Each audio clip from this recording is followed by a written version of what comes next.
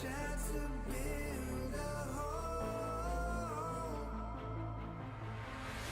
I feel this world coming over me.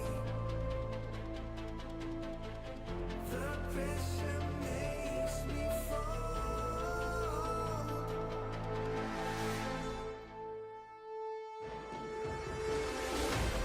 If I stay locked in the half-life,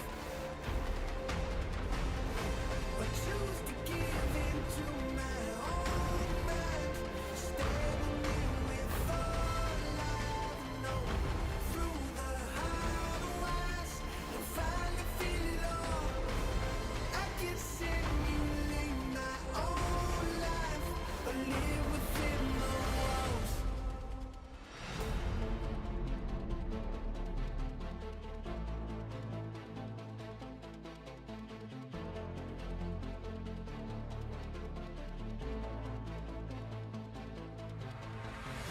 You light the fires in this place, so you can reap what we've sown. You finally found me, but you just dug your own hole.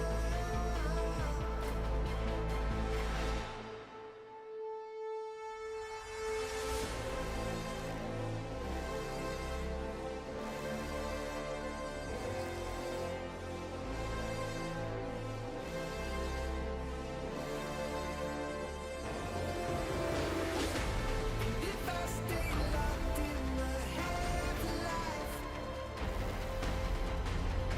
but choose to give in to my own mind, standing in with all I know, through the highways and finally feel it all. I can simulate my own life, or live within the walls.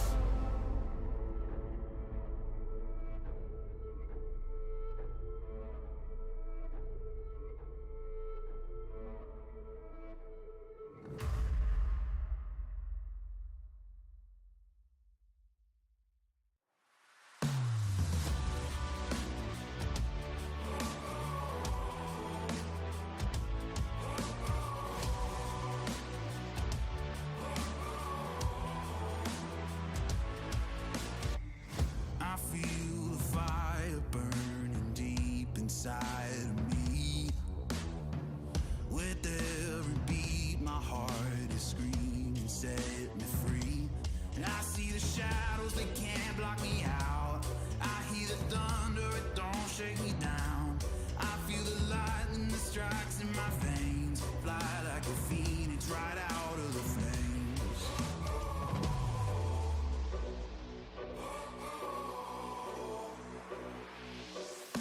Keep rising up, no way to heaven, no mountain tough.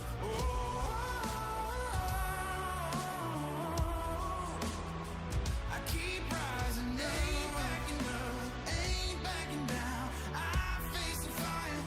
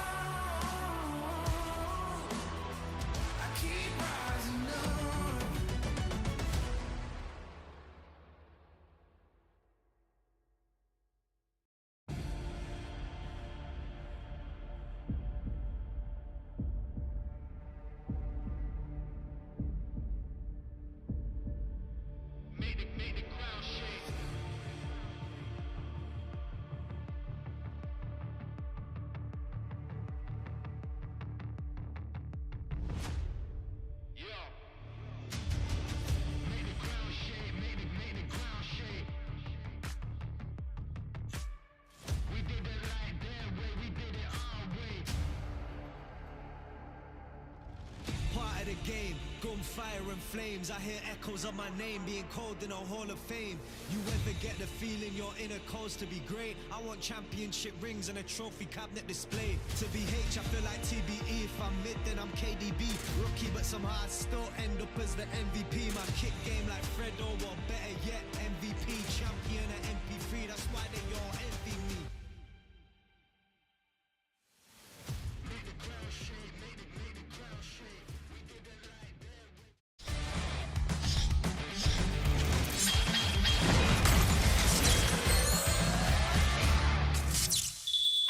첫 번째 숙제를 못했어. 1대1을 무한으로 할 겁니다. 무한으로요? 이거 뭐야?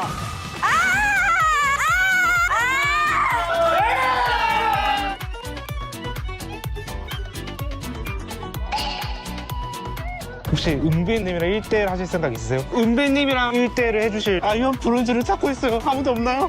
1대1 한번 해보실 생각 있으세요? 1대1 하실 분 혹시? 예. 해보고 싶습니다. 그래요? 바로 가실까요? 어떻게 바로 가보실까요? 저 지금 반성하고 있어요. 뭘 완성하고 있죠? 너무 쫄았다. 은비님이 긴장하면 상대도 긴장한다니까요. 맞아요. 그렇죠. 너무 거대한 거 아니에요? 와, 지금 제가 메이커 스톱 BDD 메이커 선수 사이에서 저는 다 실제로 붙어봤던 애들인데. 그러네요. 역시 네, 제 말라인 알죠. 이제 레전드시니까. 근데 이건 뭐죠? 아니 이게 뭐예요, 이거? 진짜 너무하시다는 여러분이 원하는 코스프레. 아이언으로 끝나시구나. 네, 저희도 하나씩 할까요? 뭘 더 원하세요? 저 메리어. 진짜요? 저 여장 하고 싶어요. 뭐지? 저 모르죠. 은비님보다 더 아름다울지.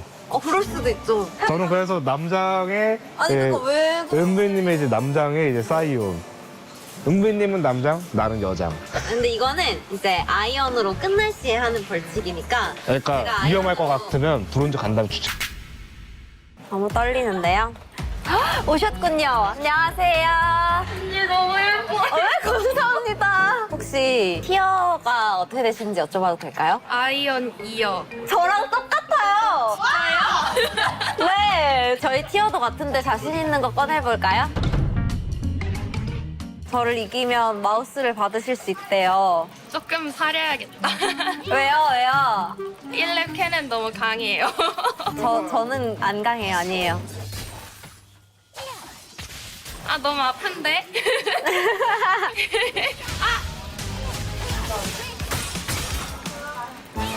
아야. 잘하시는데? 저 잘한대요. 잘하시는 것 같은데? 은비님이 잘한다고요? 저 약간 인지 부조할 것 같아요. 점화도 안 빠지시고 지금 저 너무 무서워요. 저도 지금 무섭습니다.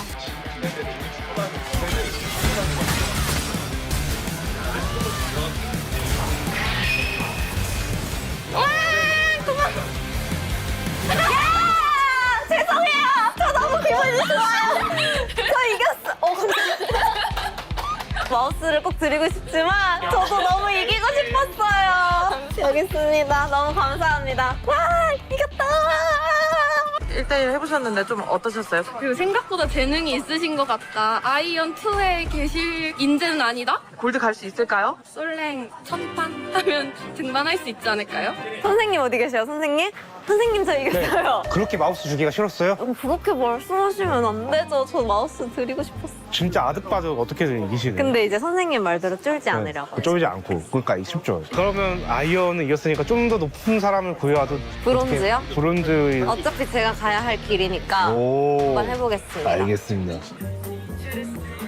한번 여기 로란섬 아니고 로란섬 한번 찾으러 가볼까요? 안녕하세요. 네, 안녕하세요. 혹시 그 솔랭 티어가 어떻게 지금 브론즈까지는 가봤어요. 브론즈? 혹시 그 솔랭 헌터스 아실까요? 네, 유튜브로 본 적 있어요. 저희 은비님이랑 1대1 하실 분을 구하고 있는데. 진짜요? 네. 해보고 싶습니다. 그래요? 어떻게 한번 바로 가실까요? 네. 네. 안녕하세요. 브론즈 몇 가지 가셨죠? 2였던 거였어요. 기억나? 브론즈 2요? 저도 브론즈 2 가봤습니다. 그렇군요.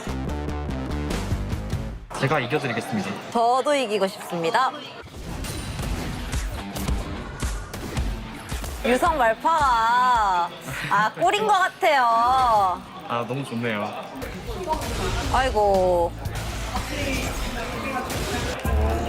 놀라셨나요? 네? 놀라지 않으셨어요? 아, 조금 놀랐어요.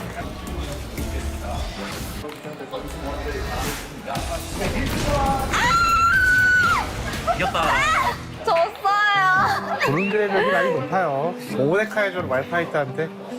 저를 이기셔가지고 마우스를 드릴게요. 고맙습니다. 조심히 가세요. 안녕하세요. 뭐 이기고 지고 하는 거죠. 맞죠. 오, 맞췄어요. 이기긴 했습니다. 아! 저 지금 너무 재밌어요. 무서운데요? 아, 이거 좀 아쉬운데요. 이겼다! 아! 졌어요. 아, 어디 없나? 안녕하세요. 혹시 그 솔랭 티어가 아이언이요? 어떻게 좀 1대1 하실 생각 있으실까요? 제가 잘할 수 있을까요? 아, 그럼요. 맞죠? 인간한테. 네. 파이팅! 파이팅! 안녕하세요. 또 해주신다고 해서 너무 감사해요. 너무 예뻐요. 감사합니다. 혹시 티어는요? 어디세요? 아이언이요. 아이언이세요? 저도요. 브론즈라고 유튜브에서 봤던 것 같은. 감등됐어요. 아, 친구분들이신가요? 친구를 응원하셔야죠. 아, 너무해. 판테온을 1대1로 만나본 적이 단 한 번도 없어요. 아, 정말요? 아! 하하, 아프지? 아픈데요? 아프죠? 아파. 아, 열받네. 저랑 비슷하신 분이 나타났어요. 아, 나만 때리고 싶어. 아파. 이게 원래, 풀 썼다! 아, 열받아. 오. 이겼다! 아, 어떻게든 두기 싫어가지고. 승부의 세계는 우리도 알다시피 냉정하잖아요. 같이 해주셔서 너무너무 감사합니다. 감사합니다. 너무 고맙습니다. 골드 가시길 바랄게요. 감사해요. 열심히 해볼게요. 와! 이겼어요. 섭외를 하다 보니까 마스터 티어가 좀 있어요. 쌤이랑 쌤이랑. 너무 좋다. 아, 혹시 솔로랭크 티어가 저 마스터. 마스터요? 마스터. 마스터. 여기는 재상대인데요? 끈님 한번 뜰 수 있을까요? 저랑요? 이빨 빠진 허락이 아닌데. 다시는 문신님. 사실 넘친다는 죽여버려도 되죠? 네. 한번 붙어보시죠. 네. 일단 뭐 들어와, 그냥. 아, 뭘로 혼내주지? 어떤 거 하실 건가요? 원딜 할게요, 원딜. 저만 드신 거 너무 무서우신데요, 진짜. 아, 탈진이 그런 말 하면 안 되죠.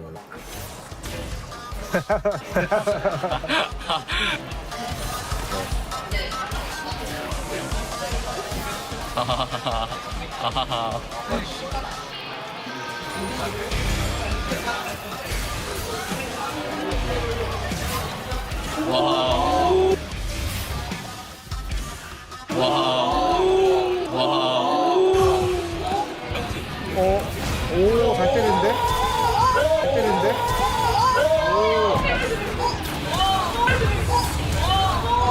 여기? 여기! 여기? 여기! 여기?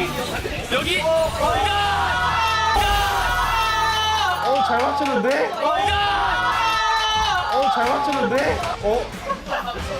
제 인생 어쩌게 한 게 넣어놓겠습니다, 이거.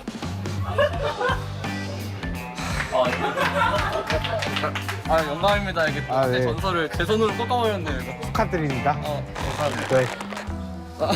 이거. 예.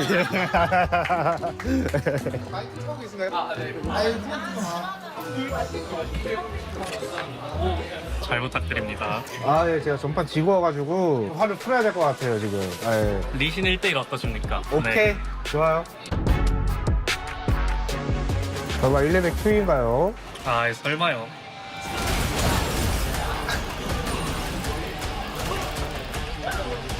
오.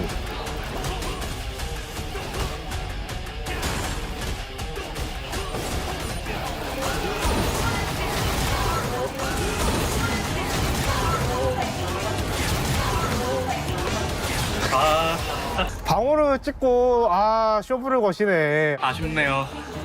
수고하셨습니다. 감사합니다. 한수 배웠고. 네, 2레벨 Q 찍으셔야 돼요. 네. 제가 미드 유저라. 미드 유저라서. 알겠습니다. 수고하셨습니다. 고생했습니다.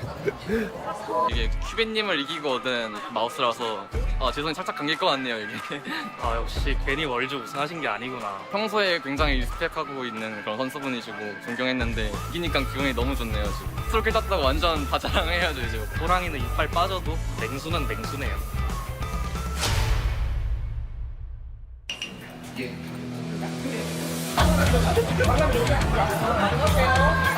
들리시나요?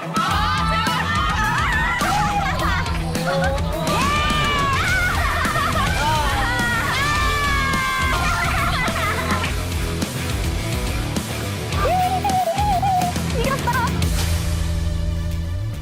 무슨 일이에요, 이게? 실버 오셔야 되는 거 아니에요? 실버? 저 근데 진짜 약간 중독처럼 빨리 집 가서 게임하고 싶다 이렇게 생각해요. 물론 게임하면 화가 많이 나긴 하는데 나 빨리 싸우고 싶다. 안녕하세요. 와 반갑습니다. 진짜요? 감사해요. 앉아주셔야 돼요. 진짜 너무 팬이에요. 너무 예쁘세요. 감사해요. 진짜 너무 귀엽고 예쁘신데요? 감사합니다. 저 근데 너무 떨려요. 너무 떨지 마세요. 저의 티어는 제가 감등을 당한 이슈로 아이언 2예요 지금. 배치 처음 봤을 때 아이언 4가 나왔어요. 진짜요? 저도 거기 갔었는데 저 다시 가고 싶지 않아요. 올리기가 너무 힘들더라고요. 우리 재밌는 승부 한번 같이 해볼까요? 오, 이즈리얼을 꺼내셨네요. 제가 원래 원기를 해가지고. 이즈리얼 무서운데?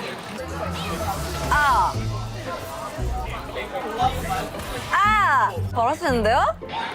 감사합니다. 와 뭐야 거짓말 아이언 아니잖아. 포기하지 마, 은빈아.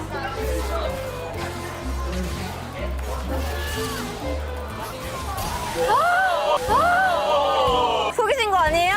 아니에요.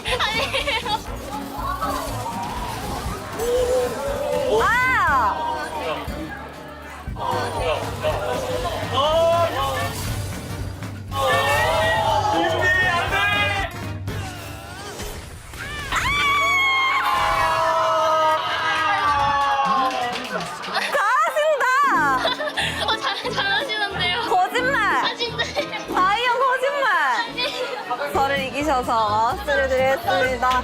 너무 감사해요. 너무 편해요. 재미있었습니다. 소리 좀 많이 맞으신 거? 네, 그것만 아니었으면 제가 졌을 것 같아요. 응원하겠습니다. 아니. 아이언이셔요? 아이언인데 얼레행이라서 자체 아이언이면 아니실 것 같은데 뭔가? 그 합곡의 세계는 험하잖아요. 맞아요. 오늘 한번 저랑 해보시고 다시 솔랭을 돌려보시는 길을 추천합니다. 잭스요. 좋습니다. 왜요? 제가 약간 상대가 쉽게 쓰려고 하는 공포증 때문에 저도 그래서 큐베쌤께 많이 혼났거든요. 어디 가세요? 야, 왜요? 미안하다. 괜찮아. 아직 시간 많아. 아니 이거 풀을 쓰신다고요? 아니 이건 진짜 쓰려고 쓴 게 아닌데. 근데 저도 뭔지 알아요. 저도 많이 그래요. 잘해보겠습니다.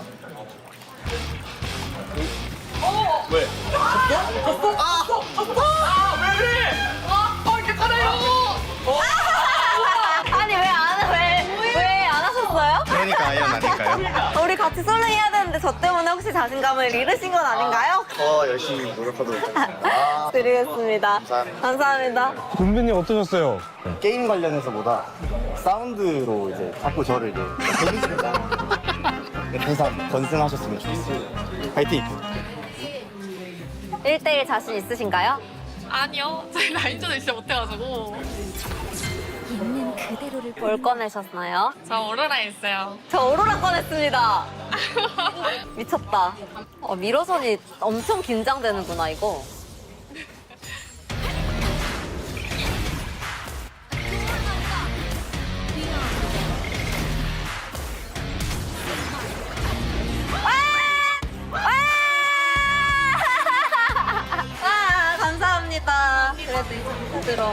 게임 열심히 해요. 고맙습니다. 이겼어. 너무 많이 이기는 거 아니에요? 아이언 브론즈가 사실은 아닌 거 아니에요? 빨리 실버를 가라는 뜻 아닐까요?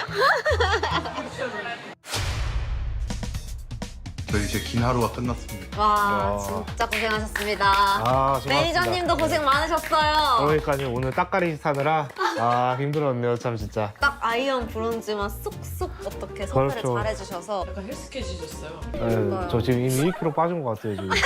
은비님 매니저분 혹시 하실 의향 계신다면 페이 좀 세게 불러도 될 것 같아요.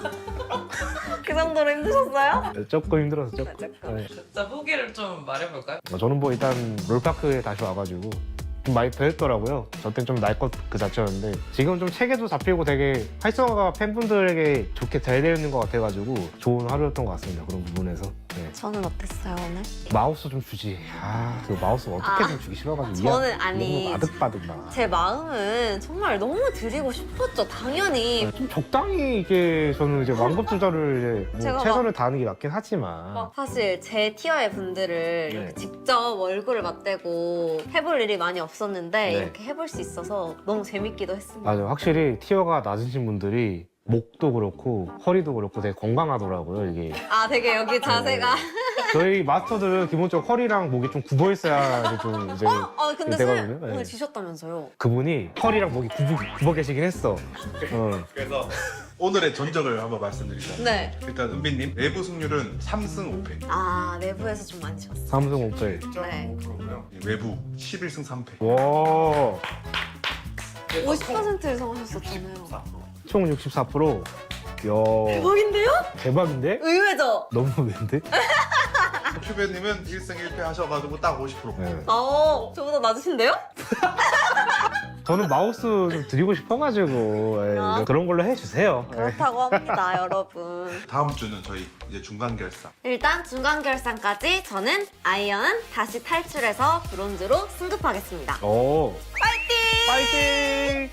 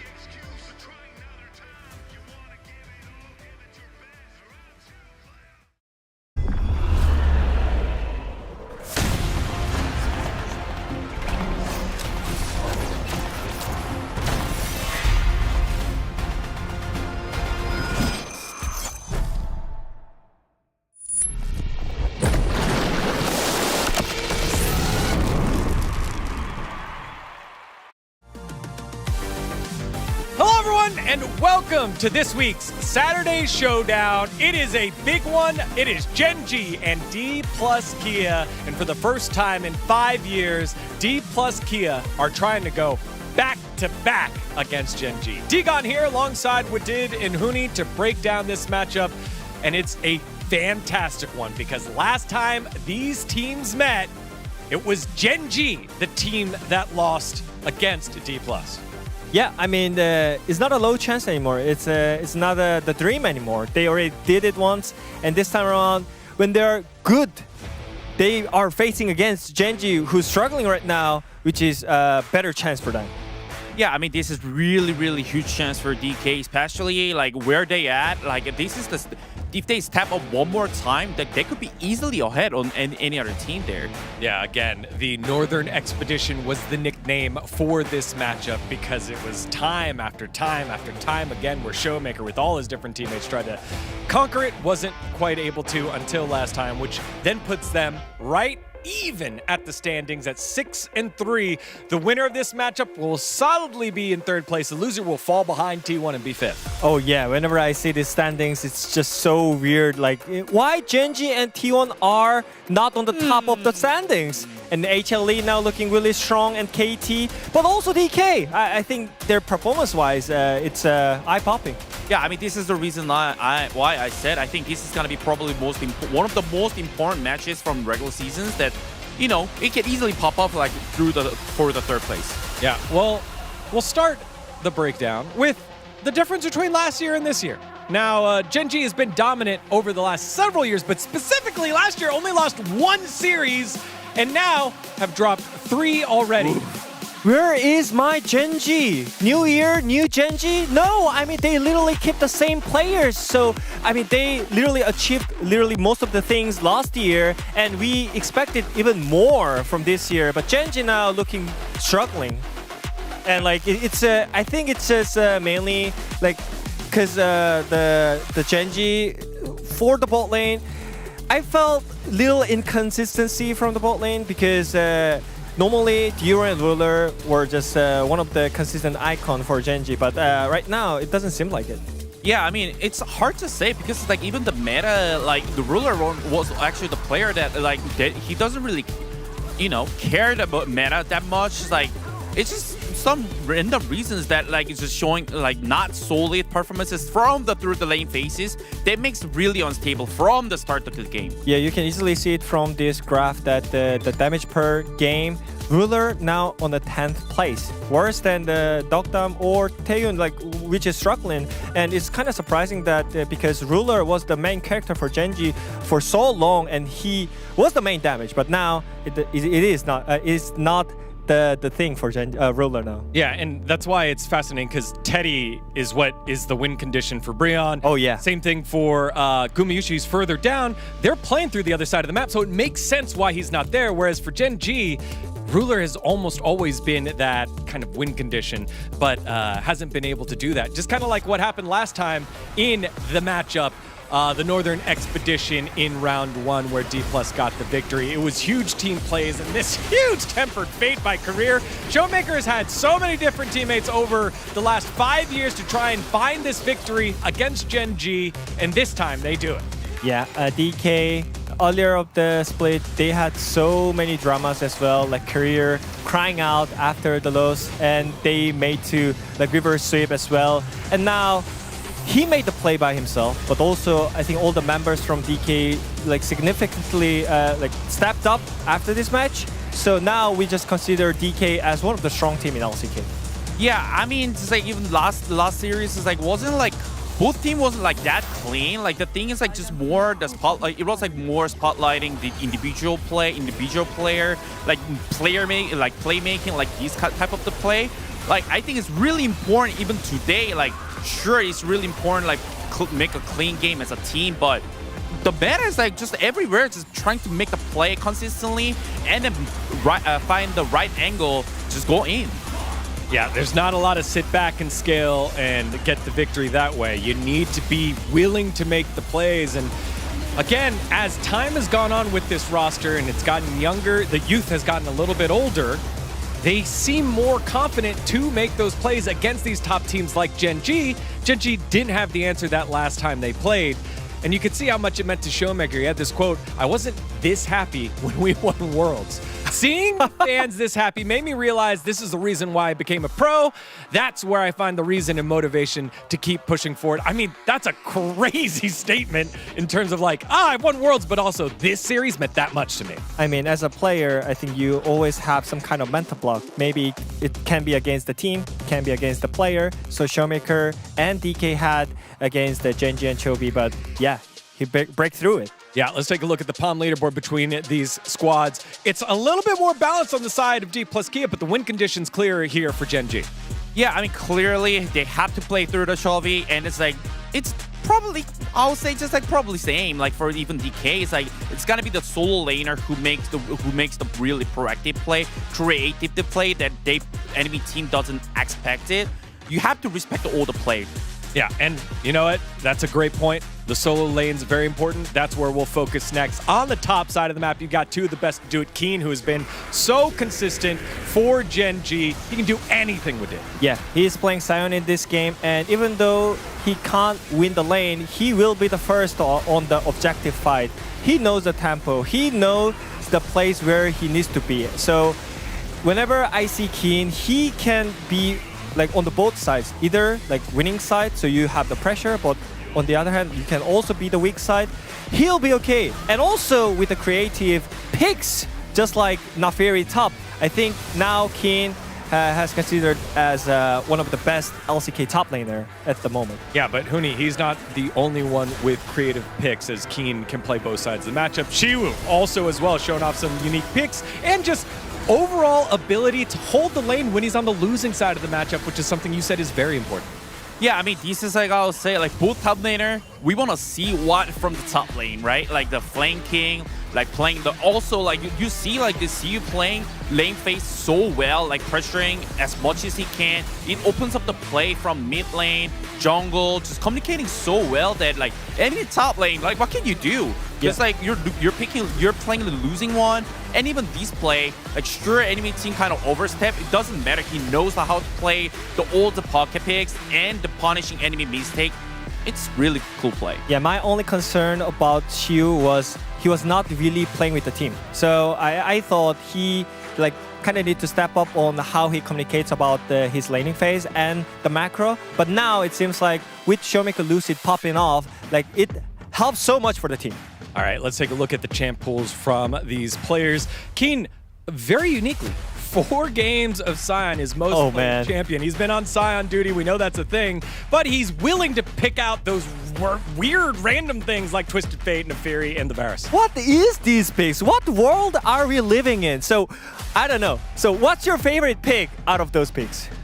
My favorite pick, honestly, it's Eloy. I couldn't pull out from the pro play like that. Well, honestly, the champion is too passive, but you know, it's really cool to see like on this even LCK popping off. Yeah, and for Shiwu to have that highlight moment playing it was awesome. Now, those aren't the only playmakers on these two teams. We've got two of the best to do it in the mid lane. Chovy, the powerhouse, his evolution continues to grow here with it. I mean, I think we have so many different kind of Chovy. So I think the one we had the most in Genji Chovy is the consistent. So he just classically just win by CS, win by the laning phase. So it was kind of like boring, I would say. But I think this Chovy is more exciting to watch. He's the one who's making the play the first. Yeah, I mean, boring mean is correct. Oh yeah, I mean, he just win by lane, like win by CSing, you know? He just take it really slow, like, oh, you just after the 10 minutes, oh, why he's this ahead? Like, yeah, right. Can't understand why he's this fat, but he always does it. He always get fat, and he always play really consistently well. All the skirmishes, like ping-ponging and team fight, like all the macro, also the movement of from the map, it's really, really clean, I would say. So what I mean about boring is that he's just so damn good on fundamentals, so he doesn't even need to do anything else, right? But right now, Chovy seems like he's willing to take more risks, so he can actually get more tempo on it. Now on the opposite side, we've got Showmaker, who, as of lately, has been letting the lane go away a little bit more, lower on the laning stats, but he makes plays like this where he's so aware of where he needs to be on the map, what the timing is, that it makes up for it and gives more gold and experience to the rest of his team. Yeah, I mean, honestly, this is like really the mega respect as a playing, like, this could be a really desperate play. Like if he actually failed once, the game can go easily really poor for him. Especially like 1v1, it affected silent lane 1v1. Even in team fight, like losing the game tempo, it means a lot. But he's willing to take a risk because he earns way more with it. Yeah, you could see it from this clip as well. He was just resetting. He just knows the future.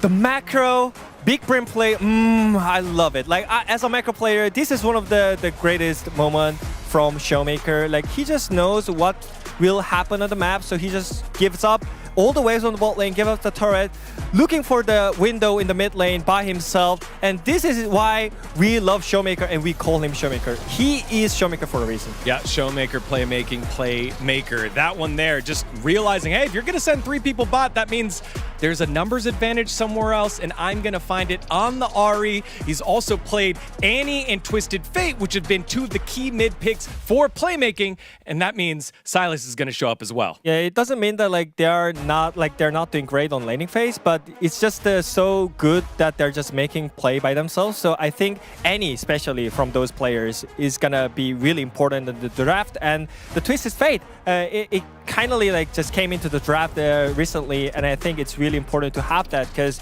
it's global ulti that you can actually affect even more. And to counter it, we have the Silas, which is Chovi's favorite. So these 3 picks are so important. Yeah, I mean, in terms of the picks, like no matter what, today I think the most important, you have to communicate with the team, like, and then just respect enemy play. That's gonna be where the game actually ends. Yeah, can't wait to see how they all stack up against each other. Now, the coaches had some thoughts as well about how this was going to go, given the recent history. Ryu saying, even with the long win streak we've had against D+ Kia, the loss still stung.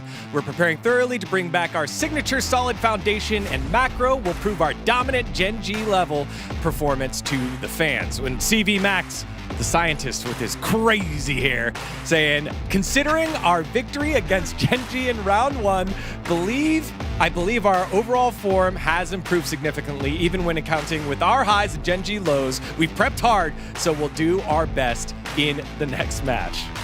Is he gonna have the same hairstyle as today, CV Max? It's becoming the brand. I hope so. It's the mad scientist. I mean, I want to see it.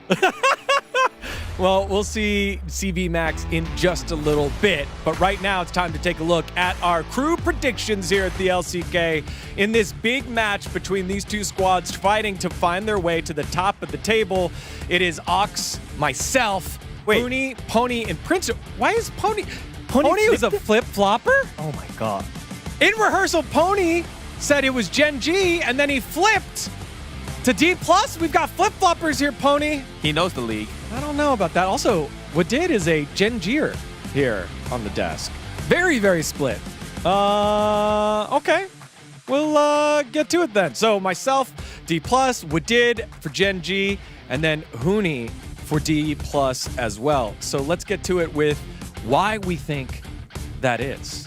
And so I'll go first. You know, we talk a lot about the solo laners because it is important for them. But for me, this was one of the big moves of the offseason, D+ Kia signing Smash. This is why you got him. This was one of the youngest hot prospects at the bot lane who is from high pressure pedigree after going to T1 last year and now moving on over here. Prove it. You're not an underdog anymore. You're the favorite coming into this. Be one of the win conditions that Showmaker and the rest of the squad can rely on. Huni? We did? T1 Circus, but we have Genji Carnival. So I love like the way how Chovy plays right now. Just let him cook. Let Chovy cook for his team. I think he's been so good for so long, but I really love the way how he plays right now. So he picks the melee, he goes in first, he takes a risk, but it's never fail by himself. Yeah, this evolution has been awesome to see. Chovy here. Huni.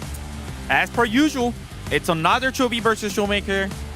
You know, I think the current form from the Showmaker, I think it's really, we can easily say, like, I would say like 90% of the pick of his performances. Like, I think it's really possible to hold where the Chovy want to go. Again, Chovy and Showmaker, 2 of the biggest playmakers in the LCK and in League of Legends here, as they will do battle yet again. We've got our Picks in from our analysts. It is Gen G for Wadid. It is D plus Kia for Huni. But either way, we're going to be in for a great one. It is yet again another battle of the expedition to the north, but this time it is Showmaker and D plus Kia coming in as the recent victors. Gen G, this is the most losses we've seen from them this early on in the season in the last 3 years with the same roster that was dominant last year. This matchup is filled with storylines, and we'll get to see it unfold right now. It is D plus Kia. It is Gen G. We'll see you after game number 1.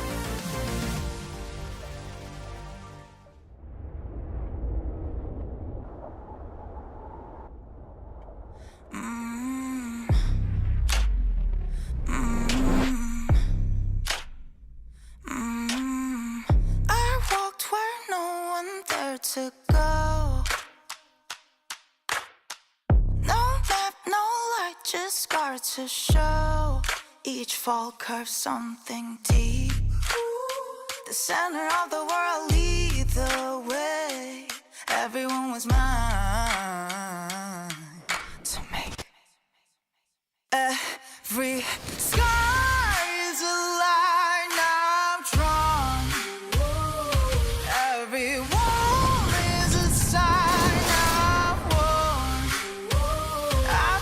just when I carve my name into the stone against a flame.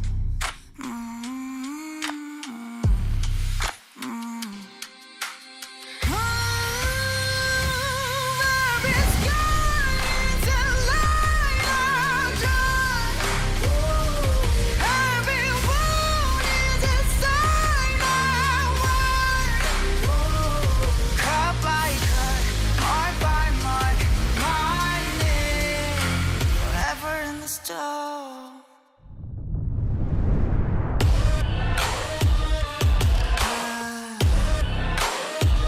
I don't just win, I live my mark into the stone.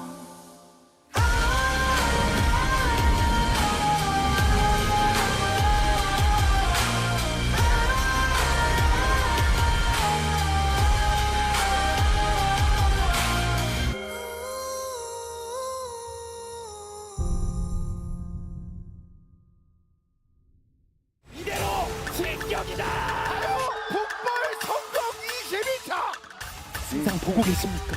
그 폭발의 의지를 이었습니다. 전술적으로 이길 수밖에 없는 구도를 계속 젠지가 가져오고 있어요. 자, 그래서 오늘 준비된 경기의 팀분들을 만나보겠습니다. D 플러스 기아와 젠지 e스포츠입니다.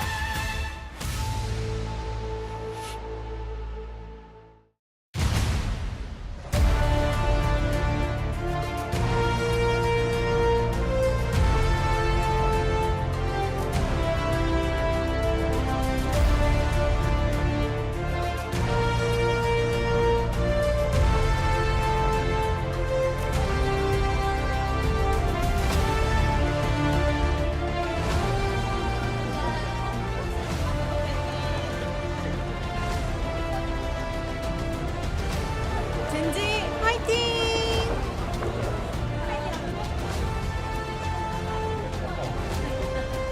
D 플러스 키야 화이팅!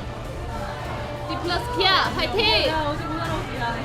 긴, 캐니언, 쪼비, 룰라, 듀로 화이팅! Hello and welcome to the LCK. We're here on Saturday Showdown. Gen G up against D plus Kia. They face off once again. And this time Gen G is looking for revenge. They want to right the wrongs of the last best of 3, but D plus Kia looking strong in their own right. How are you doing today, Ox? Doing pretty good. We were just talking about, the LCK intro.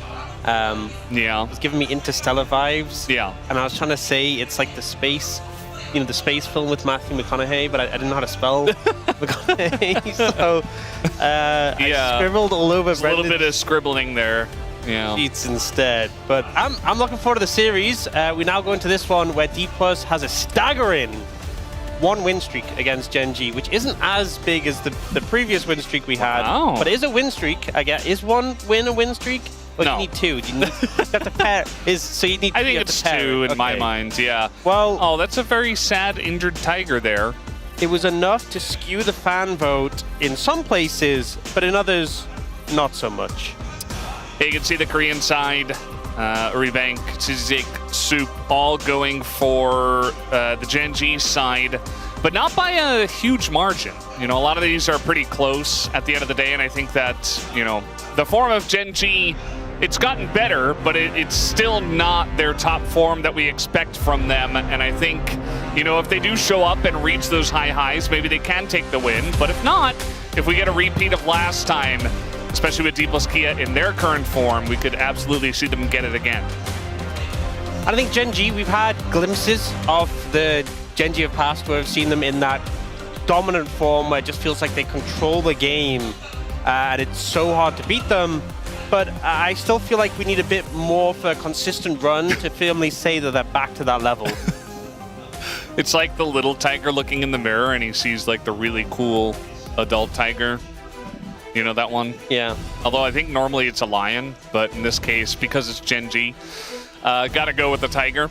And I think kind of goes on to my point. We're trying to live up to, you know, Gen.G's previous domestic dominance, and they've, by an average team standards, they've been playing well so far, but I think we just hold them to such a high bar.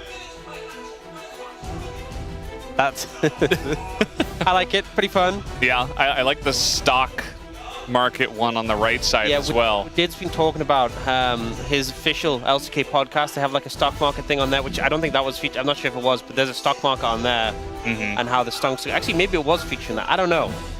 But they had to invest in the teams, and he went all in on Bro. Yeah, which was crazy, but is panning out. Number go up, I suppose. And Bro, in recent times, at least in that last match, did look strong. Yeah. See if that continues. I predicted D+ today. You did, yeah. Yeah, which... You were a little bit surprised by your past self. I don't remember doing that. And I feel like it's the sort of thing that when I made the prediction, it made sense. And now when I think about it, it makes sense. But when I saw it, I was like, wait, but it's... I think I'm just so used to Gen.G against D+. The default was you went for Gen.G, just based on the history. But that's now been broken. And D+ undoubtedly trying to continue to show that it wasn't just a one-off. It wasn't just, okay, we broke the streak, but it's going to start up again. But need to still be on their A game if they want to come out with another win against Gen.G today.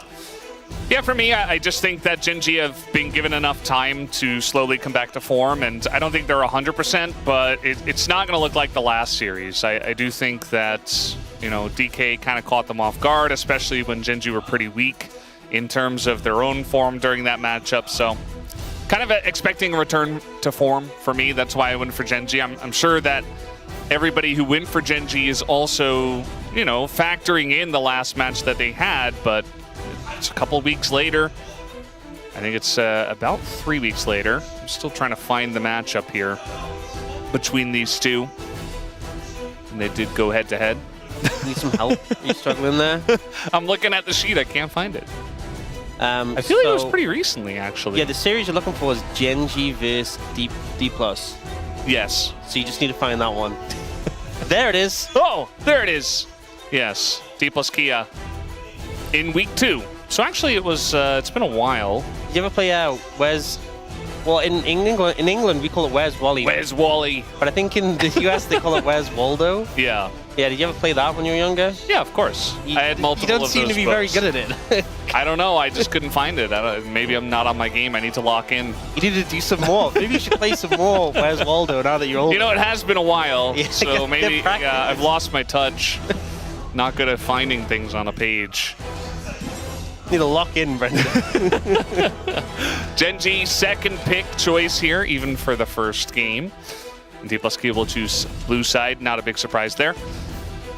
We saw a lot of crazy picks come through in the T1 versus Helmet Life Esports match. Just felt like we saw a lot more target bans. So we got to see things such as Varus making their way through. Maybe we do get to see some crazy stuff here if we see some target bans. Yeah, I think the first set of bans has tended to usually be kind of formulaic, but as you said, some teams have differed. It's normally the blue side who can lead the charge in that. and say, hey, we're not just going to ban the OPs, but based on how this is developing, Nocturne is one of those ones that's like, you sometimes hit banned, you don't always, but Varus Orianna are just excessively banned. Karma comes through. Rumble is going to probably be banned, I guess, by Gen G. And it's a Nivea by D+ here. So I assume it's going to be Rumble on the third ban for Gen G. Yeah. And then for D+, I feel like it's probably mid or jungle is the first pick. A lot of teams have been going first pick Jarvan. We've seen a good amount. So could see that being prioritized. Otherwise, some teams do just lean towards picks like, you know, Azir, Annie. Rise. Less so. Just with the Anivia ban. With the Anivia, yeah, that's fair. That's really the only reason for that angle. I think Rise is definitely taking a couple steps down in terms of his priority. And it's just Annie. So that makes a lot more sense for week 5 here. Yep. Definitely a strong pick. And we often see Aurora picked into it. That has been the go-to matchup in the LCK. Chovy, obviously an excellent Aurora. We saw him in the LCK Cup playoffs. In fact, against D+, having that crazy Aurora game. So you could honestly just go for that in this rotation. They are going to prioritize the Bard for Duro. And you could go Aurora now and then have a bit more flexibility on your third pick, or you could go for a jungler here. As I said before, Jarvan's been really heavily prioritized by teams. But instead, they're going to go for the Rise, potentially. And they do lock that in. So knowing the mid matchup, knowing that you're going up against Annie, it's not going to be Anivia and it's not going to be Cassiopeia, they're happy to commit to that. But not the matchup we often see between Annie and Aurora. Yeah. Maybe they want to see if Ezreal's picked up early and maybe not pick the Jarvan just yet. Perhaps get a jungle on 3 for Canyon, something like a Pantheon. Go Rise Pantheon if that looks good for you. The problem with that is Jace now being picked by D+, puts a lot of pressure on that third pick for Gen G to take something like Yorick or Sion, which will undoubtedly be banned if you don't. We do see the Jace picked up. Probably going to see jungle, just have the top side of the map picked up. We often see D+ going for the Lee Sin paired with the Annie has been popular for them. That point and click CC, and Lucid very confident on that. But you could also go for the likes of Jarvan, Xin Zhao, all good picks. But it looks like they are going to go for that Lee Sin. They hovered just before. And now for Gen G, do you give the draft weight to Keen? Which I think a lot of teams would do, but we have seen Gen G, I feel like Keen's been a bit more sacrificial in draft and been like, you know what, I'm fine to go after the bans. I'm okay with this. There's other tanks you could play into Jace. We'll see if they opt to prioritize him here or they go in a different direction. You could get a pairing with the Bard, you know, Jim Bard really strong. Jim, yeah. Or just pick a jungler up for Canyon himself. End up going Kate Bard. So, you know, prioritizing getting a strong bot lane for Ruler and Duro. But again, kind of a thing that Gen G's been commonly doing is being a bit sacrificial on Keen's pick. I think for Gen G, there's a lot of things you can put bans towards. First off, Nautilus, which we've seen egregious hitbox on the dredge line combined with Bard's rotund hitbox. So rotund. That was crazy. I was watching that. Over the wall. I think D+, you probably just go Yorick. I mean, you could ban junglers. Yorick is often a good pick into the Jace. So Yorick, Sion if you go top lane. Yeah. But Jarvan, Xin Zhao if you're going towards the jungle. I think all of these are in the pool of things you could ban. Pantheon as well, to be honest. Pantheon and Rise really strong. They actually go for the Vi, which is interesting. It feels like there's a lot of junglers that you could play in this situation.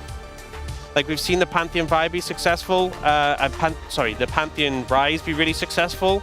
Although I think some teams have been dropping off their Pantheon priority a little bit. Ashe Seraphine is still available for D+, so maybe Gen G put a ban towards that, but instead going for a Jhin ban. Yeah, Jhin oftentimes used into harass lanes just to try to survive. We've seen guys like Guma, you know, when the Jhin is banned or not available, just go for MF as well, which we did see just yesterday. So it could be another option, although Smash, I don't think he's a big MF player. I think Jhin and MF work well because they're strong laners, but they don't rely as much on pairings. Yeah. Ashe, you kind of really want the Seraphine. We have seen it played with other stuff when you're forced to, But I feel like you can kind of just go Jhin with whatever and be mostly happy. That being said, D+ do have both their picks on the same rotation, so and the enemy bot lane is fully picked, so I don't think there's too much concern for them snapping up a duo. It is just going to be the Xin Zhao coming through for Gen G, which is interesting that we saw this priority of banning the Vi Pantheon for D+. Obviously limits some of the, I'd say, gank pressure. Yeah. These two picks, really good CC offering to just pick off a target.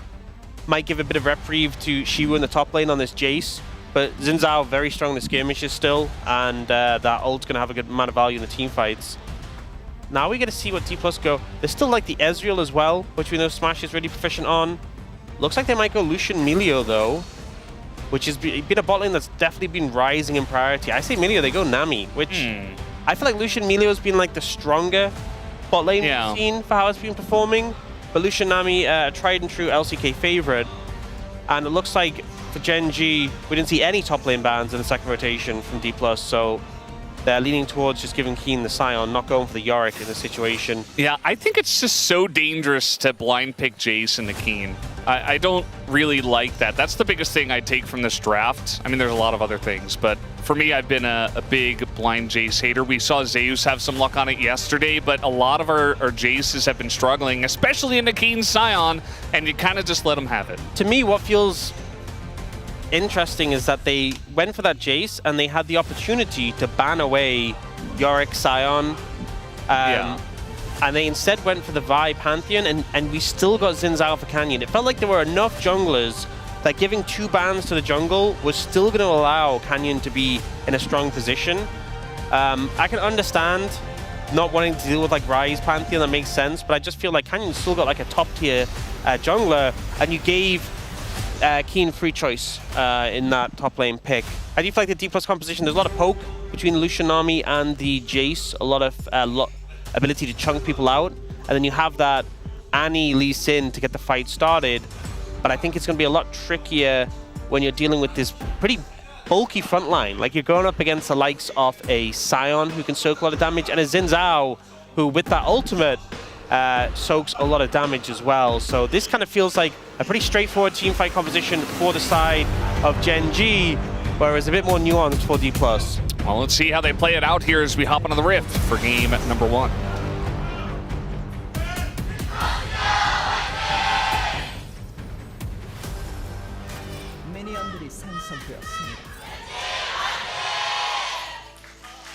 All right, here we go. Game number 1 here at Saturday Showdown. D+ Kia up against Gen G. Going head-to-head. D+ Kia the last time out in round 1. They did take the 2-0 over Gen G, who are now looking for their revenge, as Gen G have slowly climbed up in their form. D+ Kia, on their side, have had some really easy matchups as of late. You know, they've gone up against Bro, who did look good yesterday, but that was against DNS. They also went up against DNS, and also went up against BNK KRX, who have been struggling, currently 2-7 are BNK KRX. So D+ Kia, they're coming off of kind of an easy stint, and now they got to go up against the Titan again. And interestingly, this Kate Bard lane that Ruler and Dura are playing is actually the lane Smash and Korea played game 1 last time they met. And Smash and Korea went a combined 5-1-19. So very successful for them, and now Ruler and Dura are playing it themselves. You know, Bard has been very common at the moment, and obviously you can understand the synergies with Bard Caitlyn, but we've definitely seen Jhin Bard be the more popular combination. So just interesting, they're kind of adopting what D+ played last time. Already you can see that early pressure onto Lucian Nami. Lucian Nami definitely has seen better days in terms of its laning prowess, but even at its peak of power, it was more so about that one-item spike. And honestly, not the easiest lane to play. You know, Caitlyn Bard, you just hammer away at them. If you land a skill shot, you know, you set up a trap. But Lucian Nami, you have to kind of play around your short range and getting those burst combos down. So not the easiest lane to play in this matchup. Yeah, definitely not going to be that easy for the lane. I do think, you know, Lucian, he did get those recent buffs. I believe, on the patch, and since then he's seen a bit more play.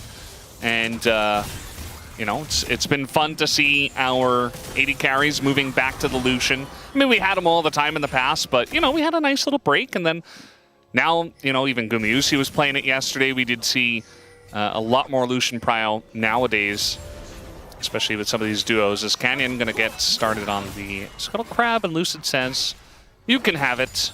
I'm just going to go to the top side of the map. Yeah, for a while we'd seen Lucian be maxing W second instead of the E, the dash. And then with the changes, they made that even better because they gave you 2 seconds off the cooldown at rank 1 in the dash, same cooldown late game. The mana cost is also lower, so it just meant that the build everyone had transitioned to already was more incentivized.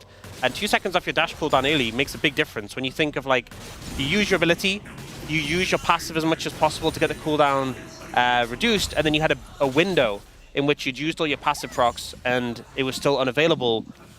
So even though the full cooldown was 18 seconds, after you used up your passive, it was a lot lower than that. So the actual reduction of 2 seconds made a much bigger difference. And as you said, we've been seeing teams prioritize it more and more. The Lucian Milio, I think, definitely the more popular option right now, but we even saw Lucian Alistair yesterday. Yeah. Which, for the most part, when we've seen Lucian this year, it's been Lucian plus X. And the X has been a fixed pool of champions that synergize with him, which Alistair hasn't been. So it's interesting we're starting to see him, at least in one example, just paired more independently with a champion where they're like, hey, we want this support, and Lucian's good enough on his own. Yeah, Lucian just feels individually like a pretty strong pick nowadays, even into what can be a very high-range, punishing duo down on the bottom side. It was pretty interesting to see, well, this is pretty common, actually, Keen getting the win in the lane up against you even early on. Yeah. We're not sure exactly how he chunked him out. It's a bit concerning, because the thing with this matchup is the expectation is that Jace comes out ahead in the lane, has the harass, has the range advantage. And then Sion outscales just because he becomes that brick wall and that great frontliner, especially sort of in that transition period between the middle late game. He just is so bulky, so hard to kill. But Jace with the gold lead is a big threat, so that's kind of how the balance of the matchup. But if you're already struggling in the lane and actually down on farm a little bit, it is not going how you wanted it to go. You don't pick Jace to go even against a Sion. And unfortunately, Xiu has not been the only one that has struggled into Keen Sion with the Jace. This has kind of been a recurring theme, which again goes back to the draft where we were a bit curious to see that Sion was not banned. Duro very far up in the lane, but Lucid is going to show up. Canyon also here, as now a little 3-on-3 skirmish. Ruler and Duro are pretty low, and the net is going to be interrupted by the bubble as they have to get over the wall. At least they have that safety with that bar. But now Showmaker coming down means that probably just have to give it the play down on the bottom side. Yeah, no tippers on Showmaker, but still had the stun ready, had to respect that threat. I do find a cute little synced magical journey from Ruler and Duro at the same time. We saw Duro, as you said, positioned very aggressively. Bombard you kind of can with the alcove because you have that way of getting out. But the bubble catching onto Ruler definitely being a big threat. And yeah, this is just the same pattern that we've seen up in the top side. Yeah. Not just Keen against Jace, but also the way he plays it out every single time. Lands the slow, hits you with the smash, and then ults into you, and you're just forced to flash away. The fact that she was that HP and flashless is not a good start, and they're looking to dive, but Korea and Lucid are here. There's a lot of people up here from the side of D plus Kia. Lucid trying to get something done, but that's going to be first blood going over to the Xin Zhao. The kick comes in from Lucid as Chovy just flashes back to safety, gets to his team, and that's going to be a nice little dive from the side of Gen G. Such a good read from Chovy to flash back to the tower. He knows the minions are there to tank, he knows his team is there to back him up, able to get away from the play. And the fact that Xiu dies there, despite the fact that Lucid and Korea read it, they were there available to back him up, but at that HP with no summoner, it just wasn't enough. Gen G had the members, they brought the reinforcements, the Rise came in as well, and as a result, this top lane matchup is starting to spiral a bit. Yeah, this is just what we've become accustomed to. Gen G with a nice aggressive dive. I feel like whichever team is able to get some really nice pressure with dives, either in top or bot, is generally going to get a nice lead going into the mid game in this meta. Ruler did force the barrier with his ult. Meanwhile, we got a trade here in the mid lane. Lucid trying to go on a Chovy, but the Sonic Wave is going to miss. And now Showmaker being chunked out as Canyon comes over with red buff. Flash comes in. The wind becomes lightning, but no damage follow-up from the side of Canyon or Chovy. As now Canyon is on the run here with the Crescent Guard and should be okay. You can see Canyon trying to find the burst there onto Showmaker. Didn't quite have it. Committed the early flash. Knew he was going to flash after and thought maybe the wind becomes lightning can finish him off. Did not have the damage though, and it ends up being a trade of summoners between D+'s mid laner and Genji's jungler. Seen a lot of aggression back and forth between these two teams so far. This is good from Duro, just get some deep vision in. And your Bard, so no threat really. Not a lot of supports that can just do that. Generally you have to, you know, link up with your jungler if you want to be safe. It's also when you look at... Siu does not have flash here. He is going to get the knockback at least, but even though it's not a kill, it's a Jace that's low once again. Every time you look top lane, Shiva just seems to be under so much pressure in this matchup. And Chovy doesn't have his ult currently, but as soon as it's available, it doesn't take much from just to lean top lane and put some threat down on Shiva. So Shiva has to... If he was channeling his recall, he's actually cancelled it. He's staying around at low HP.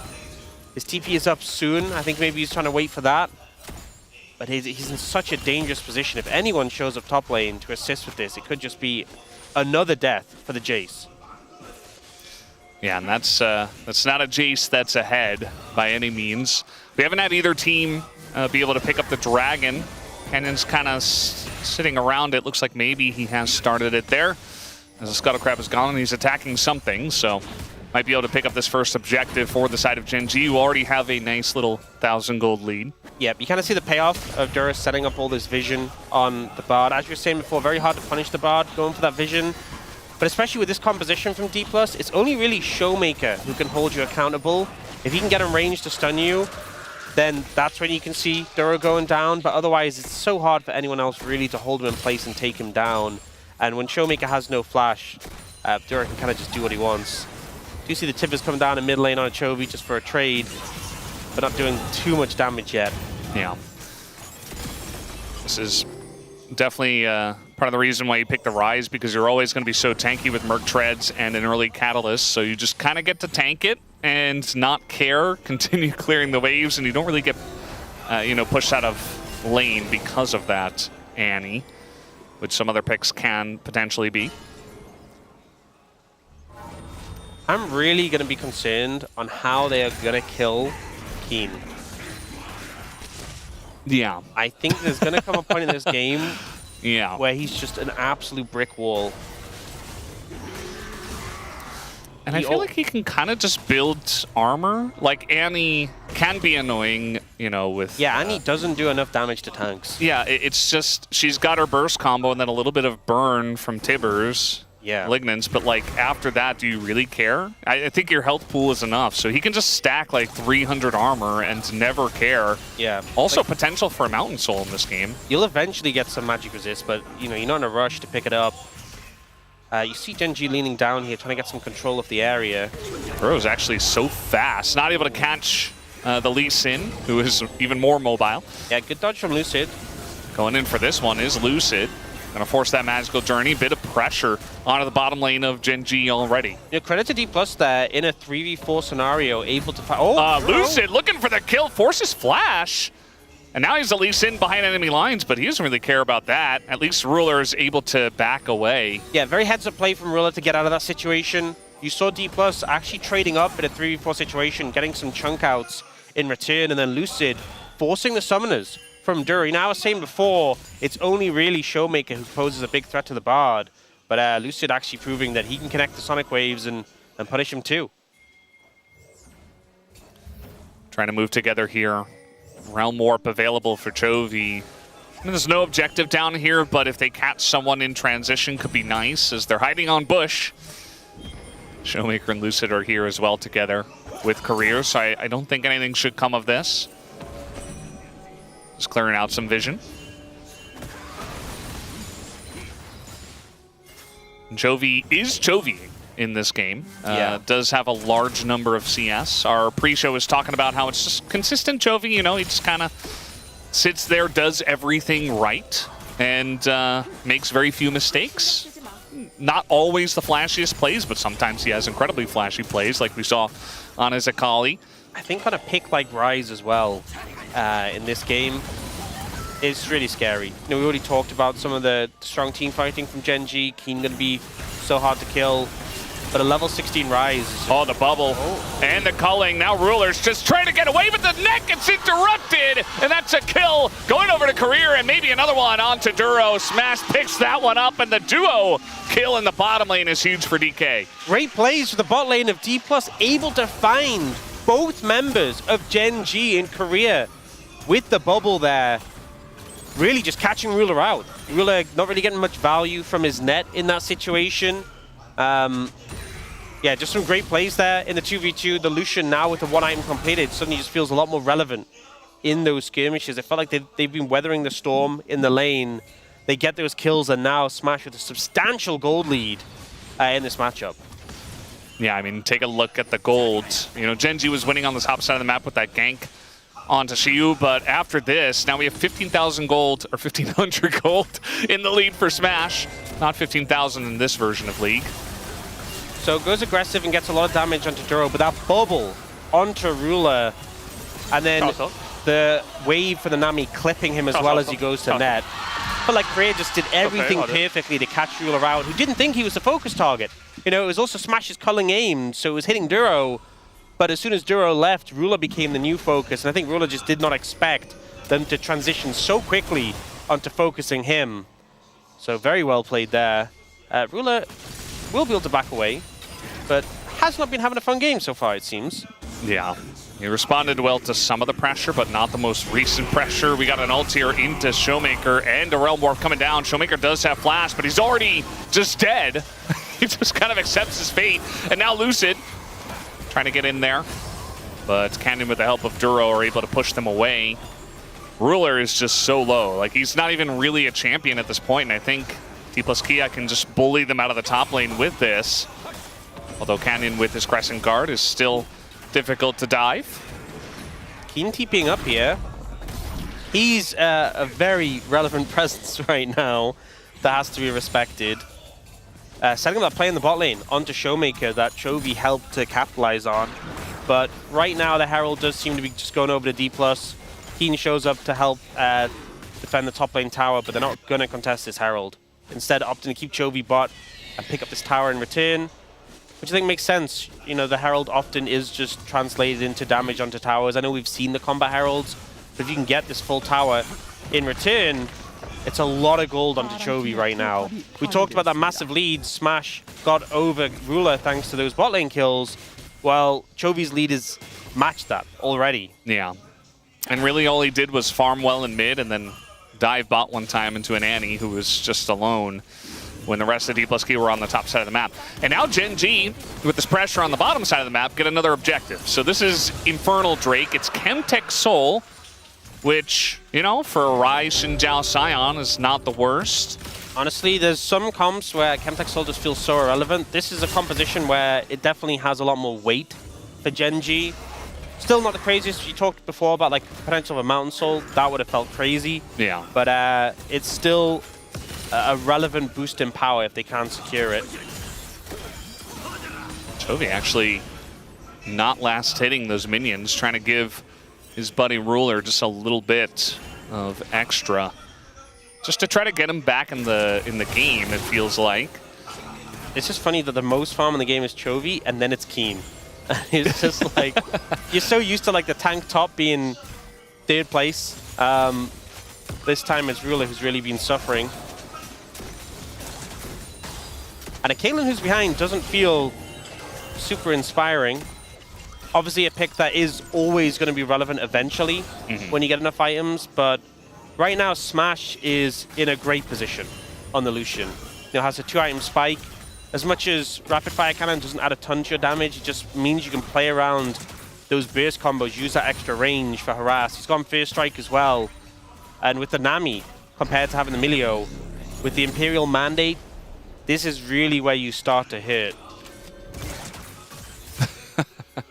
Smash being very annoying. Even though there were 4 traps set up, they're all gone now. Ruler has to stick around. And you see Lucid kind of lurking. I mean, they would love to just really hammer it home with another kill onto Ruler in mid lane if possible. The Culling is going to do a good job of chunking him out and really just solidifying this pressure that Smash and Career have. And this is honestly what Lucian Army does the best. And for Ruler already to be in a deficit, it feels even worse going up against this because you just play so well around the mid wave. You can just harass endlessly. The enemy AD carry can't walk up, can't really contest the wave because every time you do, you can be dashed on and just burst it out. And so Genji's having to kind of work overtime, not only just to try and help Ruler out who is behind, but just this is the point of the game where Lucian Army will have the most pressure. So Chovy moves in to help, but now they're looking at Xiu. Yeah, Canyon very tanky at this point, but Xiu is going to dodge quite a bit here. But with Duro also coming over, Ruler tanking the turret for a long time. Duro comes in, secures the kill for himself, and meanwhile, the rest of DK are winning on the map. Yeah, this wasn't the best play from Gen.G. The aggro juggling was a little off, ends up being Duro getting the kill, but also, just in terms of the map, D+ pounce immediately. It's like, yes, you killed our Jace, but we're going to take 2 towers in return from this. And it ends up being pretty favored overall for D+. I will say, though, for Gen.G, they are getting gold onto Ruler specifically, which is something they definitely need to do. Bartle will stop that last charge. So not going to give them even more value from that. I think the game's still very close. I mean, you can see the gold and Gen.G having those 2 dragons in favor. But this sort of mid-game is really where D+ want to be strong and where they can leverage a lot of their power. I do think that teamfights can be a bit tricky. You want to land that poke. You also want to connect Showmaker onto the right targets. But there's a lot of power for them right now. And before Ruler starts racking up items, and before Chovy gets a completed Rod of Ages, hits level 16, you really need to win this next fight. You really need to deny this 3rd dragon from Gen.G. And honestly, if you crush this fight, Baron is going to be up and available, so that might be the win con for D+. You crush this next fight, and then go straight to Baron on the back of it. If you can make that happen, that is a winning strategy. Yeah, and it does feel like D+ Kia have done a decent job of twisting the knife, but they really haven't broken this game open. As you said, it's still very close. The Scion still looking very unkillable. Does have a Spirit Visage, actually, pretty early on. So, decent amount of MR already on that, and then spare. I mean, we talked about the Annie not being the biggest threat. The Lucian actually does with the Imperial Mandate and the Nami damage. There's a non-zero amount of magic damage. It's not crazy, though. But the Spirit Visage value on a Scion with an ending and just your shield is pretty high. Yeah. But undoubtedly, we'll probably be picking up a lot of armor 3rd. But still, Keen is at this point level 15. Oh, well, they killed his shield. They did it! They got his shield down! Yeah, he is just immortal. Smash is like, oh. Yeah. Well, I'm not going to kill the Scion. Maybe somebody else can. They can't just brute force. Wow. Flash on into Smash, and he's going to have to flash over the wall himself. Gets a culling down just to show that he's very angry about that. But now Showmaker behind enemy lines, early Crescent Guard. Showmaker the one that has to flash away. As now we're following up on the Showmaker here. He is very fast, but the flash follow. Meanwhile, in mid, Keen and his buddy Ruler just going to be taken down as the Bartle does come in, and Keen is just so tanky! They can't get him! And they're still chasing. Lucid taking an immense amount of damage, but Chovy also is very, very strong at this point in time. At least in this fight, as DK are going to respect and back away. But the Dragon is available, and Gen.G want to start it up. Smash is getting sustained up, but Keen is going to cheapy back in with a full health bar and a shield. And I think that's going to put the end to any chance. No way. It's like, hey, you guys want to play? Flash slow from Duro, not able to land the stun, but now Duro in a bit of trouble. He is going to die. And Keen says, well, I'm not just going to sit here and be a punching bag by myself. Yeah, very scrappy, that fight. And D+ managing to get a good amount of kills there. But the Dragon does go over to Gen.G. They will secure that one. So initially, they go for this engage on the Smash and manage to burn his flash here. It's so close to the Scion connecting, but he just gets over the wall. Career flashes out as well. but a lot of poke is done back in return to Duro, and then Showmaker goes for this angle, gets focused down, flashes away. As he's getting chased in, Ruler ends up going just way too aggressive here, and Lucid finds beautiful kick. Keen is getting focused down by 4 members, and as tanky as he is, he eventually would go down, but he manages to disengage from the situation. And then we had that ensuing chaos where Keen TP'd back in, was able to sort things out. Duro obviously went down. It is D+ with the gold lead. They've managed to maintain that. And with an LDR now on Smash, going to help with cutting through Keen, for sure. But Gen G 3 Dragons in pocket, if they get that 4th, it's a lot of extra bulkiness for a team that was already feeling very bulky. And on top of that, Chovy's just hit level 15. Xiu very far ahead. He's going to have to flash over to Duro. But the binding is going to land, and now you've got a giant rise behind you. And Xiu, oh, nice knockback. One of the Qs did miss, and Chovy just going to... Oh, the fade away. Nice. Good play there from Chovy. Baited him to run backwards and threw it at him as he teleported. That He's was about slick. to hit level 16 with that rod as well. I mean, Yeah, Chovy, I was going to say, he just hit he's level the raid 15 boss. before that play, and now he's about to get the Roa level up. He is going to be so strong. Has gone for the Proto Belt instead of the Actualizer, which I don't agree with personally. Yeah. I think we've seen Actualizer Rise be insane, but it is Chovy. I don't think you can really pull him away from Rocket Belt. Showmaker's like, actually, I'd rather if you left. I don't want to stop this back. Okay, he does have the Rocket Bell now. Does have level 16. Rod of Ages level up came in. And then they've just said, that is enough. We're going to start the Baron. Xiu hasn't respawned yet and doesn't have TP. So, D+... Do they just lose Baron here? I mean, Lucid is like, well, there's no vision. We have no way to get in, really. As now they're face checking. And look at the health on the Baron. It's just gone. Yeah. D+ Kia just lose it. And Gen G, a very nice proactive call. And now they do want to go for a little bit of a trade here. Canyon going to throw up the Crescent Guard a little bit safely, as once again Xiu trying to do something, but instead just kind of dying as Lucid gets in, gets the kick on a Chovy, but the follow-up damage isn't there. As once again the Temper Fate going to keep everybody alive. Big Tibbers, but no follow-up, and Gen G are going to win the fight. 2 kills to Chovy. He's now 5-0 as they also have the Baron. And Gen G just feel a bit too bulky to cut through in this situation. The Baron call is great. Xiu not being there, being late, means that D+ struggling to have the pressure to get in. They end up having to face check, but they can't really get the poke down beforehand. And then in this ensuing fight, you know, Canyon tries to create some space using his ultimate. Chovy looks for Xiu here, uses a Rocket Belt to close the distance. And this kick comes in from Lucid, but the peel from the Tempered Fate and Chovy just being so bulky, with Keen in front of him as well, there just isn't the damage to cut through these tankier members. The culling being able to be soaked by Canyon as well. It's really a struggle for D+ right now when you're going through the front line. And if you're not getting the poke down early, if you're not getting access to these squishier targets like Ruler, you can see how difficult it becomes. Oh, we're actually going to have Xiu stick around. I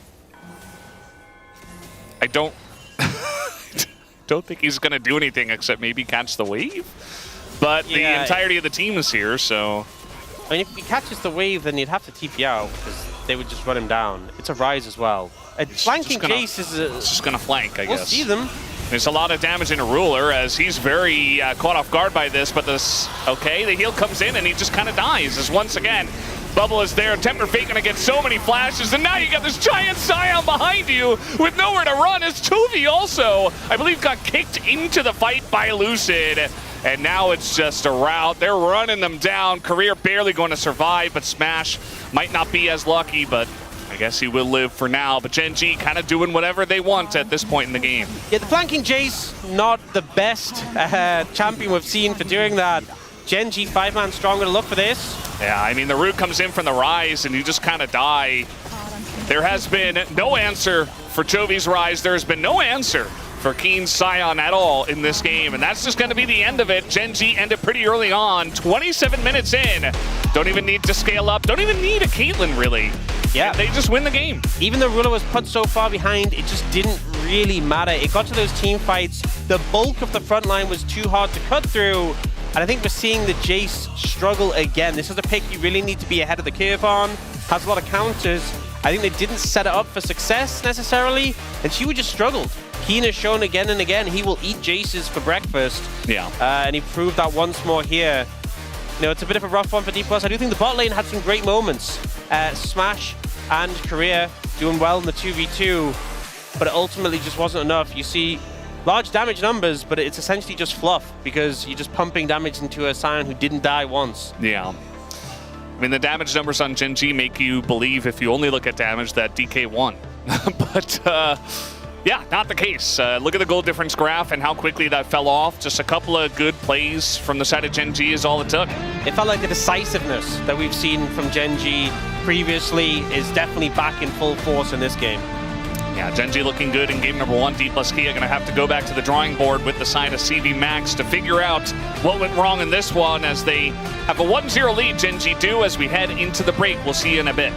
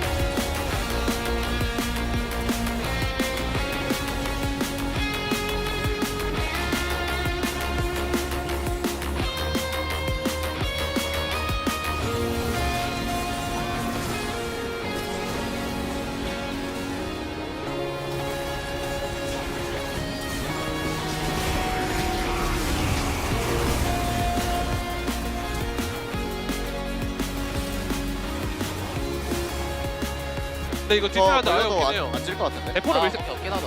야, 리신. 야, 뒤에 제이스. 괜찮아. 제이스. 뒤에 잡았고. 야, 이거 가자. 남이 노플. 야, 가져. 리신 대. 루시안 너플. 야, 끝내 생각하자. 나탱 좀 할게, 지금 나탱 좀 할게. 나 큐플 볼게. 야, 루시안. 끝. 루시안 끝. 얘 베리어 썼다. 탱크. 탑으로 쭉 가자. 쭉 갈게요. 형 루시안 노플. 이거 꼴레면 있다, 지훈아. 이거 남이도 노플이야. 끝내자. 야, 탑으로 하면 끝나? 지훈이 형 이거 먹을래요? 아니야, 끝내자 그냥. 오케이. 풀탐 주면 되겠네. 이제 내 꽂지 말고. 루시안 노플. 야,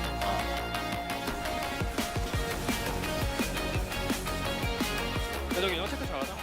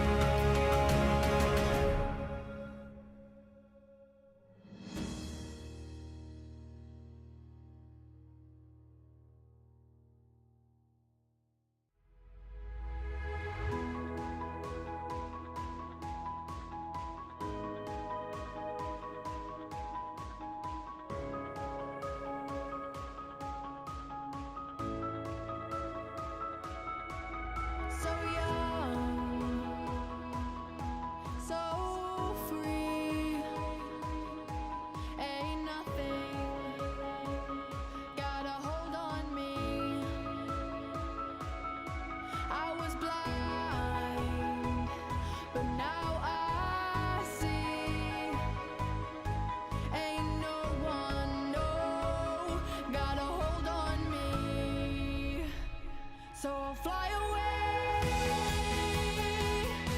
fly away, we'll fly away, fly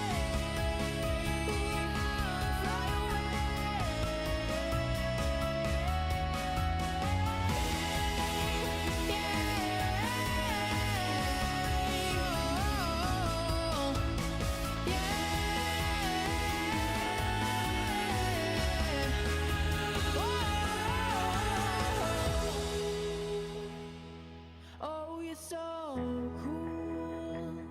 I heard you say you gotta live your life in a day. Yeah, I was blind, but now I see. Ain't no one, no, got a hold on me. So I'll fly away, fly away, we'll fly away, fly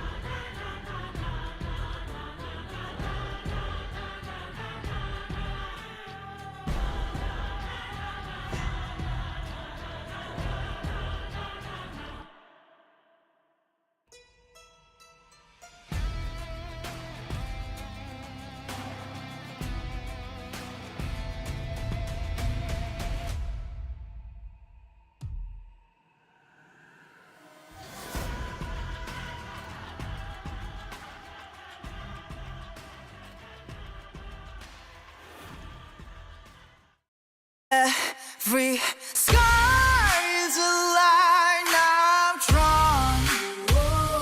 Cut by cut, mark by mark, my name forever in the stone.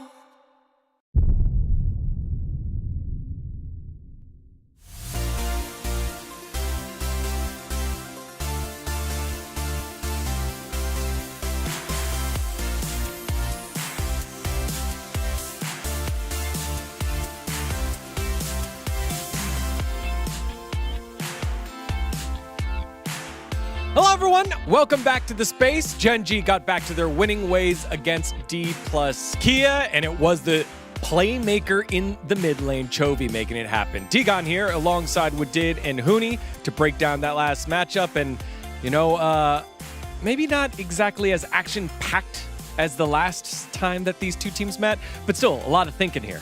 Yeah, I think a little detail that Gen G were ahead in this game, especially I really like the way how Chovy played into Showmaker. Especially, like, we didn't play Rise because there's Anivia. I still think Rise is a good pick in general, you know?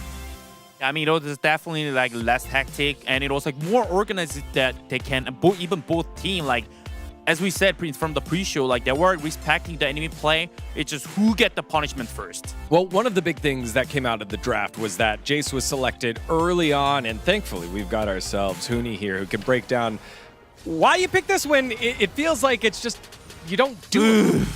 I mean, sure, you pick Jace, like make sure you can actually kind of lane and then not lose this much, because I mean, sure, you're gonna blind pick on top. Like these days, the metas are not good for top that you can actually blind pick anything.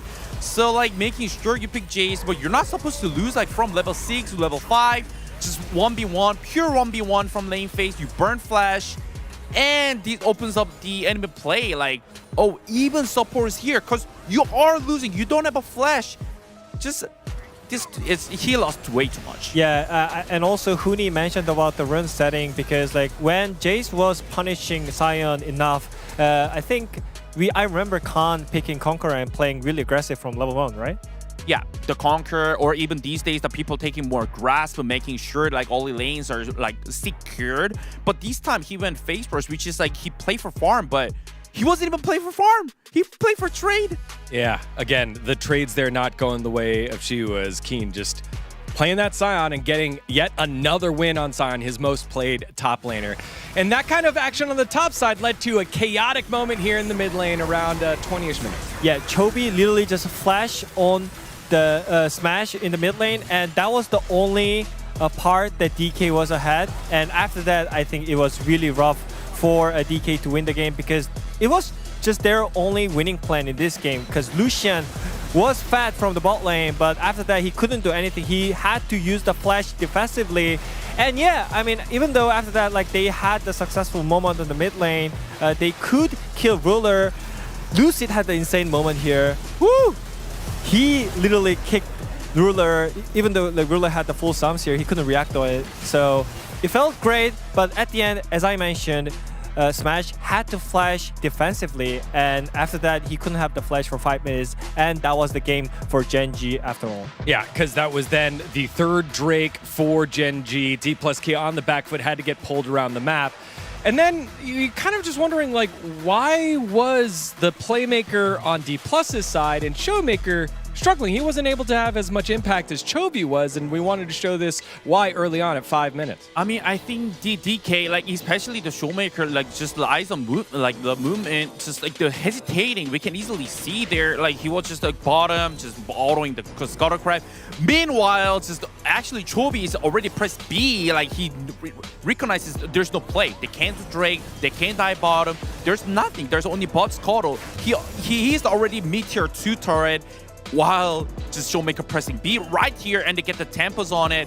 And this actually makes the whole game, it's mid lane, just go back and forth. There's not many more that actually not stuck in the lane phase from the Rise. That's what actually Gen G want to do, what Chovy want to do, what Rise want to do. Just push the wave, go side lane, not laning against any, not doing for 2v2. It's so easy for the map tempo. Yeah, even though it was one single misplay from Showmaker, but that's what Gen G need. Just only one play, and they're gonna just snowball with it. So that's why Gen G is so good.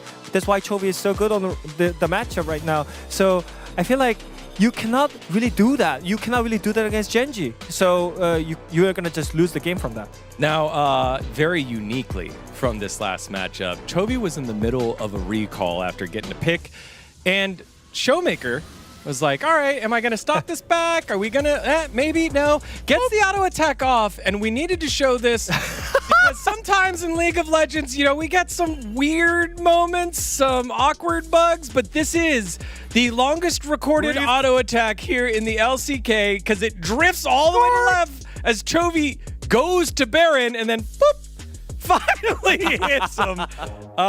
Just kind of one of those funny moments from that last matchup. Sometimes it's all serious, sometimes a little bit of fun at games here we did. That shows the gap between the mid laners. Ooh, wow. That hurts. I think that's a little bit of a stretch. I think a little bit of a stretch we did. Casters, can you contextualize this for us, please?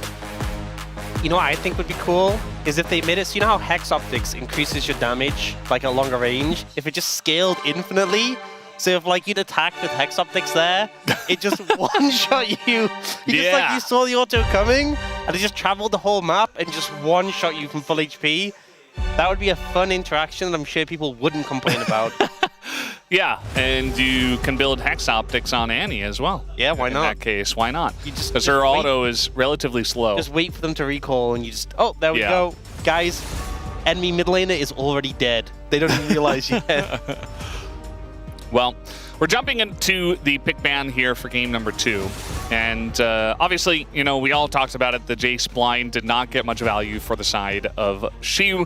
But if you're going to blind something, Jace allows you to get through the lane, unless you're playing against Keen, as Huni did a great job of highlighting. I do want to see what happens this time, though.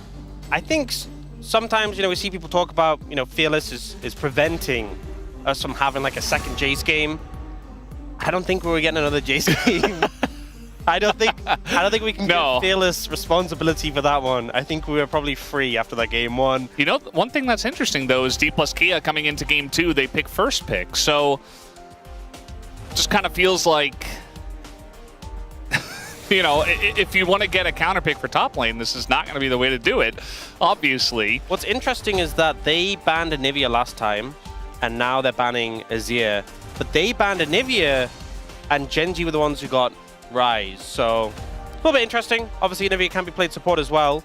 But Azir going to get banned away here, and Jarvan coming out for D+. At first pick, we've been seeing more and more. I feel like the Ezreal stocks go up immediately after seeing that. I also think the Azir ban is another pick that can easily circumvent the Cataclysm, so it makes a lot of sense to take that one away. But there's picks like Aurora, which are available. They're going for the Seraphine, which we often see the Jarvan into the Ashe Seraphine as a way of kind of just locking them down. Neither of them have the ability to escape, so this feels a little risky from Gen G here, kind of playing into exactly what D+1, but maybe they were also concerned about playing into Jarvan Ashe Seraphine and didn't want to go against that. Smash is having a bit of a reaction to it, and we're going to see Mel Pike as the response. And maybe Smash was like, yeah, this isn't exactly in my wheelhouse, but sure, I'll play it if you want me to. Which was the team who played Mel Pike last time into this? Because we definitely saw it before, but I forget which team did the first time. Didn't D+ play Ziggs Pike into it? No, actually, no, they did. Am I misremembering? I think they might have played Ziggs Pike into it. Either way, in this situation, we'll be seeing the Mel Pike again with that kill pressure. Chovy goes for the Aurora, which I don't think is a big surprise. Into the Jarvan, can obviously easily get outside of that Cataclysm, and also just a strong pick for him. We've seen him have a lot of success on it before. And we see so much Aurora, and it always feels like a very good pick, but it's 8-17. Not the best win rate we've ever seen, as TF going to be banned away. Yeah, it was D+ who played Ziggs Pike into KT's Ashe Seraphine. So they have played that Mage plus Pike combination before, but they didn't specifically play the Mel because the Mel was banned in that series. So get the opportunity to try this one out. I think the TF ban makes a lot of sense because this, to me, screams, we're going to kill your bot lane. On repeat, hopefully, TF would really amplify that. The fact that the Rise is unavailable, I think, is a big saving grace because I think anything that can roam down bot and help put pressure on that enemy bot lane would make things difficult for Gen G. Yeah, TF also, we've seen in the top lane, so if Keen just wants to play Gnar, which I don't know if he will, especially with the Renekton ban, but he, I believe, should just hold on to counter pick and just let Canyon pick first. But let's go ahead and see what this final ban is going to be. The Skarner ban into Canyon feels very nice. The Vayne is, in fact, going to be targeted. So respecting the counter pick, even though Keen's Vayne has been a little bit hit or miss so far. Respecting the jungler here, there's still the Pantheon available, which obviously has that global pressure to help our bot lane. There's still the Vi, which has that point-and-click CC that the Mel can't do a ton against. And they will go for the Vi in this situation. A lot of lockdown between this composition so far. If the Vi leads the charge, the follow-up is absolutely there. Now for D+, they definitely need some more AD in their composition, whether it's mid or top. Presumably it's going to be top.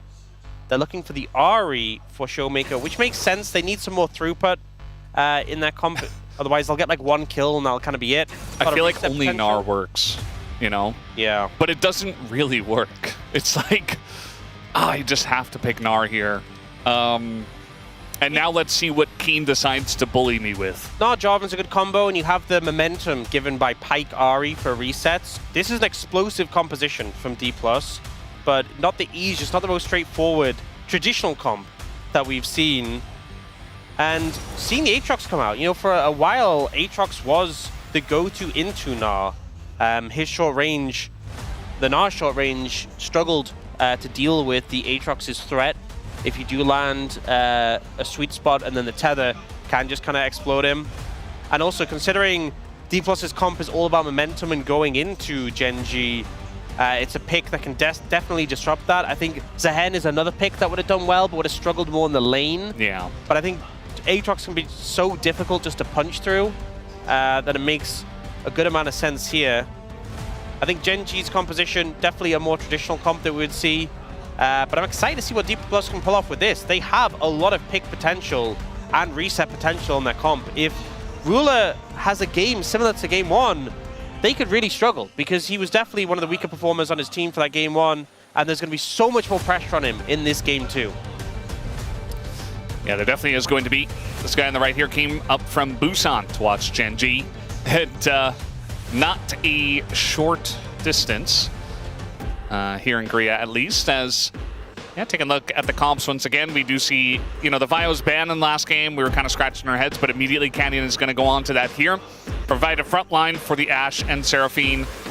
And going up against Mel Pyke in the bottom lane. Very curious to see how bot is going to go as we hop on the rift for Game 2.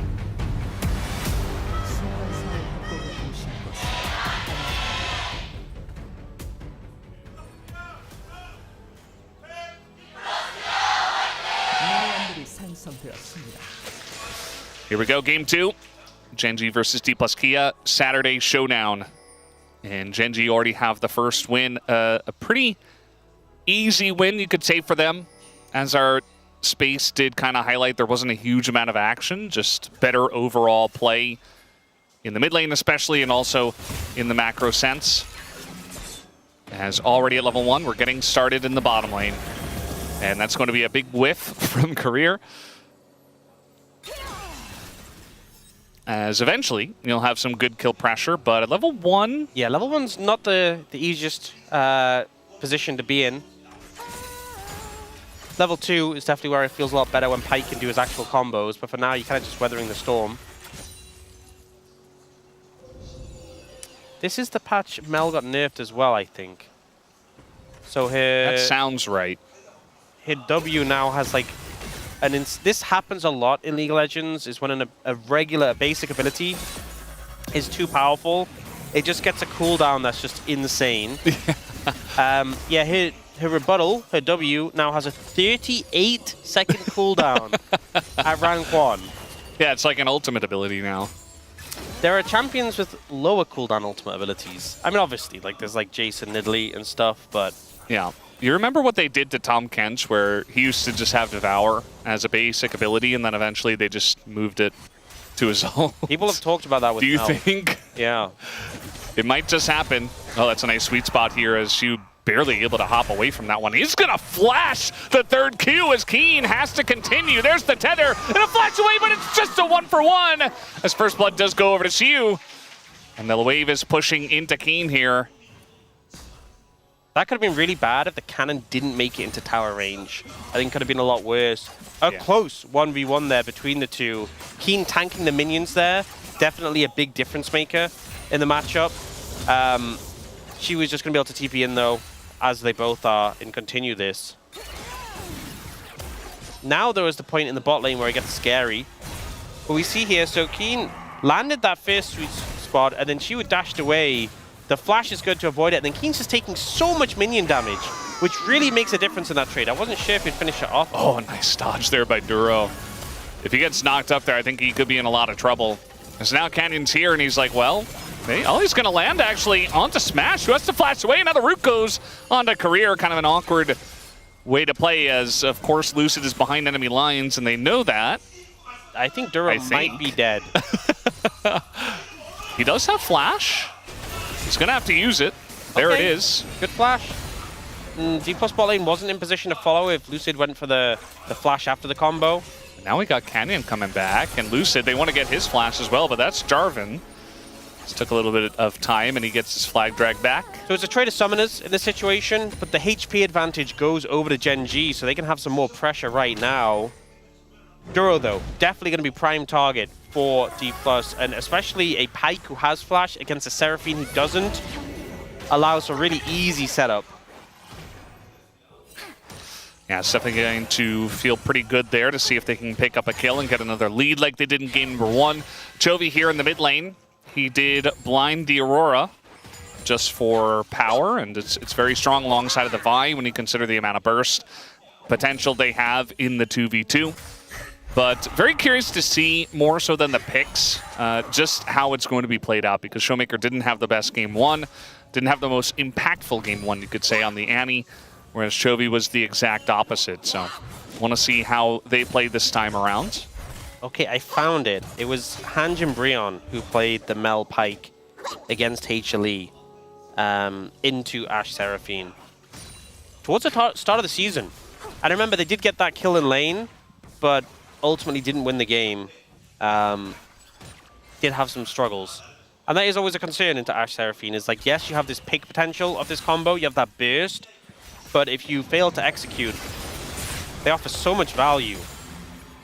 With the CC, with the AoE shielding from the Seraphine, and just the easy setup for the root from the Ashe slows. Right now, Canyon leaning down towards the bot lane. And both junglers really know which lane is the focus point for this game. Yeah, everybody's hanging around the bottom side. Does mean that Keen versus Siu is just going to be a 1v1 for quite a while. Also, the mid lane hasn't really seen much jungle attention either. Just farming it out. Chovy does have a very small CS lead. Just naturally. He's been farming under turret pretty well is the one thing I've noticed. Showmaker's been doing a good job of pushing it in, but that has not hindered Chovy one bit.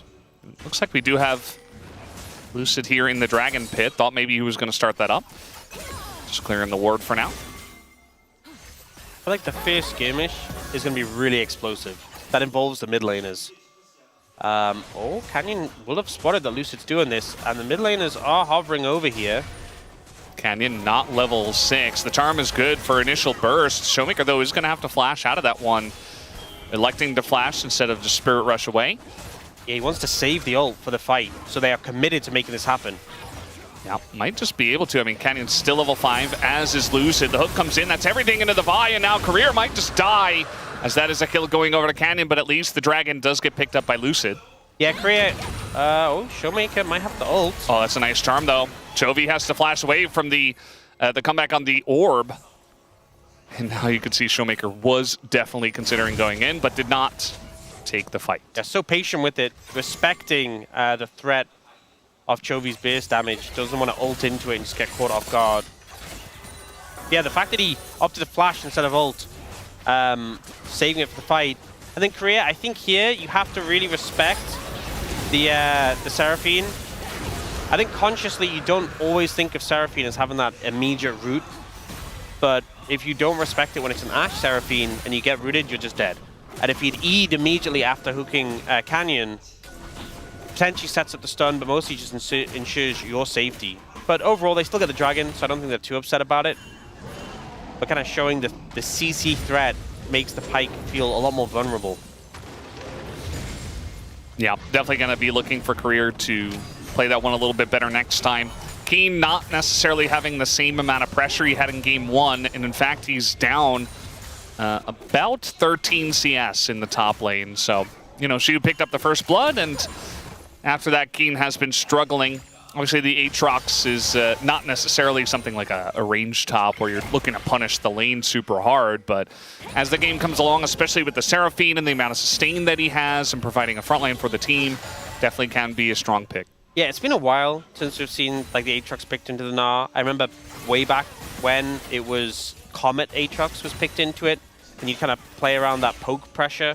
Obviously with the Conqueror here, doesn't really have as much value into a range top unless you get into an all-in, which you're already doing well in. but he has been feeling the pressure so far. And as you said, the power is going to be there in the team fights. But not, it's just a menace if he gets ahead in the side lane. Yeah, could be a nice little redemption arc for Shiyu, as Chovy does not have Flash, but he is Aurora, so trying to get out of this one, is able to hop over the Cataclysm, but eventually just too many things are thrown into Chovy. And Showmaker has that chase potential with the Ahri as well. Yeah, really well played there from Lucid, just follows him perfectly. The ult gets cancelled here by Chovy, so he can try and leave. CC comes in, cancels his ult to try and disengage, but to be honest, if he'd snapped back to the other side, it wouldn't have helped anyway. Yeah. And they just follow him up with the Ahri there. Oh, nice dodge there from Korea. Ash arrow down.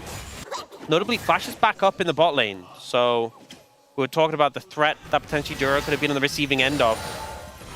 Didn't really come to fruition. I think for this bot lane matchup, if everyone's sums are up, it feels so much better for the Gen.G combination with their immobility. And the fact that D+ weren't able to capitalize on it yet is pretty positive for Gen.G. Yeah, does feel pretty good.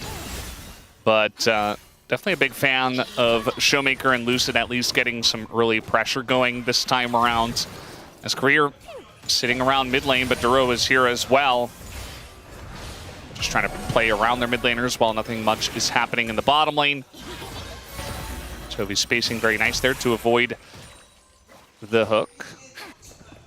And no dragon here for a minute or so, so going to be looking to see if Gen.G can fight for that one this time around.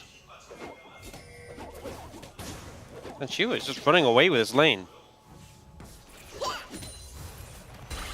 Yeah, with that going well so far, Showmaker doing pretty good in the mid lane. Things definitely looking better so far for D+. Even though it is early days. Yeah, definitely feels pretty good for them. Especially when you don't have to worry about a Rise that is just kind of scaling out of control, and Scion. There's nothing you can do to stop it. Yeah, the Scion too, and Gen.G didn't even have to do anything to come back in that game. They were just like, well, we're just going to sit back and farm and continue winning our lanes. D+ leading the charge with dragons. We've seen Chris setting up a decent vision arrangement around the area with that dragon spawning in 30 seconds. Lucid getting a last reset in. If D+ can secure the second dragon, puts them in really good stead for this game. We saw obviously Gen.G were the ones getting the early dragons last time around. She was continuing to have this pressure. Keen chunked out, losing plates, not having a great time. Yeah, the Aatrox has it's not been the most common thing we've seen. It did get played once. I believe that was in the jungle, if I'm not mistaken. It did lose. But either way, yeah, Aatrox has very much fallen out of the meta, and I know you mentioned how this is a matchup we used to see all the time, but definitely not something we see often picked into the Gnar nowadays. Yeah.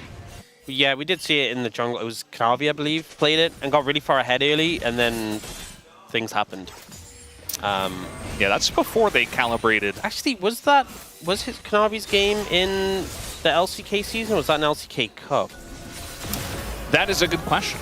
We are going to have a route here onto Lucid. Meanwhile, a trade up in the top side as King is going in on this one, but he's down a level. And it's just going to throw up the World Ender. Gets hit by another boomerang. I feel like she was always hitting these boomerangs as well, which is making it even more difficult to lane against. No, Knavi's game was in the LCK Cup, so I'm not sure who played it in the LCK regular season, but we do have one game in the regular season. We're seeing it more in the LCK Cup. But yeah, hasn't really shown up much since. Dragon is up and available right now, and you can see D+ moving in the river, trying to get control of the area. It's difficult to face check. You know, Duro's the one who wants to be setting up vision, but he's so prone to being engaged on. And it makes it hard to recontest these areas. And with the reset coming in from Gen.G's bot lane, Canyon pathing up towards the top side, seems like a pretty done deal for this Dragon for D+. Yeah, looks like Gen.G are just going to give it away. I mean, TPs had just come up and Mini Gnar had just started for Shiyu, so I thought maybe you could have forced it with the TP from the Aatrox, but World Ender also down. And so they're just going to give it away, and it's Hextech Soul right now. Shiyu going to do a little bit of face checking here. Is going to dodge the Q3 though, and now Shiyu's on the chase. As we do have Canyon making his way up here to the top side, but a flash is going to have to be utilized as Keen just trying to keep him around, but here comes Showmaker. And once he sees Canyon, says, well, I can't overchase for this one. Duro just trying to get into the Hex Gate. What? That timing felt like normally... Yeah. I was sure he'd get hit in time for that not to work, but... Strange. Strange for sure. Because if you're getting hit by a champion, you can't Hexgate. Yeah. And I guess the auto delay, because Korea had already used his Halo Blades, the next auto was slow enough that he could get it. If Korea really wanted to kill, he could have just ignited, and the damage tick would have stopped the Hexgate. But, yeah, I mean, that was crazy from Duro to manage to time it to get out. I was convinced he was just wasting his time trying to use the Hexgate, but he manages to disengage swiftly. As you said, it's a Hextech Soul. When the first two dragons are Mountain Infernal, there was that concern that, oh, maybe we're going to get one of the lame souls. They're just not very cool, are they? No. But then D+ just high roll the best soul. Yeah. You think Chemtech Soul like started a book club or something? What's wrong with a book club? What's the problem with nothing. Book club? What are you implicating? Nothing. Do you think book club's a lane? Yeah, I would never personally start one. Well, that is a lie. Actually, we did start one. Yeah, so here's him coming Which out is why here I'm saying saying this. Book clubs are lame. He's in a book club. Yeah. Actively. Yeah, which we, you know, we'd really like for you guys to choose the next book. Very ready.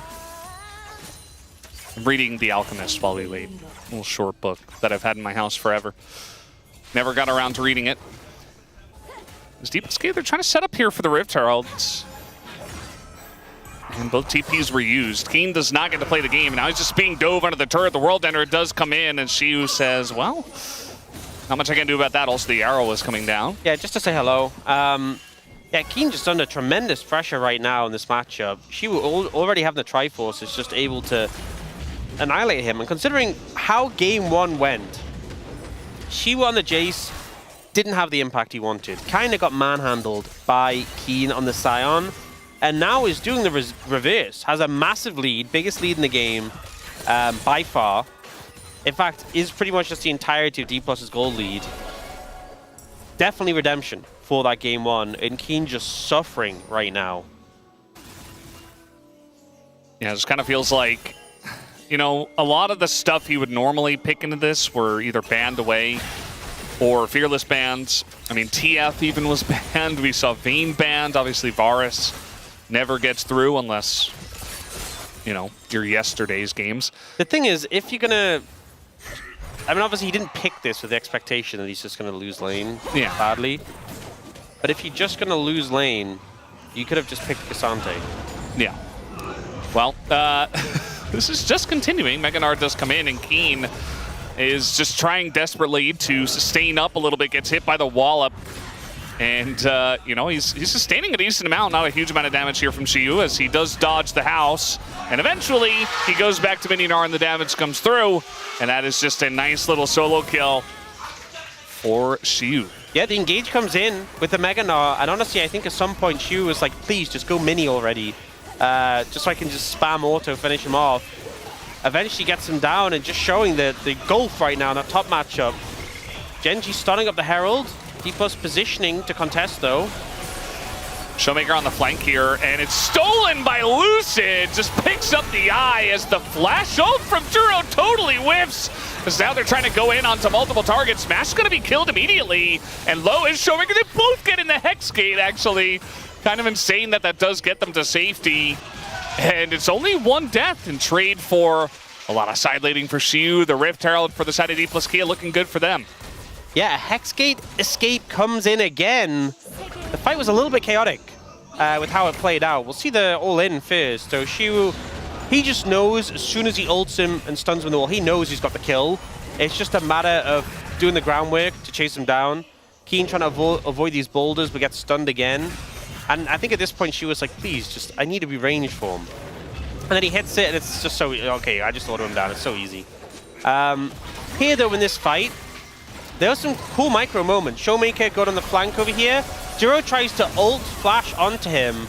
Oh, but we're not going to see the replay just because they're bullying Shiyu in the side lane, but I don't know if he really can. I mean, he's going Mega, but they wanted to get a fight here before the Hextech Drake. It was a cool fight, but we're about to have another one, I hope. Third Dragon 4D+ means Genji really... going to give it away. Oh, this is not good. Yeah. Just a Hextech soul point for D+Kia. Gonna make things tricky. Very tricky. And especially when you have this immobile bot lane. Those slows are just gonna crucify Ruler and Duro. It's gonna be so hard to play. And there's a lot of abilities on the side of D+ that you can kind of just throw out and they just like clip Genji members. You know, like Showmaker, when he's ulting around the fight, if like even one of the little bits of spirit stuff connects onto someone, suddenly the whole team's slowed. Lucid, if he just throws a flag down, can slow your whole team. Yeah. It's really obnoxious. Even Smash with the Q poke, really easy to land, and we'll just put that slow on you. So it's not fun playing against D+ with the Hextech Soul. And you opted to give up this dragon. You didn't see the position to fight it. Your down summoners on your bot lane was maybe a big factor in that decision. But you have 4 minutes to figure out how you're fighting the next dragon. And more than just fighting it, ensuring not only do you get the dragon, but you get the fight as well will be really important. Because at that point, Baron will certainly be a prospect on the cards. If you get the dragon but get aced, it's Baron over to D+. Yeah. Just feels like Genji, you know, maybe waiting for D+Kia to slowly taper off in terms of their strength. Like, they don't have a traditional AD carry, but Mel scales fine, and I still feel like from ahead, if they can net a Hextech Soul, you know, the scaling isn't really going to come into effect in this game. And I mean, Genji have a decent amount themselves, but maybe just saying, okay, we need to wait. We're just not ready. The flash on a Ruler, he is so dead! And that's why they didn't want to fight without his flash, but this time D+Kia, Career especially, force it into mid lane. Great play there from Career. We've seen the Pyke be pretty silent so far this game, but that's why you pick it into the Ashe Seraphine. Great pick there, will reward them with the push onto the tower, and they get a lot of value from this Herald. Oh, he's going to miss because he hit Chovy instead. Such a tight turn. Good effort, though, from Lucid. You know, not every play is going to be 100% successful, but I appreciate the attempt. Just maybe some more driving lessons. Oh, man. He's almost dead. I mean, you got 2.5 items here. Yeah, he is struggling. Phew. I will say what Lucid tried was an advanced technique. He very clearly already has his license, but yeah, those advanced courses could help out. I don't know if Kevin wins this. Yeah, no, he doesn't. TP comes in and she was like, yeah, okay, you want to fight? Let's go. He's going to hop away, though. I mean, he's 3,000 gold ahead in this matchup right now. And it's so interesting that we've had this complete flip-flop between these two top laners, where game 1, it was an absolute gap in favor of Keen.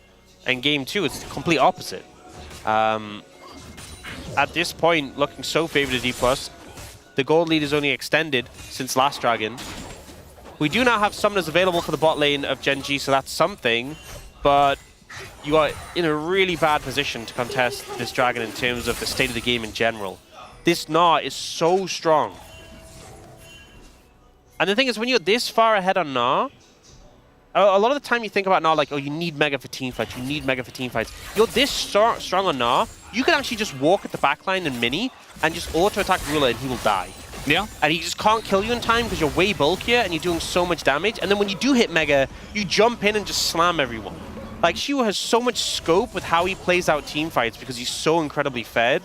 It's really going to be difficult for Genji to deal with.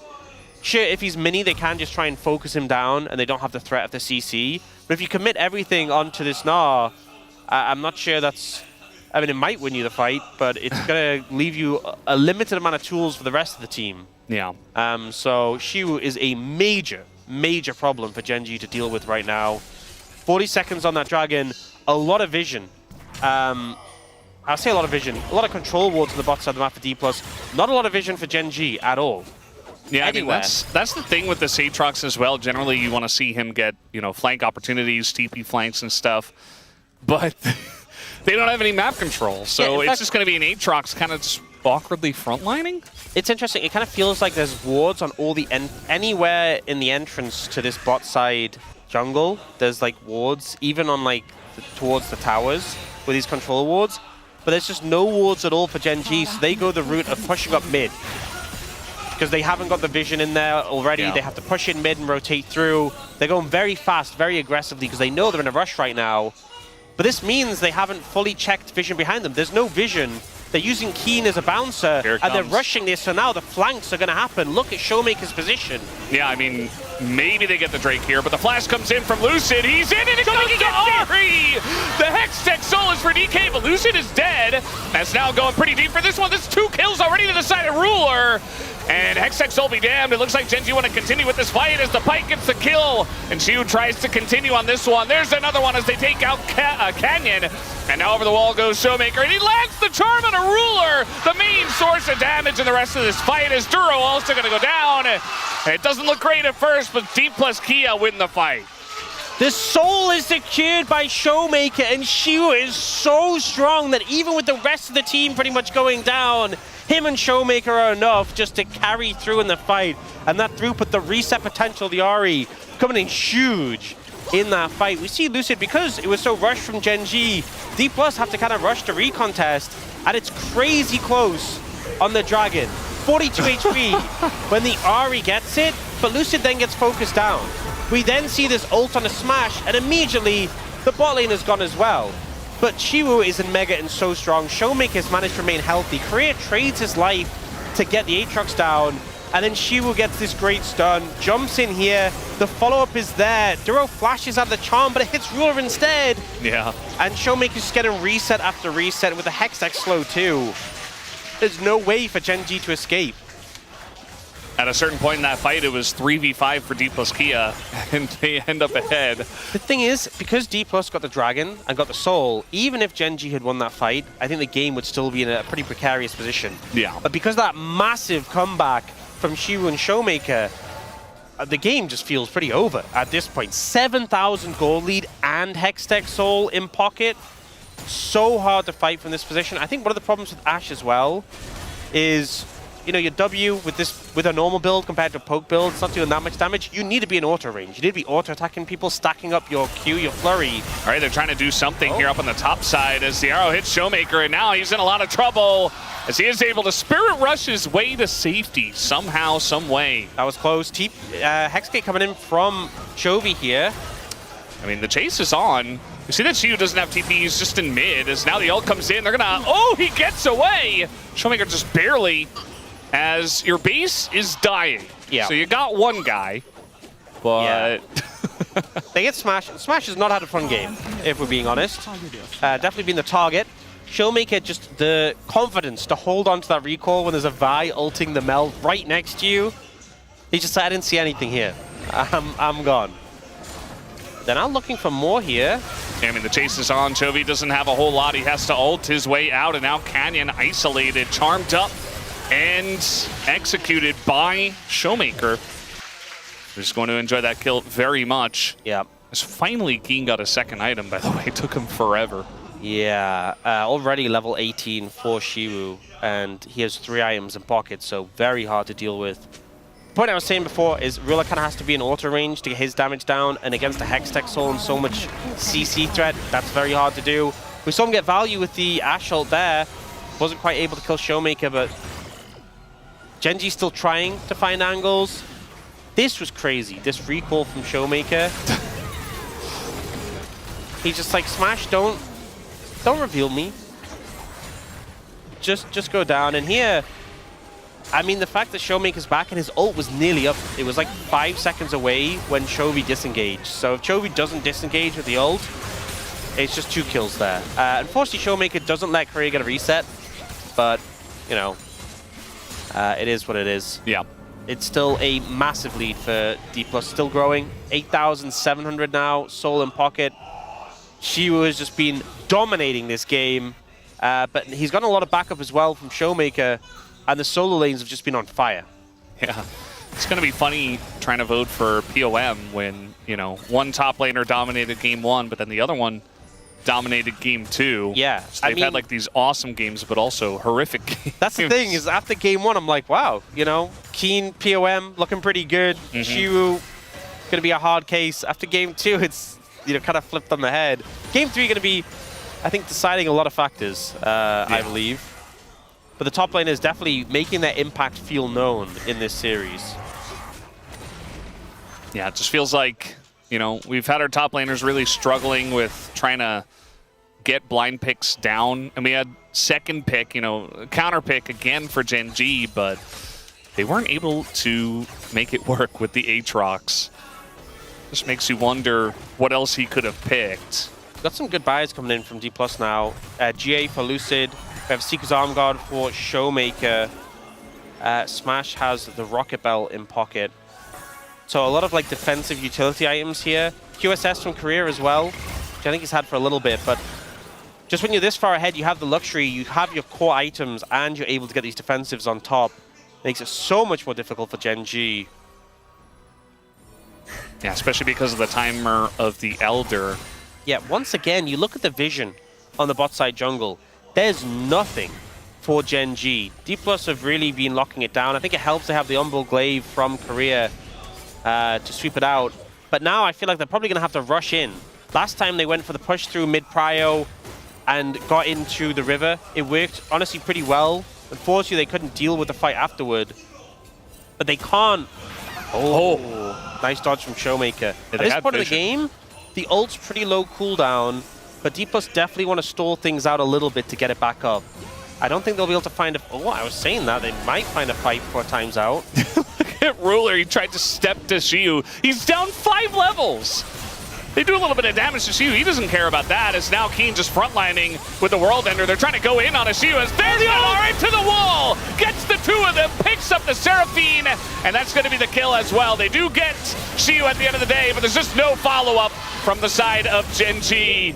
As Canyon going to be the first one to go down between these two, and Chovy will follow. D+ Kia get a big fight. They don't need the Elder, and they'll bring us to a game 3. Even though Shiwu goes down, he gets this mega ultimate onto Gen G and ends the game with it.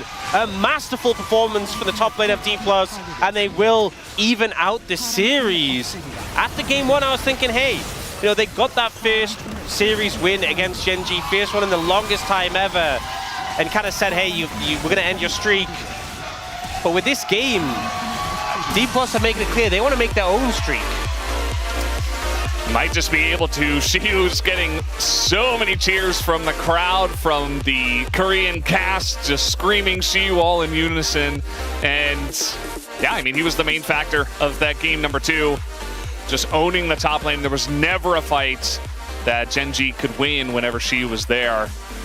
Not to mention, just as a whole, you know, so much pick potential, and they played it really well around Vision. D+ Kia, I think, just a very solid game across the board. Yeah, I mean, the fact that they blind picked in... They blind picked for him in game 1, and let's be honest, it went horrifically, right? And no one wanted to see him on Jace again after that.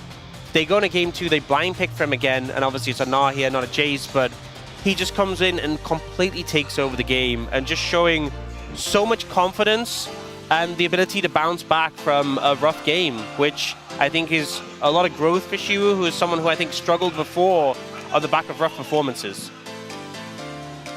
Yeah, absolutely. Just a big one from him. And we're going to have to see who plays better in game 3, because it might just dictate who wins the series at the end of today. 1-1 here in our Saturday Showdown, and we'll be right back.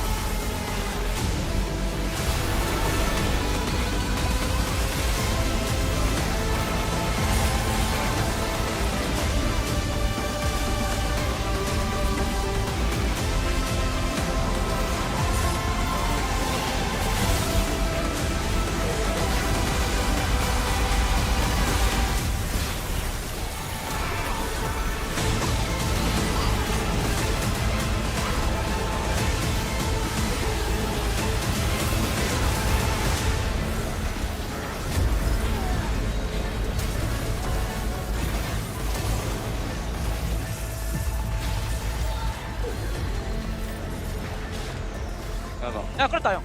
빼. 여기 일자 천천히 좋아. 여기 좋아. 여기 좋아 우리. 애들 아트 공 빠졌다.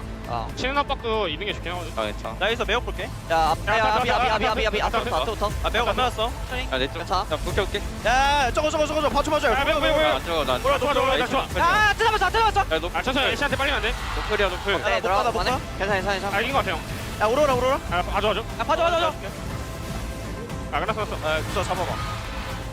잡아줘. 나이스. 나이스. 씨. 많이 잘했는데. 진짜 지렸는데 이건.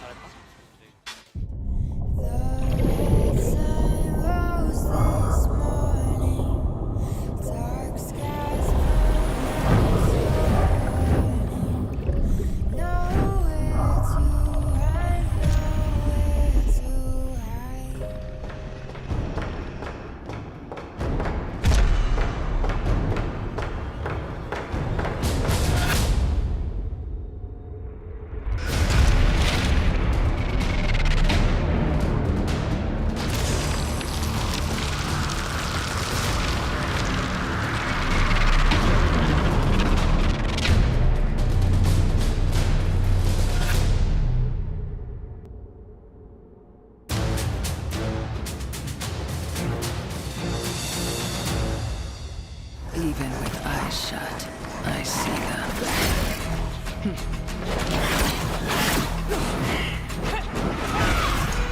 Vile creatures. Lurking. Watching. You wanna play too?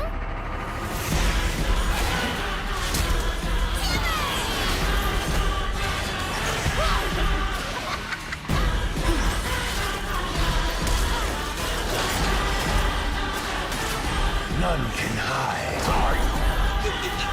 They laugh from the shadows.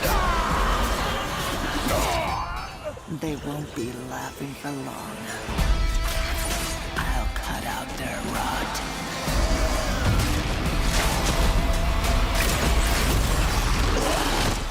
Hunt down every last shadow.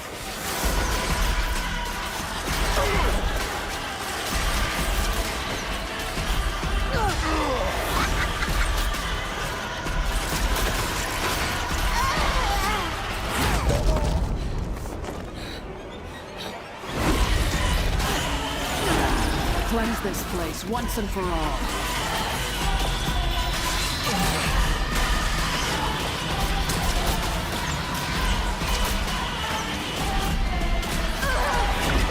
I will rid this world of demons.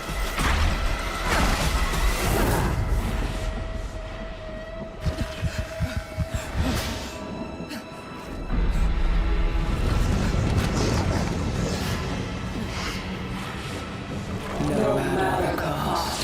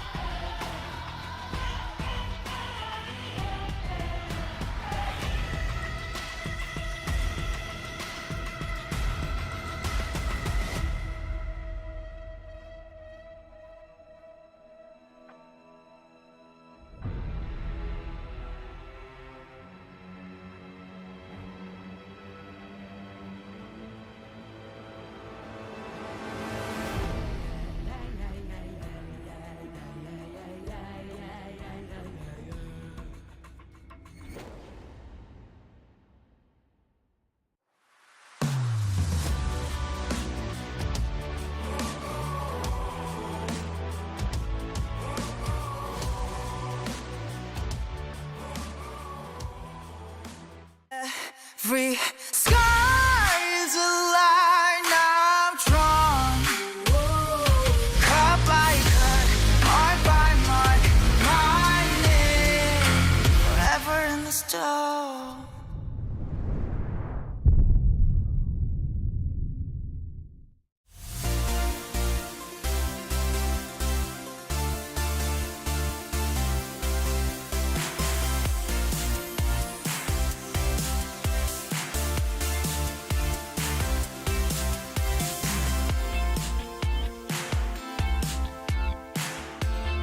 Hello, everyone.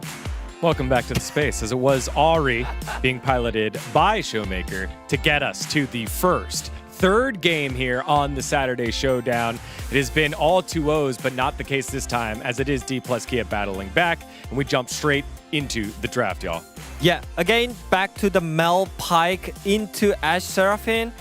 I think it was such a great practice session that DK had before. It was not successful, but this time around, I think we could see the power of the pick just reflect the Seraphine ulti, and then they're immobile, so they're weak against Pike. It was really great into those picks, and also the top lane had such a great time with this matchup. Yeah, I mean, I really liked the 4-5, the solo laner pick from the DK, just Ari and Gnar. And I think there's a little bit of the disrespect from the Aatrox, I would say. The Gnar matchup is pretty, it went pretty well this game, I'll say. It started off with that solo kill, traded the solo kills, but the pick to me that stood out the most was the Ari. This is the highest win rate champion in the LCK for champions that have been played more than 10 times. The next closest was Sion that we saw last game, 11-4. Before that, it's Orianna at 10-5, 66% compared to 83%. And it does exactly what Showmaker wants to do, make plays on his terms. When it goes well, gets the reset. And so Ari continuing the winning ways here. And we start off with the plays around the map that really just kind of got things going for D+. Yeah, Chobi kind of graded on the trade, so didn't expect the Lucid to come to mid lane. It's just the good point of the Ari. You can always follow up. Yeah, this is only Ari can do, and I think they find a really great angle, and this is the really, really great play. The DK really needed, the game was kind of controlled and smooth, and it was just 1v1 solo kill. It means a lot. Right after this play, the silent prior, we completely turned to 100-0 to see you, Gnar. And whole game, every single time when there's an objective, Gnar was pushing. Yeah, and also Pike, as I mentioned in the draft, really good into immobile champions. Ruler kind of greeting on those face checking with the volley, but it doesn't work. Career flashing on the target at the right moment. It's such a great playmaking from him here. Yeah, again, we're seeing the growth of Career right before our eyes. We got to see it last year with Duro, with the steps he made after he joined this roster. Making a play like that where he's flashing forward, and if he misses, that would be painful. This time, not afraid of the play, makes the play. So those picks there finally accelerate D plus Kia, and then they show off here at the Drake in a big, messy fight. It's double-edged sword, I feel like, because DK, whenever they are really far ahead, they always greed. So Ari and Gnar was not in position to take the fight, but it doesn't matter. They just have so much gold. Yeah, I mean, the risk was risk was there. I mean, there were 5,000 gold ahead, but they gave away the bottom riverside of the whole division setting up. And that's why the fight looks kind of close, but it didn't really matter because they are really, really far ahead. They have a fat Gnar, fat Ari, just keep able to chase everyone, and they just go to the Baron right after. Yeah, it feels like they're just doing the 50-50, but in fact, they just have so much gold. It's not 50-50 anymore. And this is one of the style when DK is really far ahead. They just do it, They don't need the setup. They just need to pull the trigger, and that's the result from this game. Yeah, Ox did a great job of pointing out on the broadcast. They had multiple different flanks set up there for that play. Yes, it did come down to a steal. I think it was 42 health on the Drake. However, D+ showing that they were in control of that. And then the final fight down on the bottom side of the map. Genji, not easy to break on through, but finally Shiwu gets to use that gold lead. Yeah, I mean, big chance for CU. Right after the game one, I feel like could have been pretty tough. As a player, it feels, it could be this game was the game one was kind of rough. So what should I do game two? But this is what he's shown for the game two, that pull the trigger and then be able to carry the team and opens up the lead, opens up the fight. Mega respect for CU. Yeah, and every single player from DK literally played well. All together, we could see the reflection from the Mel, so kind of combo with the Gnar ulti on top of that. So it was really good, and I think this is why DK is considered as one of the top team in LCK right now, is because of their creativity in the draft, and also I think individual talent that they have right now is just mixing up really well as a team. So they're really on the same page right now. Yeah, on top of that, for me, it's the fact that they lost game one, right? I think a lot of young players, they're very talented, but the mental reset necessary when it doesn't go your way, it feels very difficult to be able to do that. Yeah, that's the big difference, you know. They could just fall off and it could be like simple 2-0 for Gen.G, but right now, yeah, as you mentioned, they did the mental reset, and as Huni mentioned, the top lane was completely different. Yeah, I mean, there was a team comms, like, it was really nice to see, like, from the teammates, oh, Shiyu, that was awesome. I mean, that helps a lot. We're not seeing Keen these lane gap that much, by the way. Like, he's always consistent, but I think in the game 2, Shiyu literally just pulled off in that laning phase, in the side wave that he got the solo kill against Keen. So I wonder what their plan right now with the first pick. Now, we've touched on it many times before, but let's reiterate the stakes here.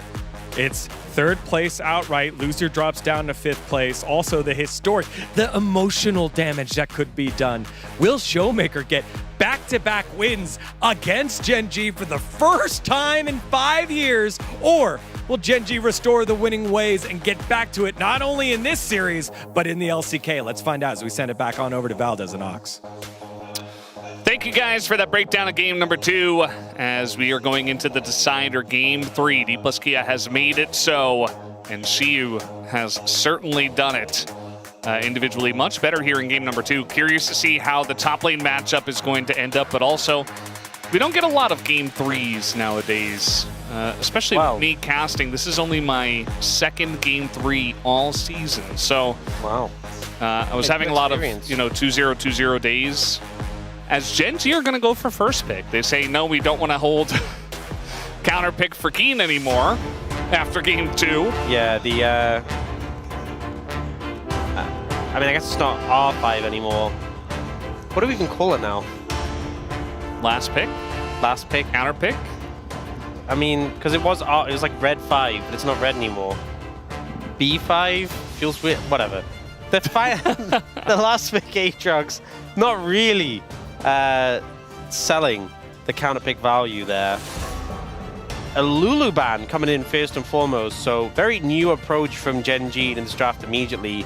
And you got to remember the bans so far in this series, 4 of them have been pretty locked in. So the fact that you're leading with a Lulu ban, which is a new ban and not a common first rotation ban, immediately makes D+ think, okay, well, maybe something OP is going to come through. Because all series, I mean, pretty much every series, you get Varus, Orianna, Karma, Rumble banned. And D+ have to start thinking, well, what are we okay with trading? What are we okay with going through? Gen.G do ban the Varus themselves, so maybe they will just cover all the bases. Yeah. I mean, Rumble and Varus are 2 that you never want to see go through. I think Karma value could definitely go up with Ezreal still not picked and Jhin still not picked, so definitely don't want to give that one over, I would say, if you're D+ Kia, but they're going to ban away Azir first. So Gen.G have a choice here. They can choose to go along with the Orianna Karma and ban one of those, or if they ban something else entirely, they guarantee they get at least one of them. And they ban the Nautilus, so they are looking for the Karma first pick. And now D+, they have to decide, do you want to try and let them get Karma and you got Orianna, or are you concerned if you ban if you leave Orianna open, maybe they just take Orianna? And are you okay with that? They go for the Nocturne, so they don't want to see Nocturne Orianna if Gen.G opt to prioritize the Orianna more. And now the decision comes to Gen.G, which do you care about more? Orianna in the mid lane or Karma in the support? You did ban you banned 3 bot lane picks. So it feels like you were setting up for the Karma, but maybe you expected the Orianna to be banned. I think you got to take Karma here. If you take Orianna and they go Ezreal Karma, your bottom lane is in a rough spot. You're going up against Ezreal, which Orianna has a tough time locking down as well. They could go Ezreal and Orianna, I suppose, but Jin's still up, like I was talking about before. Yeah, and that's one of the problems is that D+ can't just deny bot lane pairings here with a pick because there's multiple. They're looking at the Pantheon. There is also the Wukong, which you could take in terms of jungle. but the big pairings with Orianna, the Jarvan and the Nocturne aren't available, so does make it a little bit weaker. Now we got to see what Gen G want to prioritize to go with the Karma.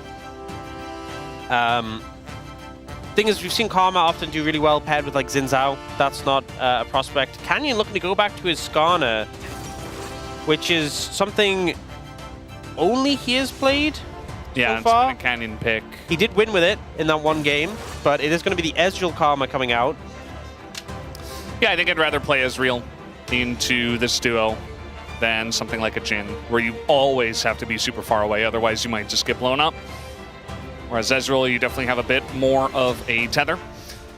As we're zooming in on Xiu, what is he going to pick here? Does he want to go for a blind pick and maybe get a couple of bans towards the top lane? Yeah, I mean, it's such a great game too. You potentially set him up. They go for the Rakan, which is not something I would expect. I could have seen them go for a strong AD carry. We talked about this a bit in the Game 1 draft. There's AD carries like Jhin and MF, who are kind of independently strong, and you don't necessarily need a specific pairing, so you could secure that and then pick up whatever support in the second rotation to hopefully hold your own. Going for the Rakan, though, it's an engaged support. It sets up the Orianna. It has a little bit of sustain if you land those Qs, but generally, you are going to get pressured so hard in this situation. I feel like Gen G might just ban Xayah, but I think if you pick Xayah here, you're going to have such a horrible time. But I feel like a lot of teams are just like, oh, Xayah Rakan, you know, by default. TF ban coming out, though, I think makes a lot of sense. If you had TF plus the Karma speed-ups, and just being able to play towards bot, it would be a doom scenario. I think the Jhin ban makes a lot more sense. Yeah. This is kind of why I expected them to prioritize the Jhin. Although Jhin does struggle a little bit to cut through the Skarner, I think it offers that laning prowess you kind of need to survive here. Yeah, it also sets up a lot of pick potential with what you already have. Rakan, Pantheon, Orianna. We're getting so many zoom-ins onto Xiu. The top laners are so crucial in the first couple of games as it's a Kali. Maybe, I'm thinking stuff like Sivir, maybe, or MF. Sivir, obviously, with the Spell Shield and the Wave Clear. You know, you can Spell Shield a Mantra Q. You're never going to have pressure in this lane. That's just a given. But at least you'll be able to scale up and be a powerhouse in the team fights and mitigate some of the pressure that the Ezreal Karma have. Instead, they go for a top lane ban with this Vayne, not wanting to have Xiu potentially threatened as a counter pick. Yeah, I think that's a good idea, especially if you're planning on playing anything that's left available. There's that MF. And of course, that saves counter pick for Xiu. I think it just makes the most sense. To me, it was that or Sivir, but Sivir's a little bit short-ranged. Oh. Instead, they go and snap up the Renekton, thinking, oh, with Gnar gone, this is higher prio, given a bit more time to think about the AD carry pick. But I feel like more so is just prioritizing wanting to get the Renekton when they can. That's 3 games in this series where Xiu has blind picked. And one of them, it obviously worked very well. One of them, not so much. Does Keen go for... Oh. You know, so much stuff is banned that you can play into Renekton, but he's just going to play Nidalee instead. And this is harkening back to last year when Nidalee just ruled the top lane. And you couldn't really play Renekton into it. You couldn't play a lot of stuff into it at all. Aurelion Sol definitely a Chovy pick that he oftentimes goes back to in Game 3s or Game 5s of Fearless. And it looks like he is considering it here now. I think he's going for the Silas instead. There's some good ults to choose from in this situation. You're not really going to have pressure in this lane, but your side lanes have so much pressure. It's fine. I do not rate the Xayah here, to be honest. I think it's not really going to help out with surviving this lane, and you're just going to get poked out. I think Sivir MF would do a lot better. I like the MF, actually. I mean, Sivir as well. Sivir... Looks like they have made up their mind and gone towards the Sivir. Yep, I think it's a much better pick here. Spell Shield has a lot of value in this lane. You have the Wave Clear. We've seen Sivir often picked into Varus, and the aim is just survive the lane and outscale. That is the same MO here. You have a bot lane where they have some tools to mitigate poke with the Spell Shield and the Gleaming Quill for the Rakan, and then you just have so much power in the team fights. This is so much 5v5 power, I feel like, from D+ here. The Orianna, Rakan, Sivir, extremely powerful. Whereas for Gen G, like, the Nidalee top never really offered that much in terms of team fighting. So I think this is a game where Gen G are hoping to leverage the power of their strong side lanes, build up a lead, and never really give D+ a route into the game. Because if they get to those team fights without being at a deficit, or even just a small deficit, I could see them winning this comfortably. Yeah, the Gen G fans just almost begging for, like, oh, let's just split it like 1 for 1. You know, you get one win, we get the other. Let's be friendly about it. I don't think D+ Kia want that at all. They're going to group up. They're going to look for team fights. We'll see if maybe they can roll Hextech Soul again. I think if D+ wanted to be fair, they want to win the next 20 gate series in a row to balance out that big loss streak they had. Maybe then it'd be fair.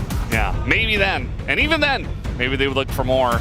As we got Nidalee in the top lane for Keen, let's see how he pilots it in game number 3.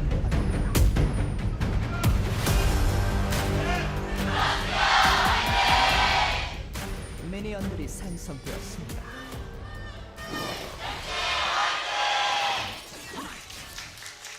And here we go. Game number 3. This is going to be the experience of Xiu. Just getting auto-attacked. It's not fun. I think the teacup emote is accurate. Yeah, he brought the right emotes in Yeah. this game at least. That's what you do when you're loading into this game. The runes doesn't take long. You're looking like, how many different crying emotes is there? Maybe like I mean, there's the teacup Amumu, maybe the regular crying Amumu. The scared Yumi one is a classic. Canyon often runs that one. You could run that one here. I use that one a lot. Just getting a good spread of emotes, conveying the exact same thing, but they're what you need here. Yeah. Seeing a lot of poke coming down already onto Smash and Korea. Yeah, the heal is actually pretty good because, you know, it gets them a little space, but also keeps them obviously healed up in this lane. This is the worst point, honestly, is the level 1. Gleaming Quill doesn't hit. Yeah, that's not great. Speaking of worst point, Xiu weren't having too much fun either, and this is the expected outcome. I do think the bot lane stabilizes a bit once you get access to some more abilities. Like the fact you don't have the spell shield yet doesn't really help.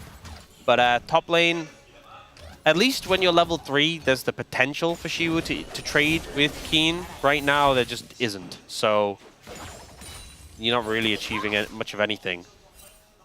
Yeah. But I'm looking at Lucid this game. On this Pantheon, what can he do? How can he disrupt these lanes?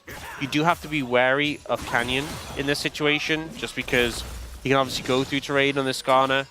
And if he turns up in a fight and turns around, if you try and gank top or bot and he turns around and they end up with a double kill, it's just over. It's just cooked. Yeah. Do see Grasp here for Keen, of course. You just get to stack it for free, just over and over and over again. It's a nice little cue there from Xiu just to make things a little bit better. But yeah, this is the expected outcome. I mean, Xiu's actually doing a pretty good job of keeping up in CS. Sometimes in the past, it would be like, yeah, you don't even get to access the minion wave. You just have to farm under turret, as Ezreal's on a 11-game losing streak. That's impressive. 11. That's very impressive. They we have a paused. They pause. saw that stat and they paused. They're They like, went, wait, what? that's not right. That's crazy. Guys, can we undo? Can we pick something else? Maybe it was Wadid who paused. Maybe. You know, we haven't seen it's not Ezreal Nico though. any Nico Prio at all in this entire series, but he's also not a big fan of just Ezreal, I think. One thing we can talk about is Xiu actually double skilled his Q instead of going the W, so kind of respected the fact that sure, W would allow him to threaten a trade. He knows his job is just farm and sustain, and so he wanted that extra sustain, and he's doing good in farm so far. So it is a Duro headset issue, by the way. Just a little audio issue. So what happened, and this is definitely real and not made up, is Ruler saw the 11 loss streak and just screamed, and Duro threw the headset off, and it broke. And I definitely did not just make all of that up. Yeah, broke the headset. You can see a new one's coming in now. Yeah. So Ruler dismayed. He did like a banshee shriek, you know, and it messed with the electronics. So we're gonna get a replacement here for Duro. Unfortunately, they can't replace the Ezreal pick. To be fair, I do think we can see the strengths of Ezreal. Sometimes we get these long loss streaks, and it's like, you know, part of it's the pairings, the champions that have been around it, or when they're picked in the draft. Ezreal Karma is obviously one of the better pairings, but we'll see if it's enough to break that streak. Obviously, D+ broke a very long loss streak last time. Gen.G now have the chance to, it's not their personal loss streak, but I feel like they're a team who've done this many times before. They've picked champions that haven't been working for other teams or been on loss streaks and said, you know what, we'll make it work. It's just a really good angle for the Ezreal in this game. You know, when you saw Orianna Pantheon and you already had Karma, just there you're like, well, Ezreal just feels like the right choice. Could have gone for a Jhin, but, you know, might require a little bit more setup. I think gonna have to hold that thought, as here comes Canyon looking for a play on a Showmaker. There's the knock into the wall, but no follow-up from Chovy, who says, yeah, cool story, Canyon. I am farming the minions, not the champions. Yeah, Chovy was trying to set that up and go for a chain lash, but just wasn't able to find the angle. So it's just Canyon doing a bit of pointless poke. I mean, it's not pointless, but just wasn't able to set up a real gank. And Lucid actually gets some maybe more meaningful poke.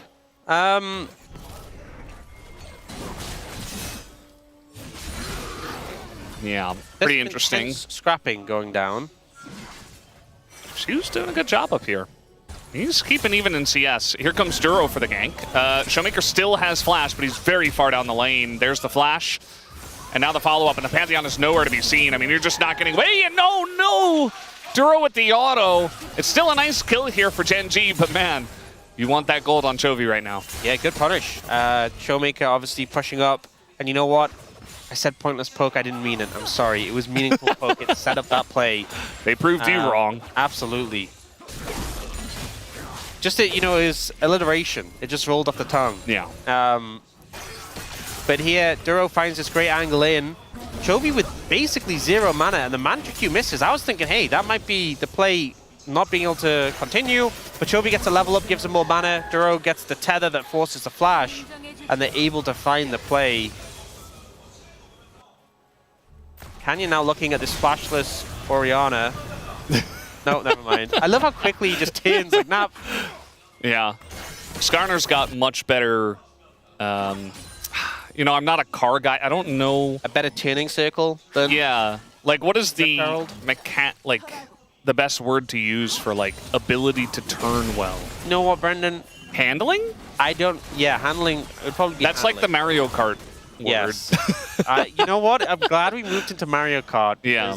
I don't have a car. That is our expertise. I don't drive, but I have played a lot of Mario Kart. So if we're going into Mario Kart 2, I am there. Yeah. But if normal driving, you're more of an expert than me, and you said you didn't. I do own a car, but yeah, exactly. I don't know the words. Maybe I need to practice my car vocabulary. You even, I presume, have a driver's license, which I don't. So, well, do I have a driver's license? I would hope so. Who knows? I would assume. Yeah. Yeah, we were told from production that Yundo says it would just be drift. You know, I trust Drift? Drift. What's drift? I trust Yundo because I've seen his car, and his car is sick. And he is here today. Yeah. And he does drive on racetracks. He drifted to Lal Park today, in fact. That's impressive. So, yeah, I think that's got to be the correct word. But yeah, Skarner definitely has a better ability to turn. Yeah, I feel like I've talked about Yunda's car, but people aren't going to know what it looks like. Ooh. Dominus comes in, the flash here. Keen just going to flash and respect it. Yeah, all I can say about his car is it wouldn't look out of place in Need for Speed. It's true. Furious, it's you true. know? Yeah. It's a cool car. She was doing great so far in this matchup. Really putting the pressure on Keen, and considering he's doing well in farm as well, this is not how we expected this to go. Bot lane is weathering the storm pretty well. They are now going to lose a plate, but only losing the first plate now. The side lanes of D+ are holding up, and if this is happening, this is ticking the box for what D+ needed. Even though Lucid hasn't been able to have the most impact so far, he's been keeping tabs on Canyon. He now has his ult available. He's going to be able to just show up whenever anything happens. Yeah, it's very true. I was just laughing because Chovy went into a minion wave and used the stolen shockwave just to clear it. Just wants to get a good back in. We saw what Chovy can do with nicely timed backs in game number 1, as our space did a very nice job of highlighting.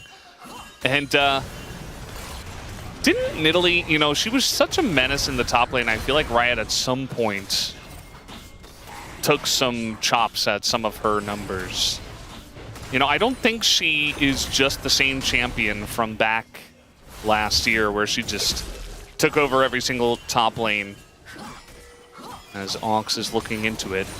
It's going to try to find the patch notes. Yeah, I'm trying to remember. I'm not sure if they did something specific.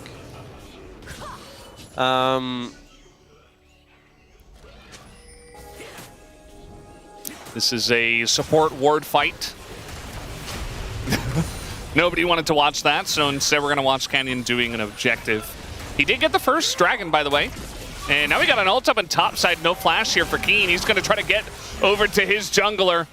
As Canyon shows himself, and the angle very nice, but Keen is super low. He does have the plant, but now going to flash on in, trying to burst down the Renekton, and the Impale gets both of them! Canyon says, I am back on Skarner, and you will feel it!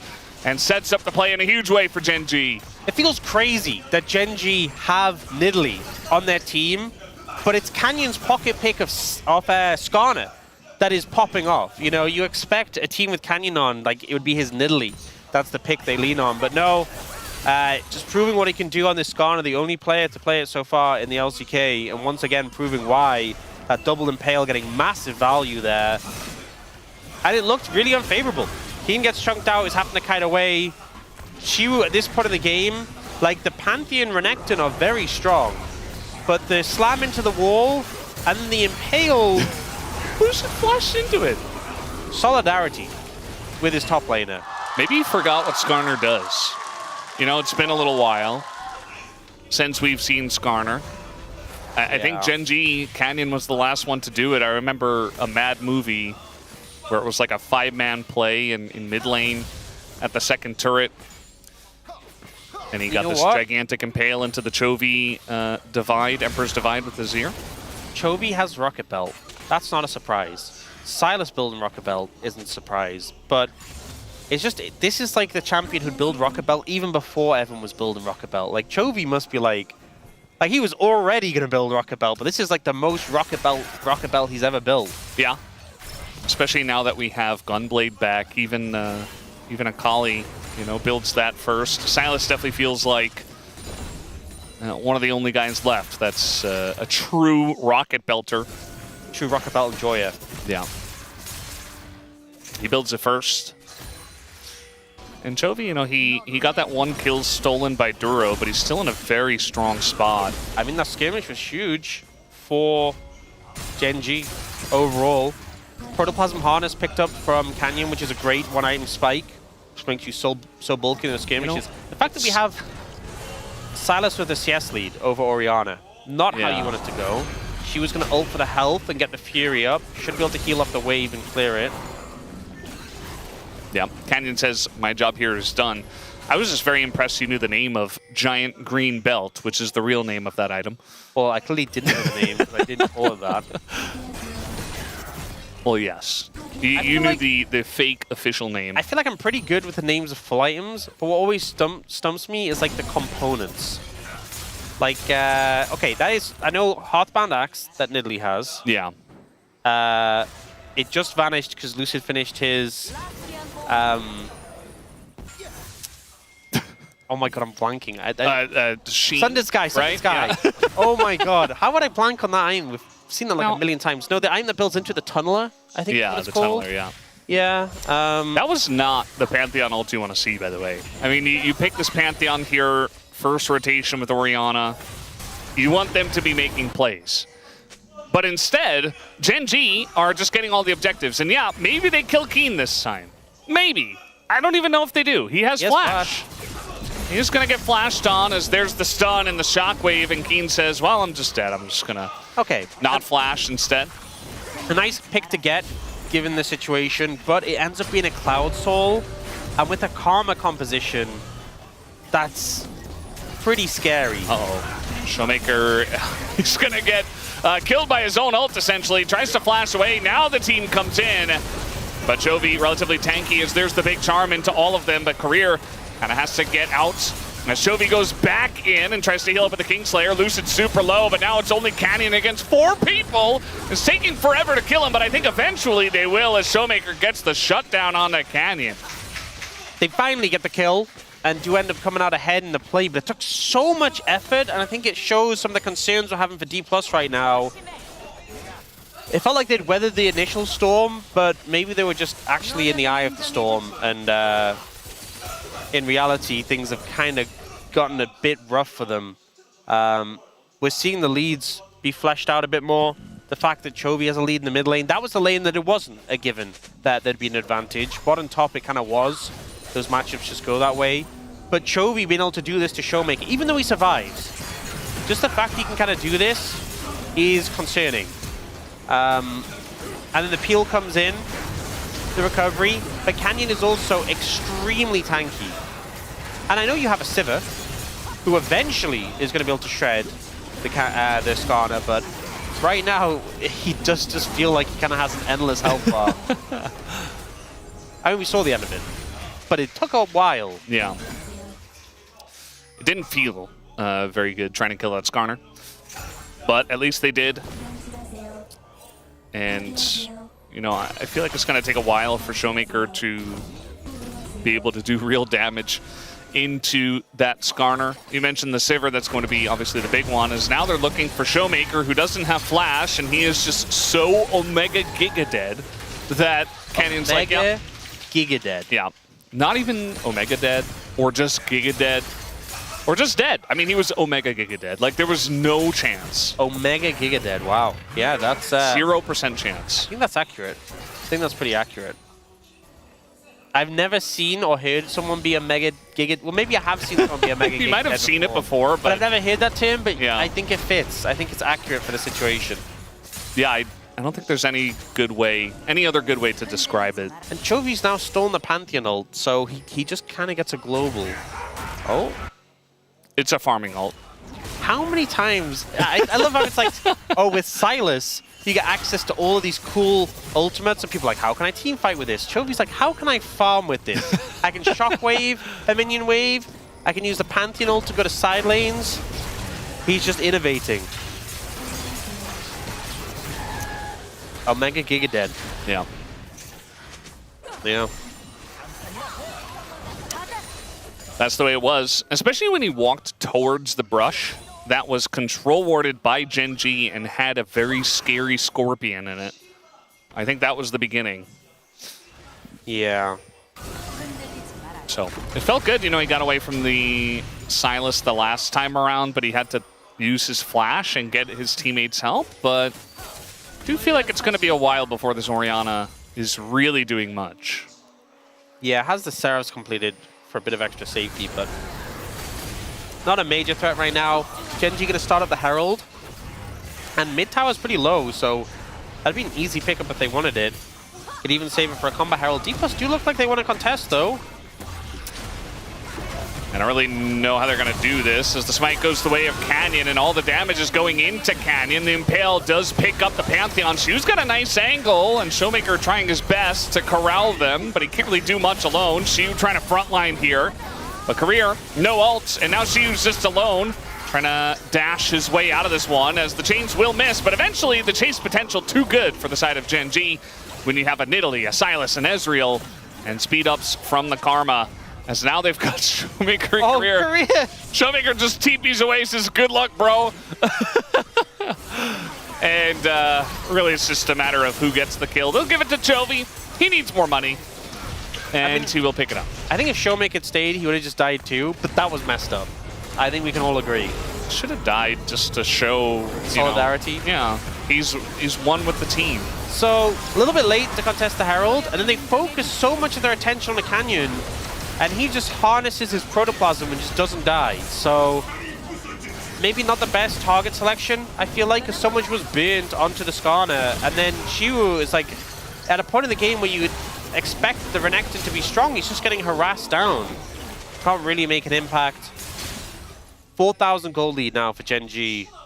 And the game is looking to be in a pretty worrying position.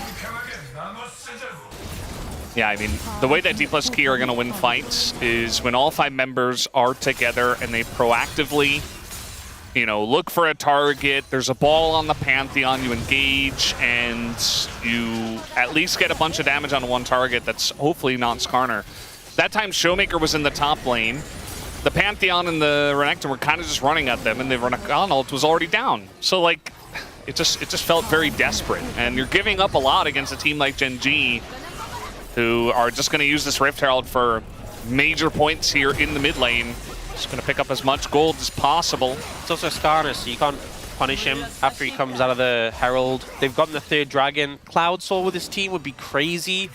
Just the extra movement speed in general with a Karma comp is nuts, but also Sylas and Nidalee can proc it so frequently. Level 16 Sylas can proc it basically with a off cooldown. Better Renekton is fighting here up against just regular, ordinary Renekton.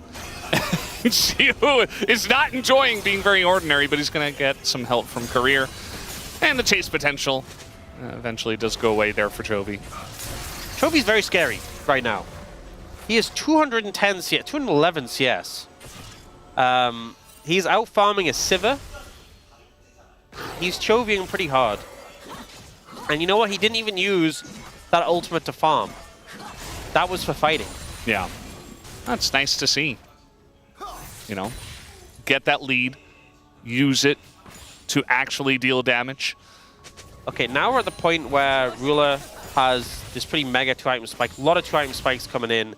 Canyon even got... So he's gone super cheap early items. It's like that old tank jungle builds. Not these items, but, you know, we used to see like Redemption and all those weird, very cheap tanky items, support-ish items that were probably meant for tank supports. You know, Locket, we used to see all the time on like Sejuani and Maokai and stuff. It's kind of just doing something like that. Makes yourself bulky. It's just the fact that you can see, you know, obviously like Ruler's pretty ahead. He has 2 more expensive items, and Canyon's sitting on 2.5. And obviously, you know, cheaper means less stats, but these are pretty strong defensive stats you'll have on offer. Yeah, we got Bloodletter's Curse again, by the way, from Chovy. He just says he thinks it does more damage instead of going for the Riftmaker. As Canyon's in here, I'm very curious if he dies. I mean, he is very alone. He's going to land an Impale. There's a Sivir and a Rakan here. He flashes over the wall and still not dead, as now his team is here, and Canyon finally gets executed by the spear. But the damage potentially already done to Showmaker, as in comes Chovy with the Rakan grand entrance, and is going to find multiple. Picks up Lucid here as well, and it is so worth for Canyon to just bait them into that fight. I think it's just showing how tanky Canyon is on this pick, and they throw everything in the kitchen sink at him, and eventually they get him, but they just have nothing left in the tank, and all of Gen G are able, well, apart from Keen who's side laning, but the rest of the team are able to move in to punish. They lose 2 members in return for it, a lot of summoners as well, and D+ just kind of feeling desperate right now. 7,000 gold behind. Yeah. I mean, look how far away on the minimap. Look how far away the rest of Gen G are right now. The only one who was even remotely close was Keen, and Keen doesn't even show up in the end. He's fighting. Yeah. So the rest of the team ends up coming in. They have to commit so heavily to get this, and then Chovy just flies in with the Rakan ult. He's initially like, I'll leave, she'll make a few, and he's like, never mind. I'll take that kill. And Keen did show up at the very end, mostly just to say hello and pick up an assist and then go back to bot lane. Yeah. That's really all he does. Chovy is back, and he's looking for Showmaker, steals the Shockwave. Doesn't quite... Oh, there are the chains, though, and there's the Shockwave follow-up. Mid-chains as well. Excellently done from Chovy. Oh, has the Sponges as well. And maybe Lucid eventually takes him down, but now Keen's here. He's got heals for Chovy, and now shields from Duro, as Xiu just kind of left out in no man's land. No follow-up there. Smash comes to top lane. He's like, hey, guys, what's going on? Well, 2 of your teammates are already dead, and now the Baron should be going to Gen G. I mean, that was just pristine play from Chovy. The timing on the shockwave buffered with the chain dash that he connected on a tower.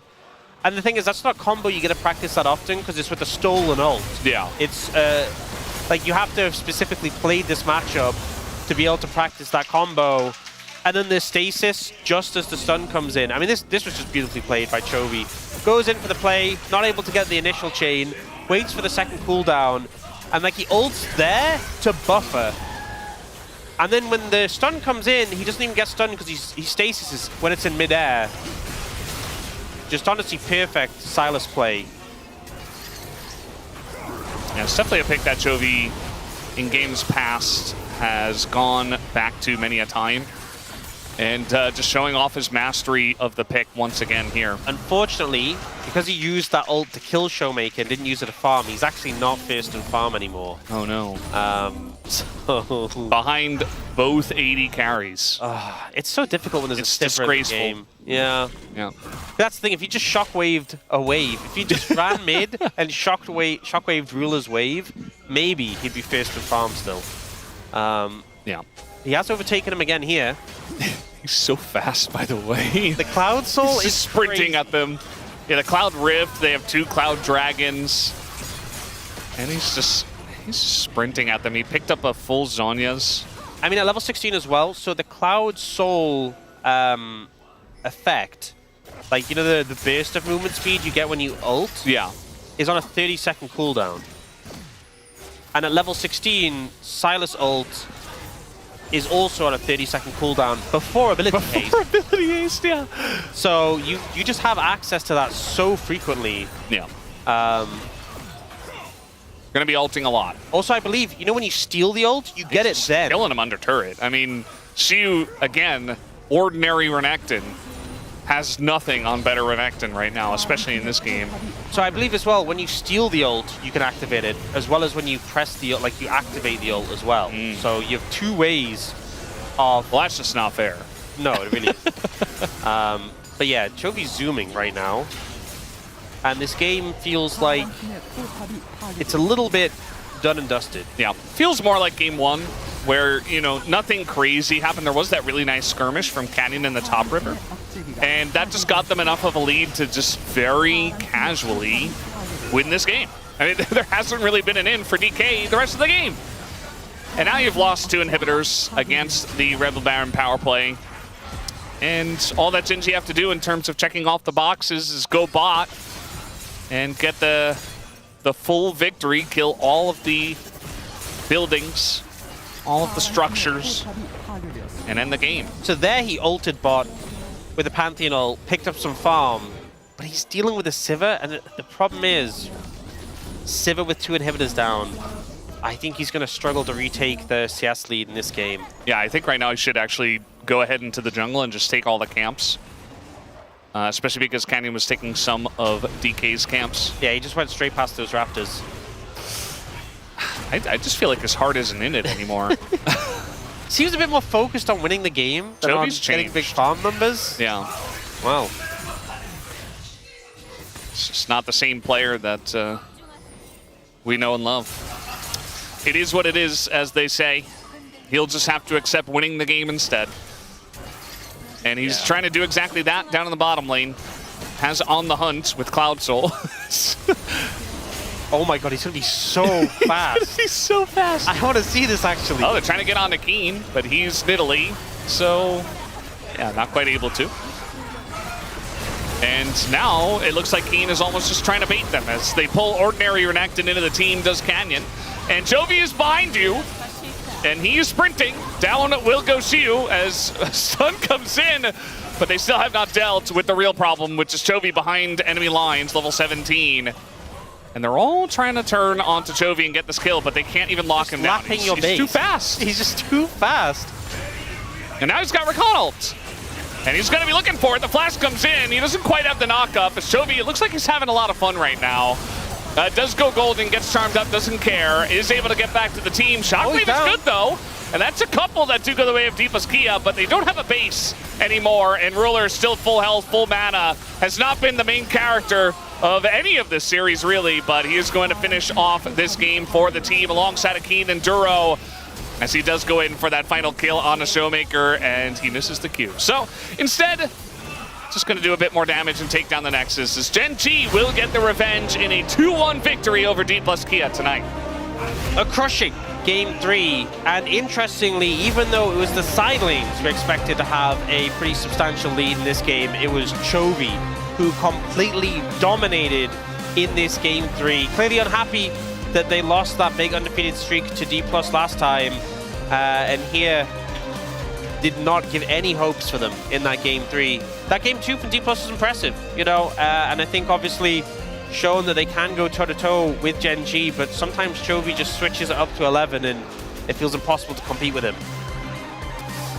Yeah, it just goes back to old tried and true Sylas. We almost got to see the Aurelion Soul, which I don't think could have quite taken the game over as fast as the Sylas did. Obviously, he still would have gotten very fed with the help of Canyon, but maybe they don't take that fight if they don't have the Sylas in the top river. But either way, that's the way it does play out. Gen G, again, they're not perfect. They're not ultra dominant Gen G, but they're still in a pretty good spot. You know, it's just because our standards of Gen G are so high that it's like, oh, 7-3? Really, Gen G? Is that all you got? Just top 3 in the LCK? Not even undefeated? But yeah, it's still a win. It's still Gen G in a good spot here in the LCK, and it's against a really strong team right now. For sure. I think the more big teams they take down, the more worries there's going to be, are Gen G back? And right now, you have the likes of KT and HLE at the top of the table. When we see rematches between Gen G and them, those are going to be when we get our big questions answered. Because right now, those top teams do look very difficult to beat, HLE in particular. But Gen G definitely seem to be ramping up, and we just know how strong this team has been domestically. And this series felt like a bit more of a return to that form. As you said, not flawless. Definitely some moments, and I think on the other side, Shiwu having a great series, especially Game 2. I mean, Game 1 was tough. Game 3 was hard to have an impact. Okay, I say great series. Game 2 he had a great game. I just think sometimes Chovy just warps the whole game around him. Yeah. And this Game 3 wasn't just old, consistent Chovy. You know, he farmed well, but this was actually him just popping off in a very flashy way, especially that play in the top lane. So, you know, when we say that Chovy can do everything, he can also do the really flashy plays instead of just being old, consistent Chovy. Sometimes he can lap you in your base as well. Yeah.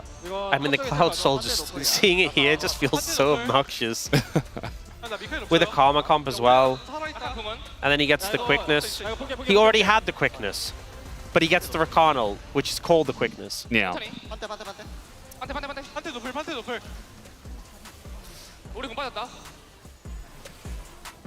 It's all very serious at the end.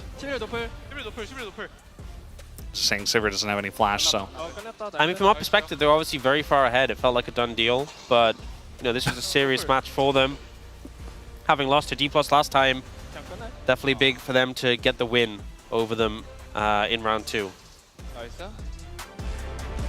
Yeah, nothing special said at the end, just a quiet little nicer. Not as many celebrations as D+ had over Gen G last time around, but also definitely less impactful. So does Chovy just get the POM? Yeah. It's like King played great in Game 1, but then he was canceled out by Shiyu in Game 2, so we just give it to Chovy. There's, you know, I'm glad that we had a little discussion. I mean, he also had a great Rise game. It was kind of pointless. So okay, this is the most obvious Chovy POM in my entire life. And honestly, if anyone didn't vote Chovy, I would be worried about the systems at play and like, was there a misvote? Was some handwriting really bad? Can we really trust the refs to get all the votes right? I would never accuse them of that. I would be questioning whoever put a vote that wasn't for Chovy here, because this was a no-brainer. Yeah. This was pretty Maybe Huni, you know, he just came back recently. He's like, oh, I don't know exactly how to vote. Like, I tried to vote for mid, but instead I voted for jungle. There's no way. Huni is the sort of person who would just be like, what? You didn't vote for... What are you doing? That's exactly what he would say. I don't know. Huni, in the past, from what I remember, used to be a very common top voter.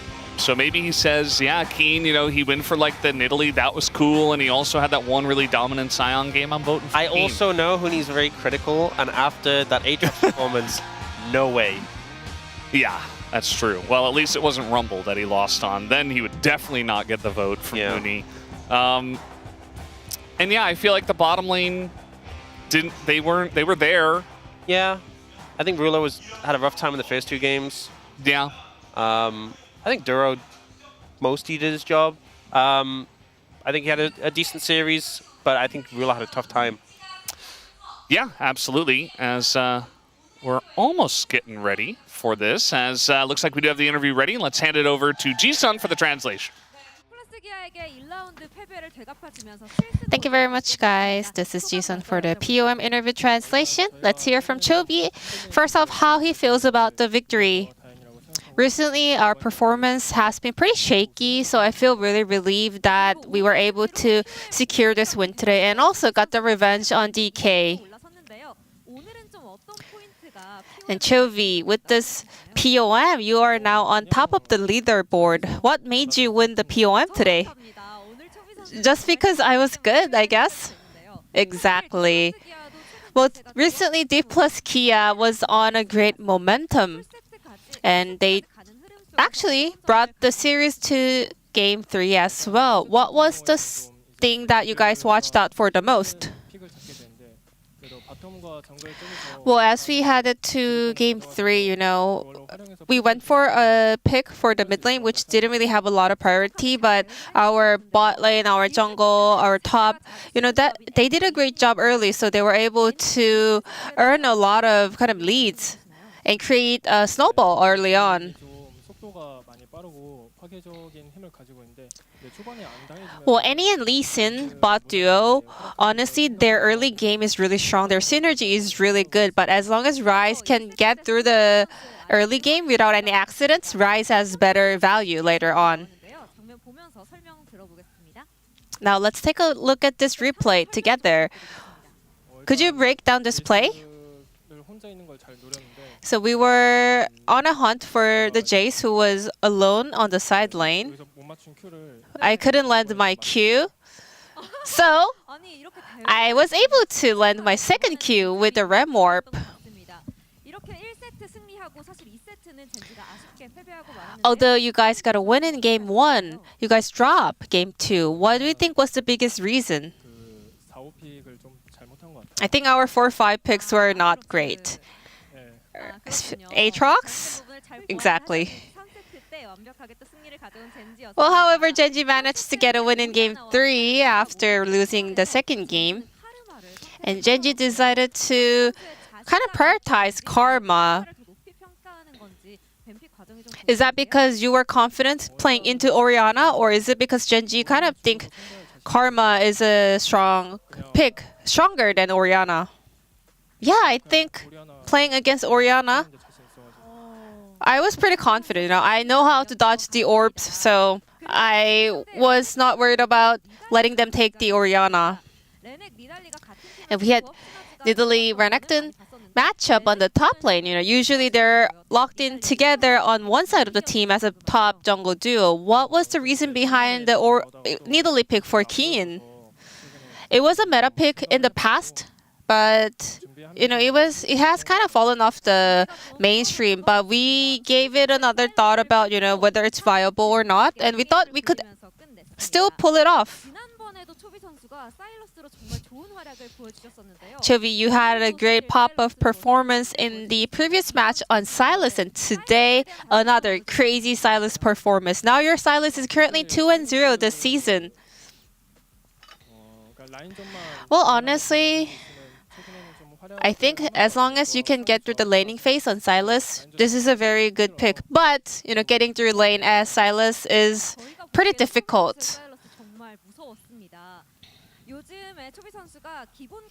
Recently, there was an interview from you that you are focusing on your fundamentals. How has your training been going around that? It's been going really well, honestly. Especially today, you know, I was keep tracking of enemies like numbers, and we were able to set up the right place at the right time. Great start to the second round of the LCK season. What is your mindset moving forward? I'm happy that we were able to start off with a win for the round 2, and I hope we can continue the momentum. And that was Chovy, the POM of the match today, and I'm gonna pass it back to the space. Thank you.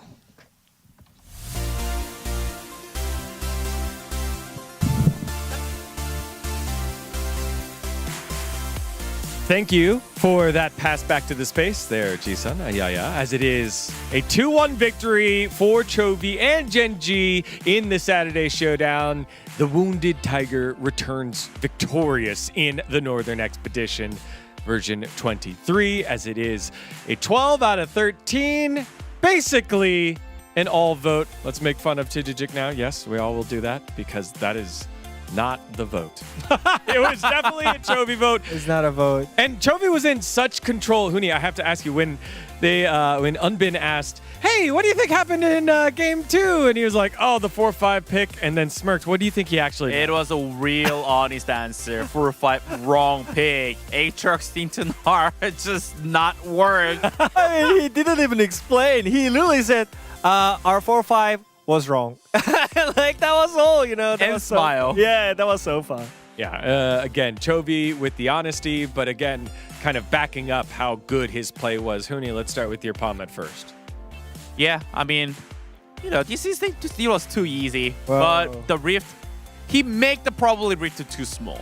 But I think my brain was not big enough to pred Gen.G. I think me too. Our brains combined are still too small. The game was really close. Like, actually, the Lucian was the only one win con and DK. Like, it was like really impressive for me that, even though the play didn't, you know, just burn flash, and it's like he knew that shredding flash there is so important for the rest of the game. Yeah, I can explain on top of that because, like, as a Lucian, you have to snowball, so you kind of want to use your flash in the team fight aggressively, so you can actually carry the team fight. But when you actually use the flash just that defensively, then as a short-range AD carry, it's really hard to win the team fight by himself. So even though Chovy didn't get the kill on that play, that was one of the important part of Gen.G winning that game. Yeah. What did you have here for us? What did? Well, Mission Chef Chovy is great, but fast food Chovy just hits better. You know, I mean, he's sometimes slow cooking, you know, like just win by fundamentals, but just look at his Silas, man. It's just a joy to watch, man. It's just so clean, and it tastes so much better. Again, the shout out to Woodid's point of the match at the beginning of the show. Just let the chef cook. I told you! Yes, you told us. Man, Woodid being right is just... He's just too smart. Just the worst. Yeah, also, I guess he's too smart. Awkward. Easiest Chovy palm of my life. That's right, he said on the broadcast. And again, he affected the game in those victories time and time again. Chovy showing off why he is that guy. Pony, the flip-flopper, said he's played this game before, in fact, quite a lot. Not a good vote, and also not a good comment there, No. Pony. No. But it's actually the Squid Game meme, I think. All right? Did you watch the Squid Game? Yeah. You did? I did. All right. I don't remember it, though. I don't remember this. I played this before! Oh, thank you. Can you do it one more time with the facial expressions to the camera? I've been playing this before! I hope Pony does that too when they ask him what his was and can do that as well. Umti going with, give this guy Rise, Silas, Yone, Arya, Zira, Nivea, Annie, Aurora, Mel, Akal. Just don't give him all. There we go. I mean, you have to give him something. Nice. Yeah, I mean, I think I remember one time when we figured out like you can't really do anything against Chovy, so feel this draft is in, so maybe in the game 1 you just pick 5 mid lane champions to like ban them out so you can actually play into it. But you know, it's more than 5, so it's really no chance. I don't know, maybe you need 2 mid against them. I mean, that probably is some team strategy whenever they play Gen G. There's no stopping Chovy. I agree, Cloud Templar. Straight direct to the point. Very much like Gen G's victory today. And put in 500 won. Get 10,000 back. I want to put in all my money on Chovy. Prince, just being efficient. Does that sound familiar? I've never seen or heard that one before. I'm not sure about that, bro. Used that one yesterday. Okay. Again, Chovy and the rest of Gen G, they move up to 7-3. Third place as D plus Kia fall down. And not by much behind T1, but they are 5th now after this Saturday Showdown defeat. Yeah, again, I think draft matter a lot. So I think I thought like if you give up Orianna and like get the Karma into your team was kind of greedy, but it turned out that if you can actually play into Orianna in the laning phase just like Chovy, then actually it opens up a lot of different cases in the draft. So I think again, different idea, but it hits well. So you gotta be quick on the meta shifting. Final thoughts on the series here, Huni? Yeah, I mean, it's pretty much the same. Like, we saw, like, still, like, there was a big respect for CU, but the game 1, like, draft matter a lot. And game 2, draft matter a lot. It's like, as what Inavi said, I think the whole series, like, it was really matter a lot, even the in-game and outside of the game. There has to be some balances there. All right, again, the team still ramping up as we move closer and closer to the road to MSI. Speaking about ramping up, Kiwoom DRX, it's their final match before the home front. They face the new look, Nungshim Red Force. You don't want to miss it. See you after the break.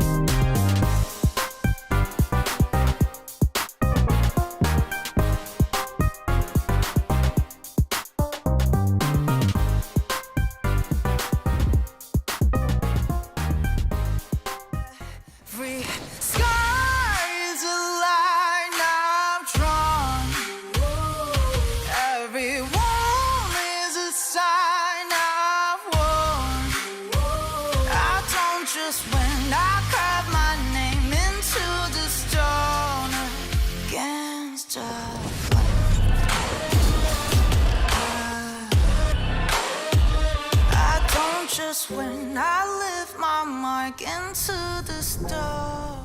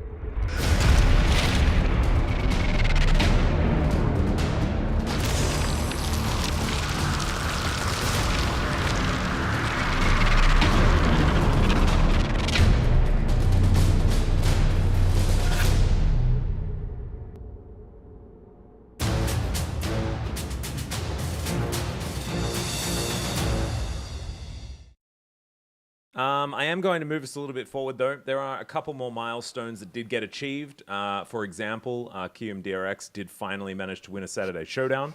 They hadn't been able to do that before, so congratulations to them. Able to take down, I believe, Nongshim in that series. So it was a big test for them, actually, in that Saturday Showdown. I remember I was giving my son a walk in the pram to get him to sleep, and I was listening to it, and I'm like, why do they sound like they're saying that KRX are going to win? And then they won. And it was kind of insane. Also, Zeka broke an 18-match best-of-3 losing streak against Chovy, which is somewhat impressive with their victory over Gen G on... Was that the same day? Might have been. It says at the same time. It was around the same time. Wait, what? Yeah. No. Wait, are you asking? At the same time, they talking about the BO3. Yeah, they ended a 20-match losing streak against Gen G, which had lasted 5 years. I don't think that's... What? Apparently. But they beat them in the finals. 20-match best-of-3 Best-of-3 losing streak. I think regular I season, presume. I assume. Which is a very, it's a specific stat, but it is also fun. It is something. Yeah, because they also... did definitely lose in the finals when Orcs was correct. Yeah, and also Chovy did lose to Zeka in best-of-5s in certain... Yes, there was a time where that happened prior to 5 years ago. Yes. Just wasn't the last one. So, yeah. Pretty specific, however, still a stat that's kind of cool. But Even with eyes shut, I see them.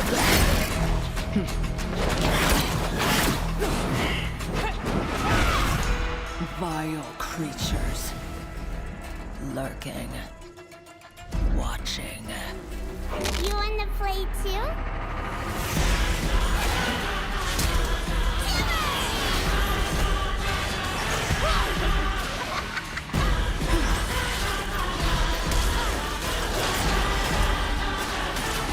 None can hide.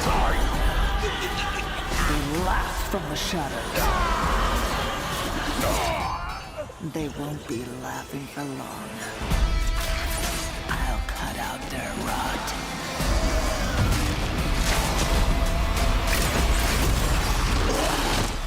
Hunt down every last shadow.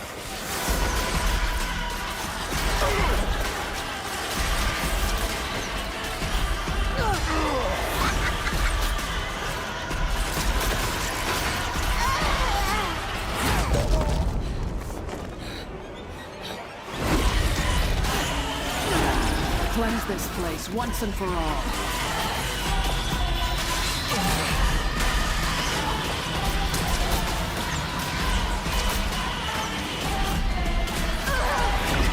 I will rid this world of demons.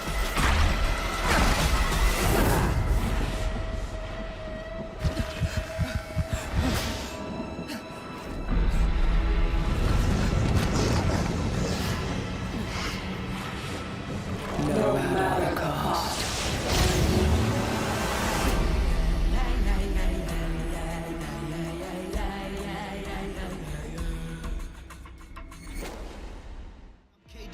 Rookie, but somehow I still end up as the MVP. My kick game like Fredo, or better yet, MVP champion at MP3. That's why they all envy me.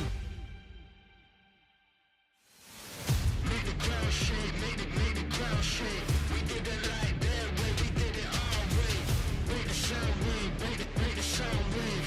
Hall of Fame, fame, music like we don't play. Make the ground shake, make the ground shake. We did it like that way, we did it our way. Break the sound wave, break the sound wave. Hall of Fame, fame, music like we don't play.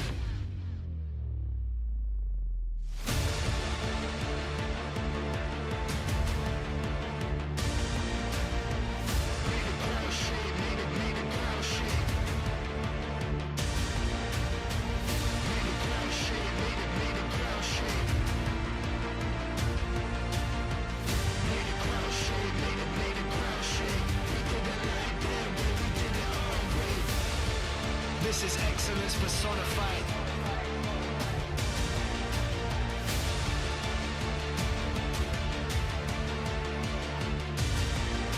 Tell coach put me in. call my number, I'ma show up. And they ain't no stopping all the shots that I'ma throw up. Been the man since the boy, but now the boy is all grown up. All it takes is one chance to make your life blow up. It's game time.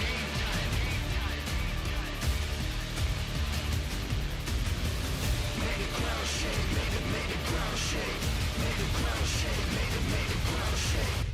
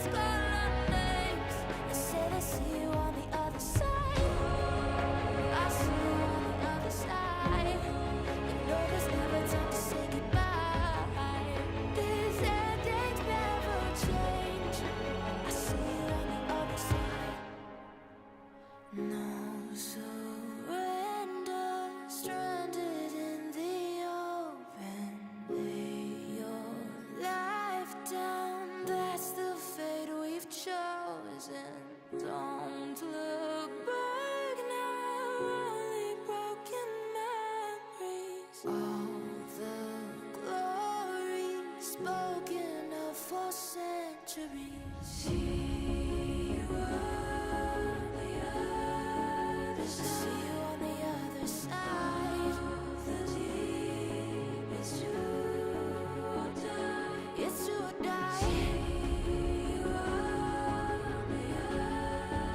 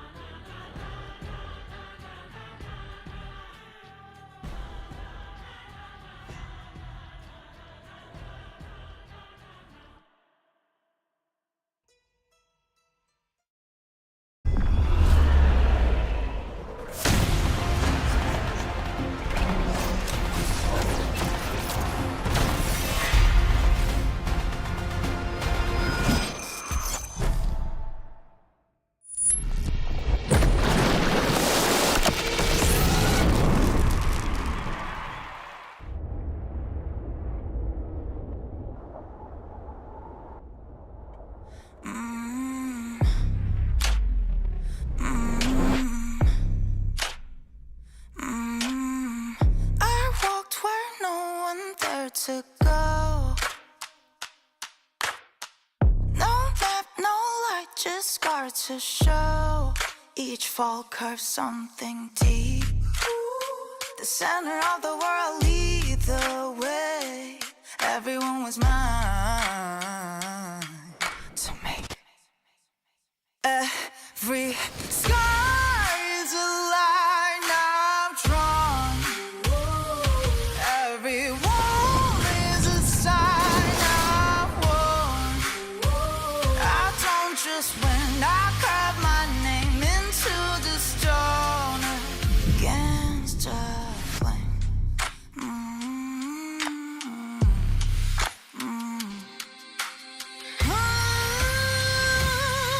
Every sky is a line I've drawn. Every wound is a sign I've worn. Cut by cut, mark by mark, my name forever in the stone.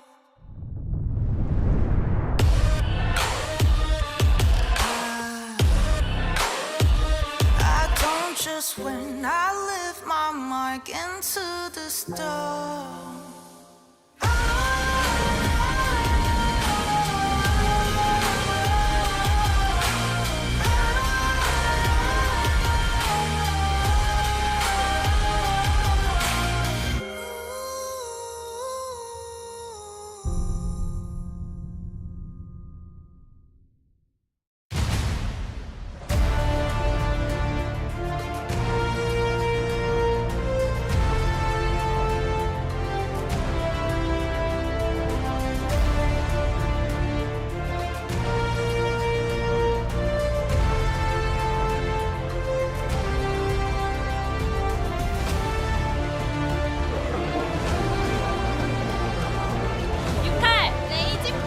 KRX 화이팅!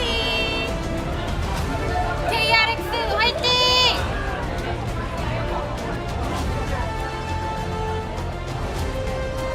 농심 레드포스 화이팅! 용심 화이팅! Hello and welcome back to the LCK. We're here for the second match of the night. It is KRX up against Nongshim Red Force. And this one could be pretty interesting, especially with some of the rosters we do see coming into tonight. KRX have not been having a great time, but they had a decent last match. And Nongshim also struggling with 3 losses to 3 of our top teams in the LCK, and Home Life Esports, T1 and Gen G, hoping for a bounce back. Yeah, KRX against Gen G, especially given the series we just had from Gen G. Gen G clearly looking in better and better form, and KRX took them to 3 games and was pretty competitive throughout, so definitely not a pushover team. And I think Nongshim are in this nebulous middle point of the standings. Yeah. You know, we have the group of 3 who are 2 and 7. We recently had 3 teams who were at 6 and 3, but now that's kind of shifted a bit. Gen G 7 and 3, T1 and D+ get an extra loss. But at 4 wins, you know, Nongshim are 2 wins above, you know, the teams in 7, 8, and 9, 2 wins below the teams in 4 and 5. A lot of work needs to be done to go in either direction, but it does make you feel they're kind of in no man's land. If they don't start moving in one direction, they will just get stuck in this 6th place. Yeah, Nongshim generally standing, or NS generally standing for Nongshim. This time it's not sure, but now we're becoming more sure as Diablo and Taeyoon have been traded. Diablo is here tonight and playing for Nongshim. So definitely going to be a different look, as obviously we started round 2 just yesterday. Yeah, this is big news, the trade, and came in with the turn of the round. So we'll see how that comes into play. And obviously alongside Diablo is Lahens, who has been paired alongside many young AD carries in his career.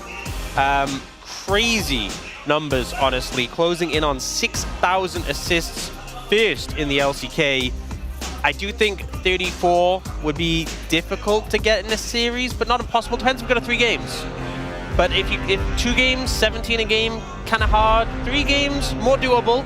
But obviously with one of those games being a loss, could be tricky. We'll see though, we'll keep tabs on it as we go through. But either way, will be a huge achievement when he gets it. And I think a lot of people are interested in this match to see the debut of Diablo wearing the Nongshim red and black rather than the B&K KRX colors.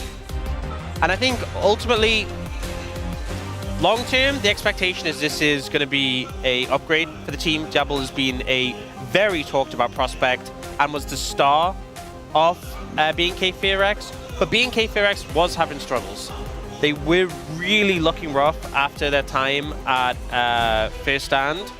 Something wasn't working, and Nongshim kind of has to adjust to this trade. So we don't know how quickly they will rise to the level we think they can be at. Yeah. But Nongshim also weren't going super smoothly either, so it's not like he's coming into a team that was going fantastically. I mean, understandably, because I think if everything was going swimmingly for Nongshim, then maybe there would be less justification to make the trade. But clearly thinking Diablo is worth picking up. And based on what we've seen from his career so far, that makes a lot of sense. Yeah, absolutely. I think everything you said has been very true, based in logic, based on the forms of the teams we've seen so far. The internet is super heavily in favor of Diablo coming over to Nongshim and think that Nongshim got the much better end of the trade. I will say that Taeyeon has been struggling recently, but we know he has high highs as well. So I'm also curious to see how he's going to do over there with B&K KRX. Diablo also, we know what he's capable of, but he's still very young, and obviously coming over to a new team with a totally new roster after playing for most of his time over at B&K KRX, it can totally change the player's form, the way he plays. Diablo's a very aggressive player and oftentimes plays for himself, so maybe it won't change his play style necessarily, but doesn't mean it's going to be a huge success right from the get-go. So a lot of adjustment period we will have to give to this team and keep our eyes on that bot lane. A huge strength of B&K KRX was their bot lane 2v2, the pairing of Kellen and Diablo. We now have to see how he pairs up with Lehens. And again, Lehens is a fantastic support who we've seen play with many AD carries over the years, but this is a very recent trade, hot off the press, and the synergy obviously isn't going to be as present as being with the support you spent years with at this point. Yeah. And being to an international with. So we do need to see how that goes.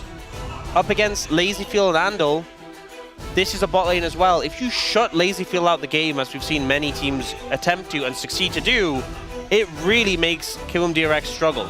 So a lot hinges on the bot lane. If Diablo and Hens can crush the 2v2, we might end up seeing KRX just fall apart. It'll be a great debut. Morale will be high. Everything looks great. On the other side, if Lazyfield gets to late game and isn't pressured, maybe we get to see some inkling of the KRX that took Gen.G to 3 games. Yeah. And, the KRX that took down Nongshim in round 1 in a 2-0 fashion. Obviously, now a different roster. But it wasn't, just because they're bottom lane or anything like that. I think KRX just overperformed in a big way on that day, and Nongshim as a team underperformed. And so they're going to be looking for their revenge. And again, trying to bounce back after 3 tough losses to 3 of our best teams in the LCK.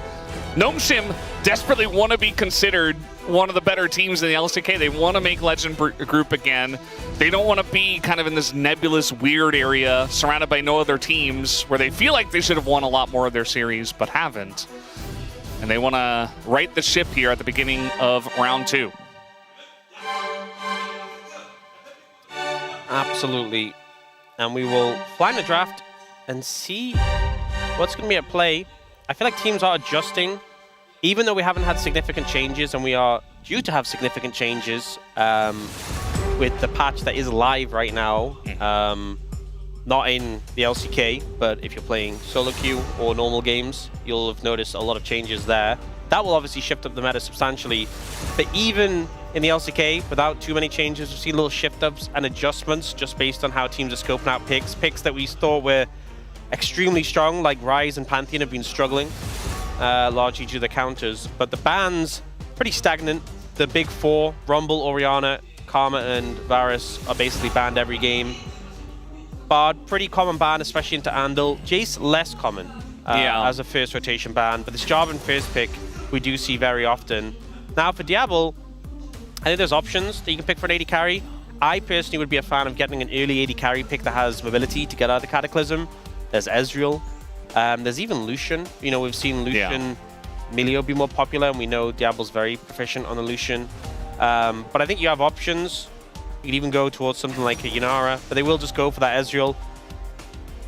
Looking at the Ezreal Nico, well, it is on the space today, so I'm sure you'll have feelings. Also, Ezreal did break his 11-game losing streak. Oh, so that means he can play it now. Yeah, now it's good.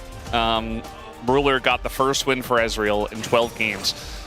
As Reisnar comes through. So I kind of like this, I was going to say blue side, but I guess it's just first pick approach, where you go the entire top side when a team is locked at bot lane, and they just don't really have an opportunity to respond to everything.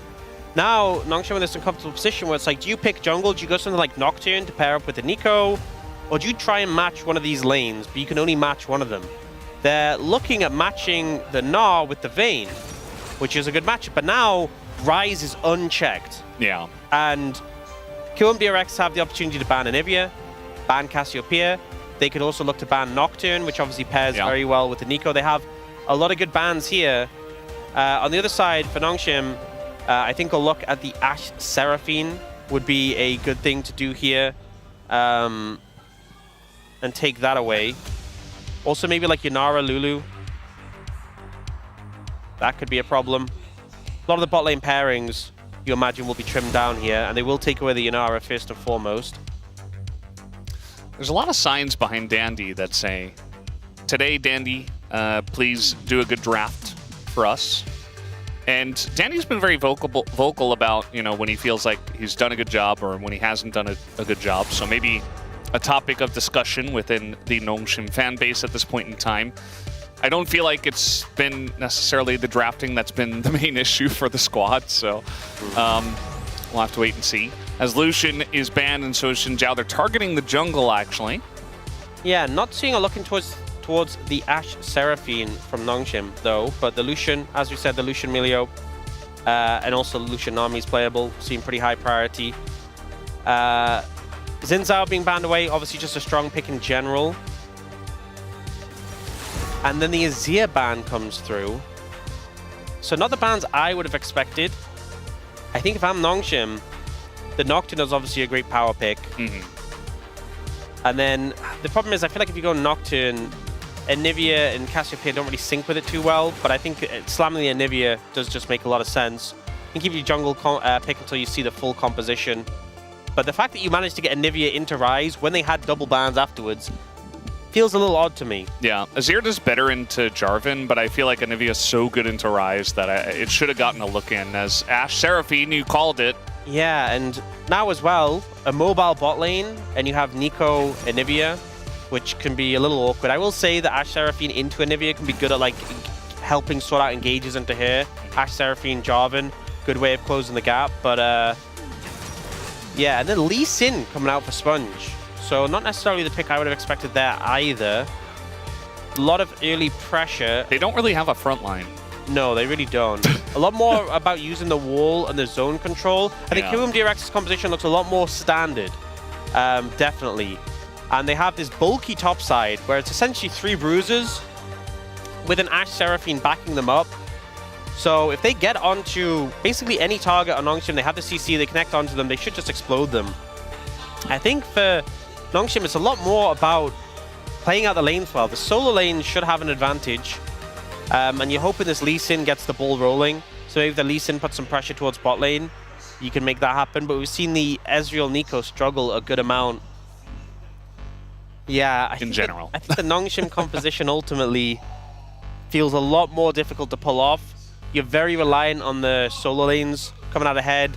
Bot lane, you know, we haven't seen Ezreal Nico naturally win against Ashe Seraphine. I think you're going to need attention for the Lee Sin if you're just playing that 2v2 out normally. And even if you win lanes, I don't think things are surefire completed when you're playing into the Narvin combo, when there's the Ryze who scales so well, the Ashe Seraphine. I think KRX have the tools they need to have a good game here. Yeah, the draft looks pretty nice on their side, but let's hop into the Rift and see what happens in Game 1.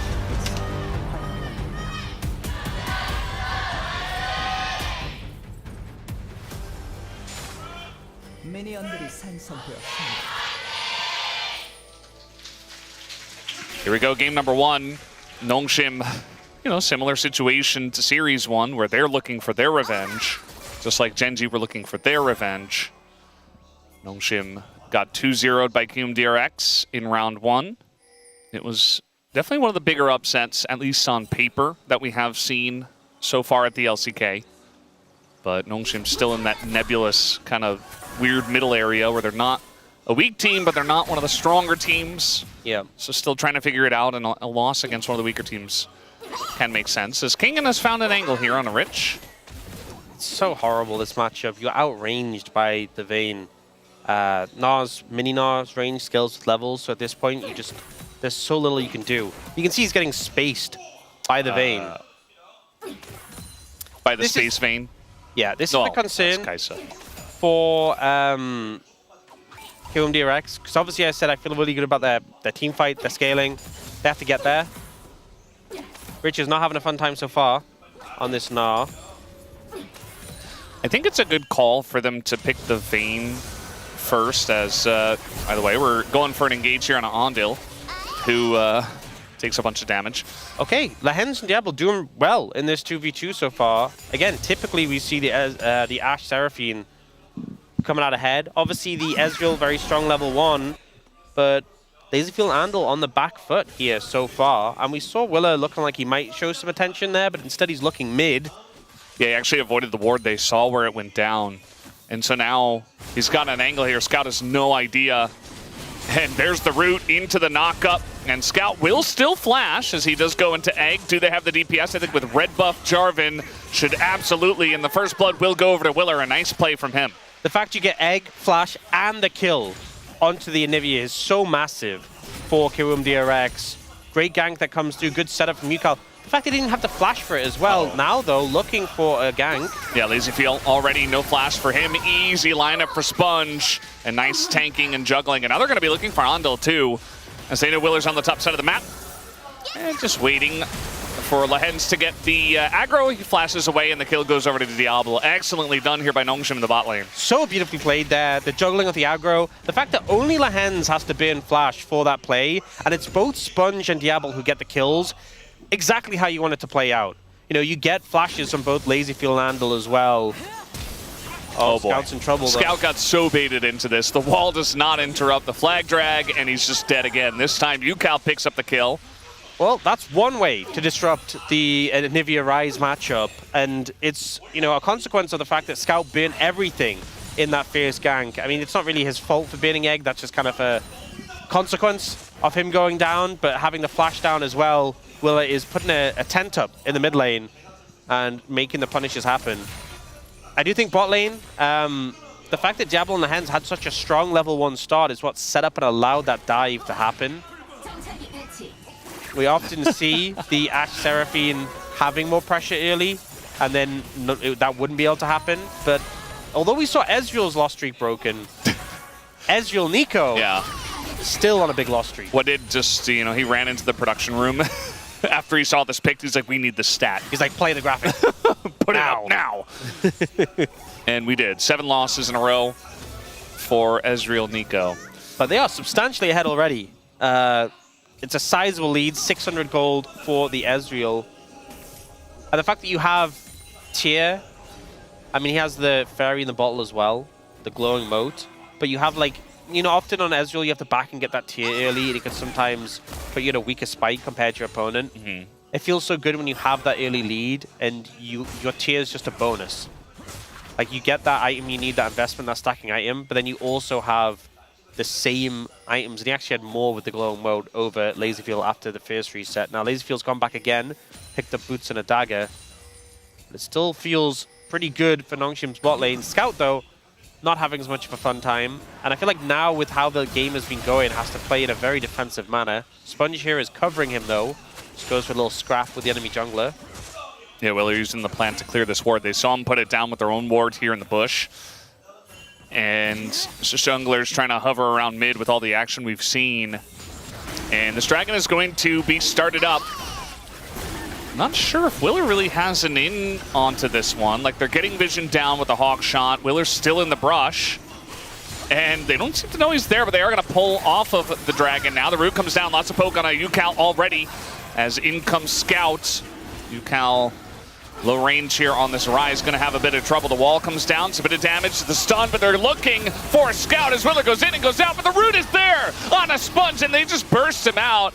And now that's no smite here for the side of Nongshim, as that will be Lehen sticking around and actually might just be punished here for it, as down he will go.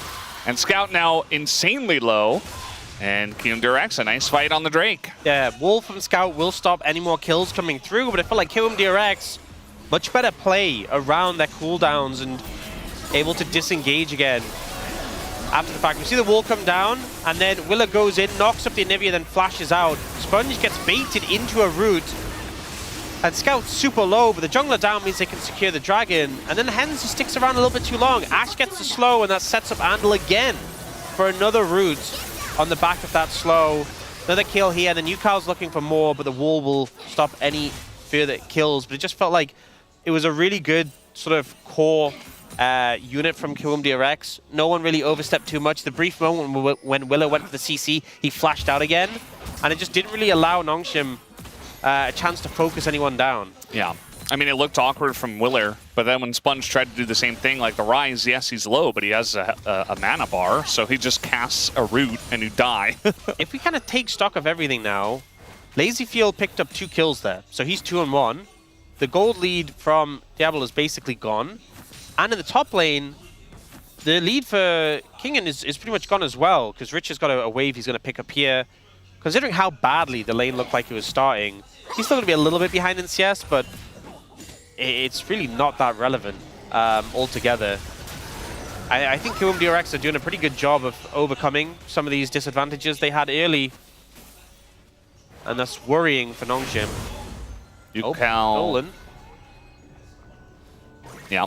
Kind of unfortunate there for Sponge, who they're going to have a trade up here in the top lane. Rich gets a nice amount of damage here into Kingen. Still have to be careful about, you know, going super deep into that lane, just because Vayne can sometimes run you down, especially with exhaust. But I think Rich plays it well. Gets a bunch of damage down, backs away. I mean, Gnar is a pick that I feel like Rich has just always been so comfortable on. Kind of a go-to in tough situations. Obviously, this is not a matchup you want to find yourself in, but he's really found a way to stabilize it. Obviously, Vayne scales well, but I think if you get through the tricky laning phase, you can kind of just farm up and not really have to interact too much with the Vayne later on. Just pick up waves and not interact with her a ton.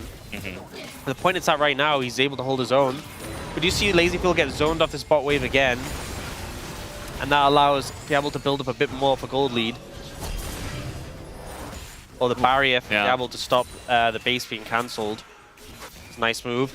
Yeah, ultimately we talked a bit about how Diablo and the Hens crushing the bot lane 2v2 could really shut Lazyfield out of the game, and how a lot of teams have looked to do that. As much as they have put him down. And after this wave, it's going to be about a 20 CS lead. The fact he got those 2 kills and just, he's still very much in the game.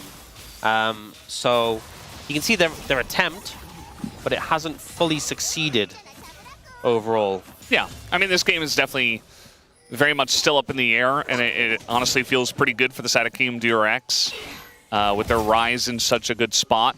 I don't know if they're going to be able to play it as well as Gen G did when Chovy was very far ahead on the Rise and really just took over the entire game, but they've certainly set themselves up for success here in the early game, as here comes Sponge trying to gank an R, always very difficult, especially when that's something about this Lee Sin pick, is that often with Lee Sin you want a lot of setup from your lanes. Yeah. And I know you have like CC technically in every lane, but none of it's super easy to get off reliable. You know, if the Anivia is playing well, you can use the wall to guide the stun, but it's not the easiest. It's quite a slow projectile.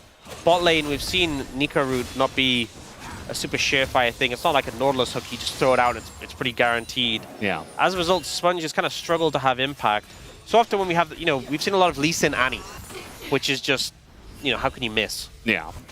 So far, a bit of struggles for Sponge on making that impact you'd hope for. You have Dragon coming up in about 30 seconds. It's been 3 grubs and that Fierce Dragon for KRX, and the Fierce Dragon was Chemtech. We're actually getting both Tech Dragons out of the way. Yeah. So it'll be a primitive soul, I guess. No tech. None allowed. And, you know, to be honest, I was getting a little bit annoyed by the Hex Gate escapes. Whoa. I don't know if you... No, I won't take the slander. No, Brent. I don't know if you felt it during the cast, but I'm like, this is just like the Mega Cone disengages. No, stop talking, Brendan. it happened twice in the same game. I won't take this slander. Hex Gates were a great addition to the game. They're phenomenal. Yeah. More often than not, they're used for flanking. That's why I'm still okay with it. But the trend is, you know, a little bit iffy. As that arrow's going to hit Lahens here, he's in a lot of trouble. He's just dead. So more than a lot of trouble. Sponge also has to hop away. And this Drake looks like KRX should just take it for free. Yeah, Lahens not able to block the arrow with his clone. I think that's what he was going for there. Unfortunately, just gets caught out and suffers. Doesn't end up using the flash because he thought he'd be able to block it with the clone. And now KRX a pretty heavy control over the area. He can just pick up the second dragon. Yeah. But honestly, Brendan, you trash talk Hex Gates again, we're going to have a problem. You're allowed to take it back. You're allowed to say the Sometimes now I've realized the Hex Gates can be an issue, but it's not like the Blast Cone where it's like most of the times it is an issue. Just stop talking. Most of the times it's not an issue for the Hex Gates, so it's fine. Do you know which game used Hex Gates? You know when KT upset? Engage comes in. Oh, Rich gonna go back into that. Not sure about that play. Trying to set up the Mega, and instead he just looked mega silly. I think he wanted to jump back on the tower because he like came out. He's like, I'll jump back on the tower after the ult and just mistimed it. So a little bit unfortunate. A little bit. Yeah, the KT upset over Gen G, Game 5 last summer. The Hex Gate from BDD in. Yeah. What a great move. But you don't want that, do you? You want Hex Gates. I see how it is. I think you're misreading the situation. I'm okay with Hex Gates. It's just sometimes. Are you? Yeah, Are you? I am. He should have flashed this. Yeah, I think he was like, maybe I can clone to get out of the way, but the clone wasn't even going in the right direction initially. Probably should have just gone for the flash. Yeah, so he flashed out. I think he was just... he was trying to jump in after the ult. You could see the intent, but it did look silly. Yeah. He almost had Meganar too. Like, it could have turned out to be a very nice turnaround. It was just like a split second later. Yeah. Because Yukon was right there, and I mean, he doesn't do a whole lot, but under turret, you never know. And this has been Willer's blue buff, basically the entire game. I was nearly not his blue buff, but no one was around to steal. It is a Cloud Soul, again. Honestly, not the craziest value in terms of champions that zoom with it. Oh, Sponge will take his Gromp back. But just the general movement speed is good. So that's something at least. Yeah. The Rift as well helps the junglers get around the map pretty quick. It is a gold lead for Nongshim currently, but Laserfield's about to get his quest, so that'll equalize. Very close in terms of gold, but the Dragons, the objectives are in favor of KRX. Herald's up in about 50 seconds. We'll see if they put some priority towards playing for that. Oh, nice little tumble there from King, and he's playing this very well with the exhaust. Arrow also dodged. And all of a sudden, a lot of the pressure that KRX had there is gone. Willer's super low at the same time. Yeah, I think Willer needs to reset. Rich is trying to stack up the Mega and look for something here. Laserfield getting poked out in the mid lane. Andil. Oh boy, Andil gonna find a Lee Sin. He's gonna get some healing in, but like, they're just being poked out of the bottom lane. You're just not really allowed to be here. Sponge gonna continue in with the Sonic Wave, and now they get the root here on a Rich, who's going to be feeling some deja vu, as I'm not sure why he wasn't always also backing with Willer and Andil there. Well, I mean, I don't understand why Willer didn't just reset when he was low. Andil was walking through the jungle and got picked on. It felt like Nongshim had a clear idea of what they wanted to do, and KRX is a little bit lost. That allows Rich to get picked up as pretty much a freebie on that kill. So you see them moving up towards the Herald now, but Willer's still very low in terms of HP. We'll heal up a bit from taking that Scuttle. But yeah, they just kind of overstay. And then Rich is still looking for the Mega. Tries to go for it here, but doesn't really have the damage. And it's just deleted. A bit overforced, it feels. Yeah, just a little bit. We are seeing the Sundered Sky Lee Sin. We've seen a lot of Eclipse Lee Sin recently.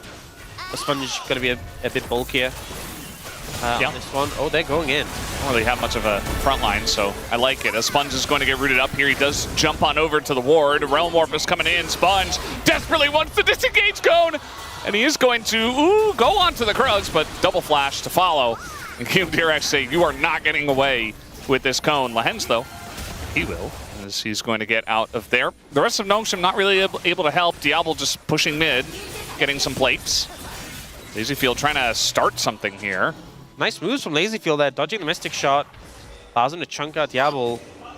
Definite health advantage on the map for KRX right now, but they don't opt to go for the Heralds in the back. Instead, looking to prioritize the Dragon, so resetting for that. It's up in 20 seconds, and there's no real vision in the area from either team. Yukal gets this plate, but needs to reset and head down now if they want to be there in time for it. Kingen does have TP, so he'll be able to join if needed. And he's pinging the enemy tower, so I think Nongshim do need this Dragon. They are probably going to have to TP the Vayne in. We'll see how much pressure he can get in the meantime. I mean, they saw Diablo back with the Hawk Shot from LazyField, so they just know that Diablo isn't here. So they try to start up the Dragon as fast as they possibly can, just burst it down. You can see that Nongshim are just going to have to give it away. The big ult's not available for KRX right now, so the fact that they're getting this is huge. Yeah, they kind of are hanging around, though. Maybe they want to take the fight after the fact, as Meganar are going to find, and the flash is very nice here from Rich, but not able to lock Kingen quite down, as he also flashes away. Okay, Cataclysms now come up. The Encore and the Enchanted Crystal Arrow are going to be available as well. Those were all down when KRX got that Dragon, so I was kind of concerned they wouldn't be able to get it. Arrow comes in.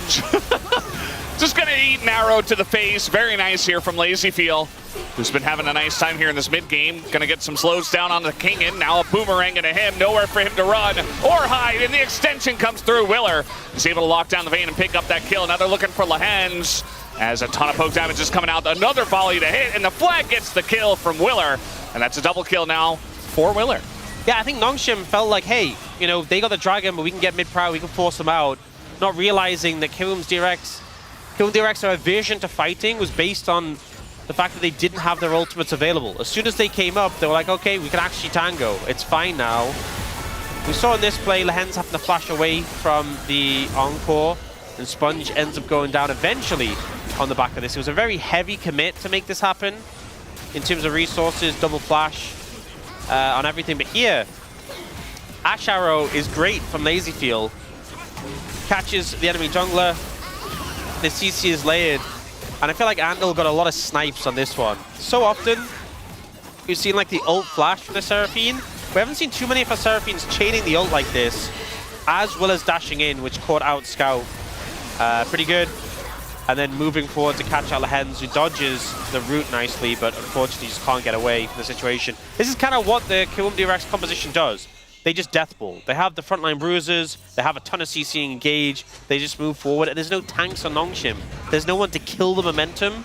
You don't have a Scion to buy time. The tankiest person on Nongshim is Scout's egg. Like him and his... if he has his egg up, yeah, that makes him the tankiest, and that's literally it. That's a problem. Yeah. That's a little bit of an issue stemming from the draft, I suppose you could say. As another arrow going to find Sponge as he tries to hop away, and the Realm Warp comes in, and there's nowhere for him to run, nowhere to hide. He doesn't have flash, and it's just free pickings here for KRX. LazyField's been on fire with these arrows so far. Still down in gold compared to Diablo, but it just isn't going to matter if they keep finding these picks. 4-0-5 for KRX's jungler, 3-0-5 for the mid lane. And they are pushing it forward even more with this Herald.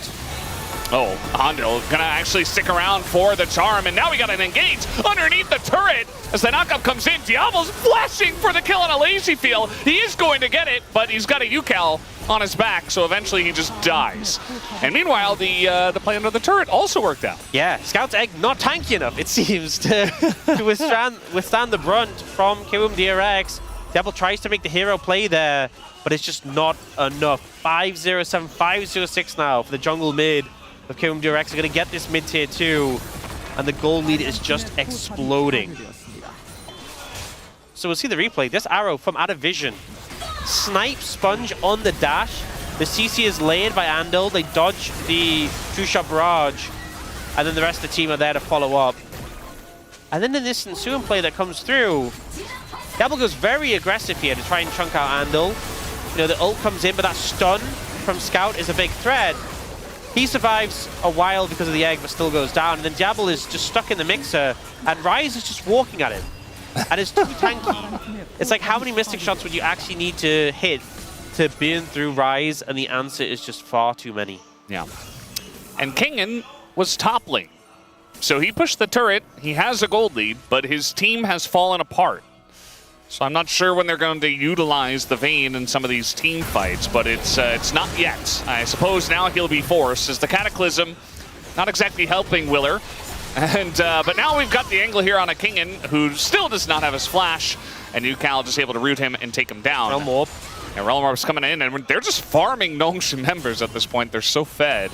This just is a decimation right now. And I think when it was announced that Diablo was coming in, there wasn't an expectation that, oh, this is just immediately going to take Nongshim to S tier, because the team had been having their issues.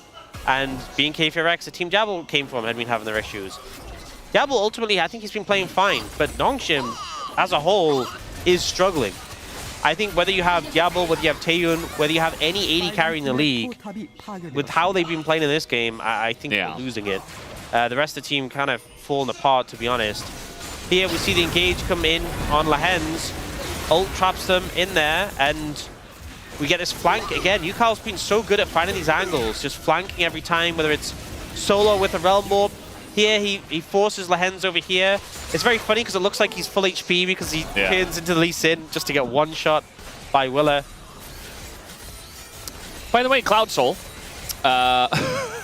with how was just secured. I mean, Cloud Soul I think is really good anyway. That 15% flat movement speed is just a ton of value. Yeah. With how KRX has been playing, just chasing people down and picking them off, it's going to feel so much harder. Like, look at the bottom left. You can see Lazyfield, 487 movement speed when he's out of combat.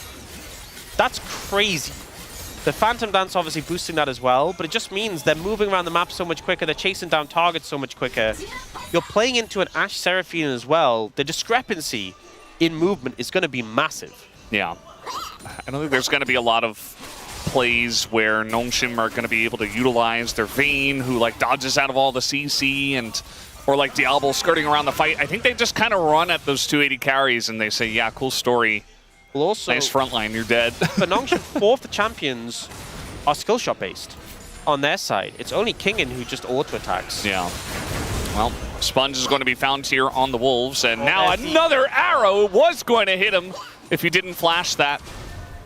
And you have this Lee Sin jungle now with no flash. Lazyfield has been on point with these arrows, firing them from across the map and connecting so consistently, forcing a flash there for Sponge to dodge away from them. It just feels like KRX, like their laning phase, it might be the worst in the LCK right now, but once they get through that, they're actually quite good. I mean, we saw that against Gen G as well, where they took the game, and in this one they actually had a lead from the laning phase. It's now Diablo, he doesn't have flash, he's just dead. I mean, the combo comes in, there's no escaping that. The bottom lane of Nongshim is gone, and it's all done but the crying, it feels like, at this point. Whenever a team commits to a play like that, and you see the flash timer is almost up, that just always makes me think that they were sharp on their timers there. So KRX, they knew Diablo's flash was still down. You can see now it's back up and available. But for that play, they knew they could commit to him and they would be able to find the kill, taking out the AD carry, and able to take on the Baron as a result. KRX just, as you said, the laning phase has at times been rough. And I think it's why we're kind of talking about, you know, Diablo and the Hens need to shut Lazyfield out the game. We've seen teams do that, but it feels almost like a necessity, because when it gets to these later stages, the team as a whole just feels so much better. Beautiful combo here with a follow-up from Andal. Jarvan plus Ashe Seraphine feels very potent. It's death number 7 here for Lahens, who's just trying to ward. You know what? Ezreal broke his loss streak earlier, but Ezreal, Nico, has not And I feel like the Nico is struggling more right now. Yeah. Just a little bit. But hey. I mean, there hasn't really been one fight where Nongshim have been able to set it up, and I think it's just they didn't really. It's so difficult to set it up, you know. I mean, against this comp as well in a 5v5, you're just not really going to win. They just engage, and your composition is kind of like you have to hold them at bay with like the wall and you're engaged. It's too difficult, I think. Because finally, they're going to get a knock up here with the Nico, and Kingan's got a nice angle, but it's already 2 kills for the side of KMDRX. A lot of low health bars, though, as LazyFeel is going to fall. Trying to take down this turret, but they're not exactly healthy. Diablo trying to poke them down. But really importantly, UCal is quite healthy, and they still can't step up to him. Oh, they're looking to push more. They have a lot of sustain from Andal, remember? Willer's going to take a bunch of damage. Rich in Mininar. Definitely don't want to overstay your welcome. You don't need to try and end right now, I think is the clear answer. Yeah. 2 members are going to well, one's respawned already, one's respawning soon. I think you just back away, reset. You still have the Baron for a minute, so if I'm KMDRX right now, I push through bot lane, keep the pressure up till Elder spawns. Another great arrow comes in. LazyFeel does end up going down in this play. Kingan kind of focuses him out and gets a bit of help from the Ezreal. That Mystic Shot did a lot of damage. Had the Essence Flux on him as well, I think W is called. Oh, they're engaging all hands again. Yeah, this engage cone not going to help out, actually. And the chase is still on. Willard just doesn't want to use... Oh, he doesn't have his Cataclysm for 5 seconds. And eventually, he just dies. So they still have Baron for a bit. They can push in on this bot tower. And there's just no vision anywhere near this dragon. But I'm not even sure they need it, if I'm being honest. It might be a bit tricky against Anivia to push the waves in. You can see that Kingan deep push top lane.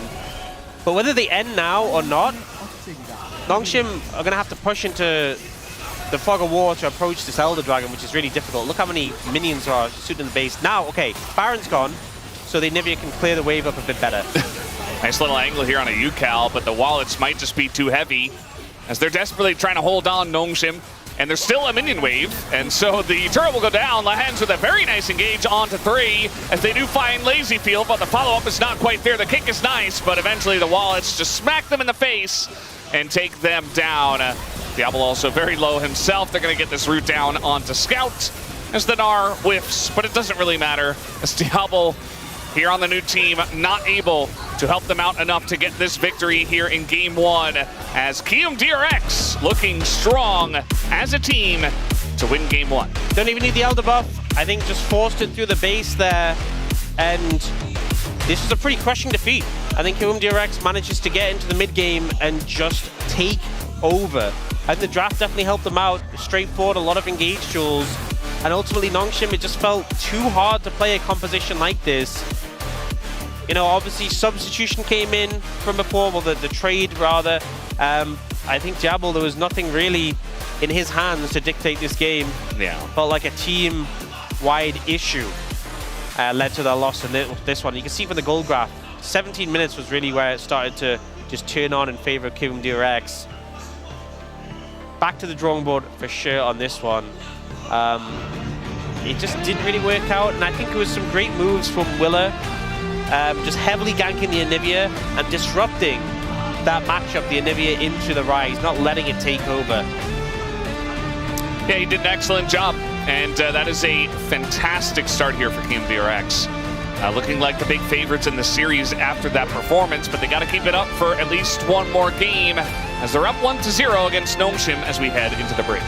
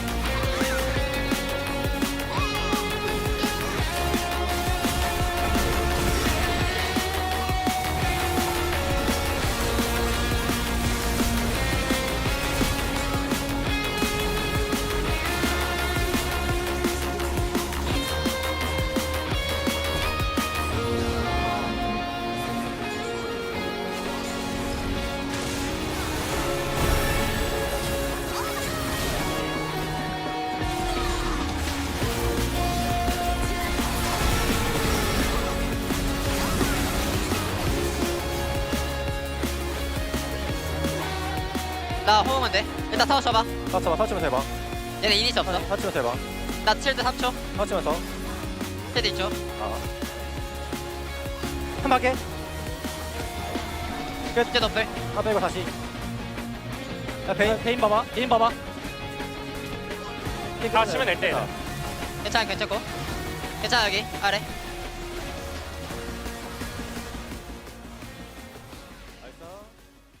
Even with eyes shut, I see them.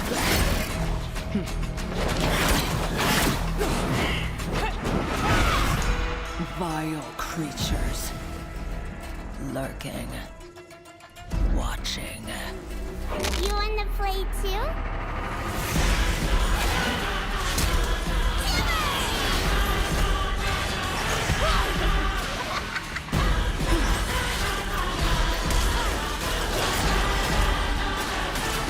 None can hide. They laugh from the shadows. They won't be laughing for long. I'll cut out their rot.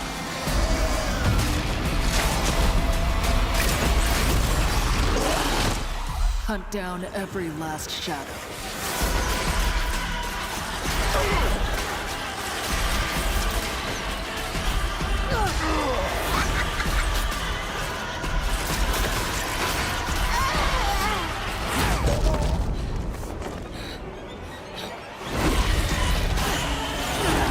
Cleanse this place once and for all.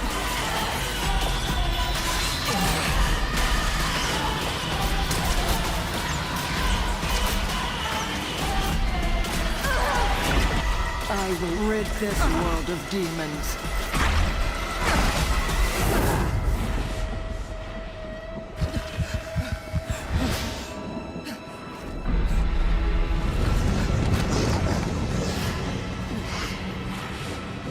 No matter the cost.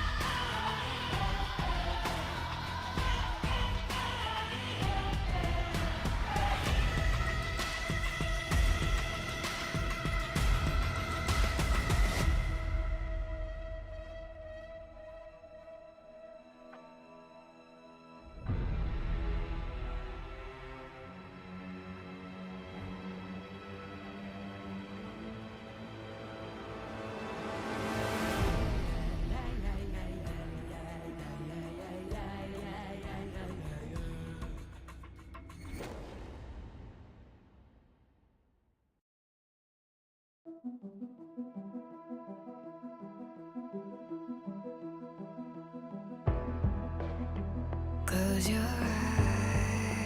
eyes, breathe in deep, feel the hurt. Need the hush, feel the dark, overcome. Shadows whispering, calling from the deep.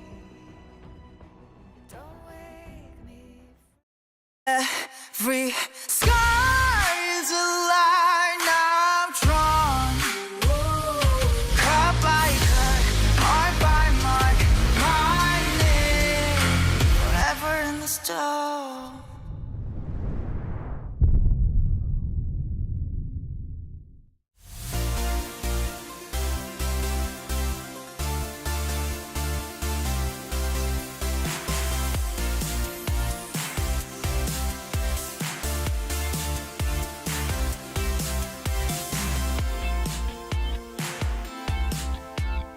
Dragon eats noodle here in game number 1, as it is Kiwoom. What do you mean? That was good. It's Kiwoom DRX up 1-0 against Nongshim. Red Force Degon here alongside Wadid and Huni. And what's that? Lehens died again? Ah, jeez. And you want to know why? Just take a look at that face right there. Look at the camera, Wadid. Oh, what did they pick?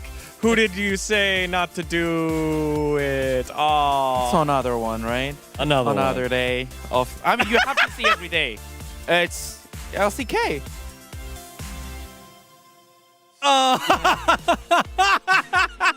Yeah. It's a meta pick.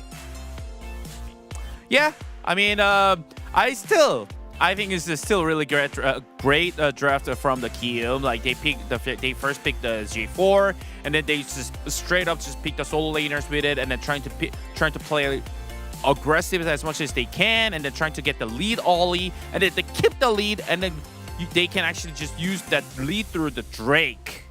That's the big concepts. Yeah. I mean, as Nico is strong, it can be strong, you know? What do you mean? How many times do I need to explain about this combo, man? They don't work together. Can you stop picking it? I thought it was a BNK KRX thing, but now it turns it to Nongshim right now. I don't know. Stop. They still have a 30% chance to win. I don't want them to be in the same team. It feels horrible. Again, so you don't win the lane, you don't scale well. So, like, it's just, it should be done, man. I don't know. I'm lost. Yeah, well, so was Nongshim at the beginning of that game. As we take a look at the early game happenings, you know, it had nothing to do with the bot lane. Had a lot to do with the eggs. Eggs in your soup. Anivia. I mean, this is like kind of unacceptable, Ollie massive mistake. Like, it's just a classic just J4 doing the bottom side 3 camp with the red buffs on, and then just go. He just passing by, drive by, just mid. Hey, what's up, egg? He burn flash. What's up, bird? See you later. Literally, yeah. I think, and after that, it was so much easier for Kiyoom DRX to take the fight, but also Wheeler being so much proactive than enemy jungle. And I think we normally, when we talk about the Kiyoom, it's Wheeler who gets criticized. But I think this game, he literally 1v9 the early game. I think that was the reason why Rise could play his matchup so much better, because this matchup is supposed to like good for Anivia. Yeah, and on that Drake clip, I love the fact that he was right next to Lehens, was like, hold, found the angle, the Realm Warp in, and Kiwoom DRX playing like a team, looking to impress the crowd as we get closer and closer to that home front. And then, Huni, this was one that was really confusing because Kiwoom gets the Drake, and then it just felt like there was no reason to fight here for Nongshim. No, there is. Now there's a red buff, and red buff, and red buff. Red buff! Oh, we got the red buff! And what happened? Yeah, and we're dead. So I think on top of that, again, we are going back to the draft where it doesn't make any sense, you know, like look at the champions that they have right now. Do you feel the connection? Of course, from Kiyoom, I think it is such a great team comp. Jarvan and Rise and Ashe and Seraphine. But on the other hand, we have Ezreal Nico and Anivia and Lee Sin and Vayne top. Like, what's the plan? What's the goal for that team composition? Are they trying to win the early game? Are they trying to win the mid late game? No, I don't see any connections between those picks. So that's why we really wanted to focus on the draft mostly. I mean, this kind of felt like a game where the players picked comfort. You know, we know that Diablo has a lot of skill expression on the Ezreal. You know, maybe have some fun on the top side of the map. With Vayne, we know can be strong if it gets going, but the game plan kind of broke pretty early on, and 10 deaths is a lot there for Lehens. Not LCK history, as it is 12 deaths for Watch on Najin Shield. I get to do 2 Najins in the same week, and then 11 deaths by Death and Mata in the past in 2017. Again, now moving towards game number 2, Nongshim taking second pick. Yeah, I mean, they should stop this kind of happening from Nongshim, because I feel like whenever they are behind the early game, they normally just falls off. So I call it's a tilting, you know, because we could see a lot from Lihans, like him just dying over and over again, and there's no comeback at all. So I mean, they should just stop bleeding, and at some point you should look for the solution in game, but there's nothing. Yeah, I think this point, I think it's really hard. I agree, it's really hard to concentrate in the game, but I think you still do have to do it. Otherwise, you know, you lose too much. Like game 1 was way too smooth, just how they lose. Kiwoom DRX win 1-0 here in the first game. And just a little bit more facts for you, because we had Mr. 4 gamer Brendan Valdez on the desk. We have yet to have 6 games in a day here in LCK 2026. Will Nongshim do the funniest thing and send us to our 6th game and battle it back? Or will it be an informed Kiwoom DRX before they head on over to Vietnam for the home front? Let's send it back on over to Valdez and Ox. Well, thank you, Spacers. What I'm thinking is, I think Kiwoom DRX are on the upswing, and I would be expecting them to take this series. I don't know if they're going to do it 2-0, but after what I saw in game 1, from the drafting to the play from Willer, who looks like he's really on point, everybody having a great job just getting together and playing as a team. Even Lazyfield's Ashe looked great. Like, these aren't picks necessarily that these players are super known for, and they can only win on these picks. I don't think it's anything like that. I do think that Kiwoom DRX are just playing a better game overall. I don't know if we're going to get our 6th game, Ox. I don't know if it's going to happen today. We'll see.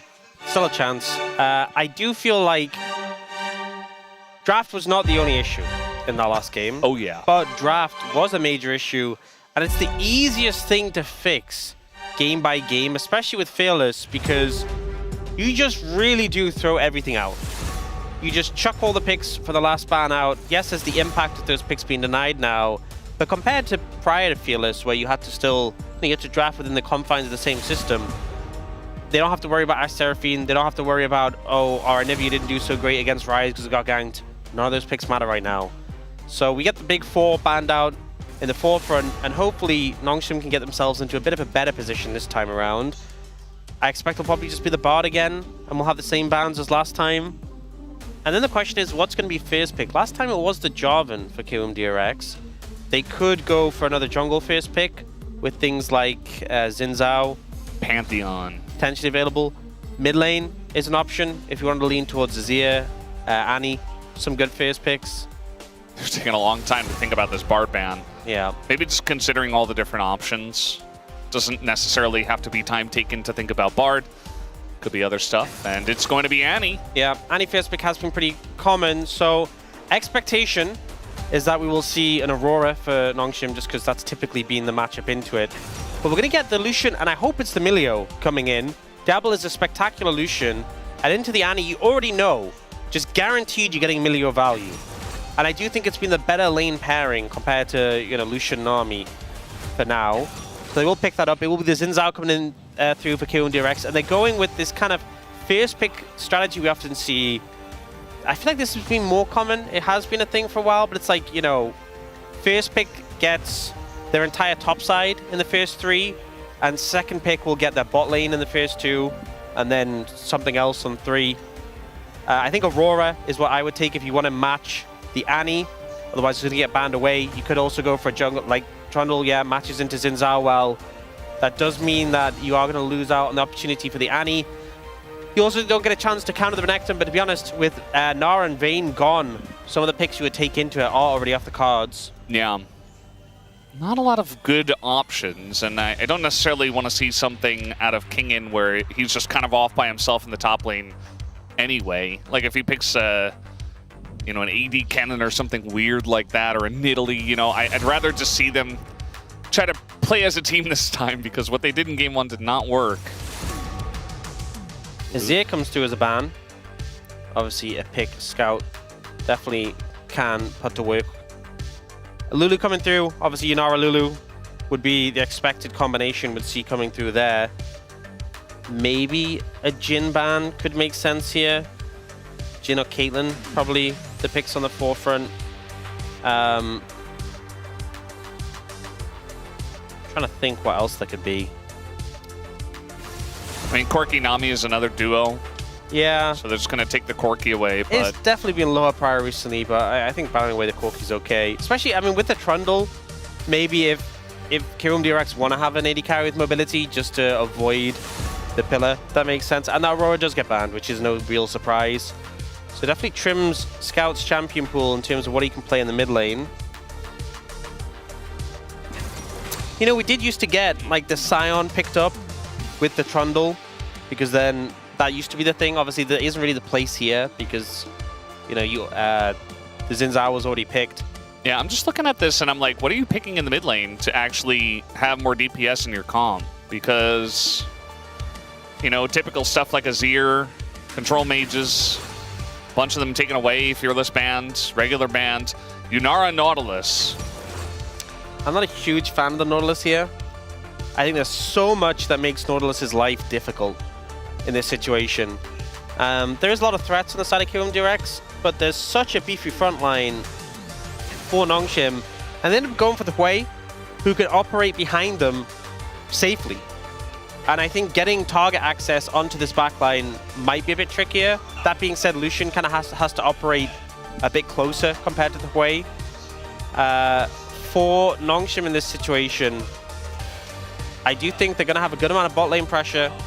The Hui can operate well if he maintains range, and they have a good matchup in the jungle. Asano can still up in the top lane. If they can get to the late stages, I think they should be in within a good chance of this game. They should be in a good spot. But I'm a little bit concerned because we saw last game kind of fell apart with Scout just being ganked on repeat. They could do that again. Yeah. And when you only have 2 carries, one of them being put behind makes the game nearly impossible, because then all the focus goes on the other carry. You kill that other carry, even if you're trading 1-for-1, they just don't have any gas left in the tank. Yeah, I'm not sure how to feel about the comp from Nongshim. I think it's more the style I wanted, but I don't feel like it's as good as what we see on this side. Like, there are just so many ways to start fights with the Nautilus and the Annie on the side of Kium DRX, and I feel like if they get an early snowball again, they can definitely run away with this one, or run away with this one, as we hop onto the Rift for game number 2.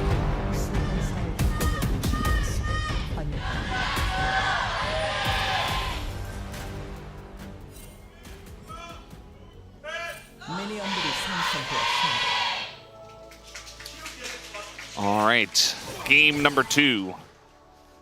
Kium DRX are just proving to be a huge thorn in the side of Nongshim so far at the LCK, as Nongshim do not have a single game win against them yet. Yeah, so this is interesting. We've seen Lazyfield go Resolve secondary with the Bone Plating. Bone Plating really good on Lucian, but it means you don't have cashback, and you are essentially just missing out on a bunch of gold over the course of the game. And they're also going for Spellbook, which we've seen less and less of from Nautilus. I'm not a big fan of it into this comp. I think you're going to have a rough time on Nautilus here. But we'll see what value you can get from it. He's just going to walk up to them and root them both and then walk away. Andil says, my job here is done. And I think he probably took shield first. Yeah, he did. So I was like, hey, he's just not going to cast anything. Well, he did because he had his shield. Level 2 is going to be hit. And they push them away. Playing with respect here. Not wanting to deal with the Nautilus engage. Once Milio gets access to his Q, the Mega Fire Kick, I think it's called, really hard for the Nautilus to engage. You can disrupt basically any melee engager on the Milio quite comfortably. As you can see though, yeah, it's Revitalize and Bone Plating for Lazyfield, and then Cashback for Diablo. So you just passively get more money by default. Yeah, ooh, very nice long range hook there in a Lahens. Was not able to interrupt that one.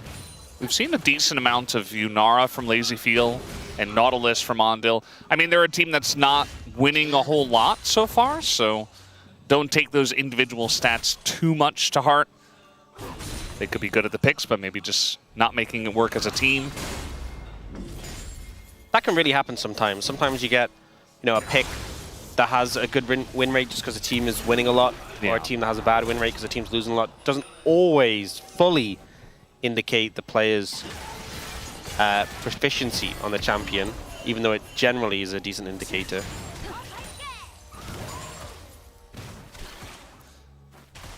We're really looking at the bottom side of the map here. Just feels like the threat from the Nautilus is being respected quite a lot by Nongshim. Xin Zhao is leaning over, currently in Nongshim's jungle. Willa even got pinged out. You can see where he was. He will have definitely walked over. I think he walked over that banana brush ward, so they were fully aware he was there and played very respectfully during that time. I feel like Hui's gotten like a decent amount of buffs. Like we didn't see him that much in competitive for a while, but he's gotten buffed a few times. Like he got a buff on his WW shield. I also just think his trading patterns in lane can be a little obnoxious, where you just like press all your buttons. Yeah. Just do like the claw into all your poke. Also, his ability to kind of just ignore lane at a certain point. Yeah. Is pretty nice into Annie. I mean, you have range advantage as well, which is always pretty good into Annie.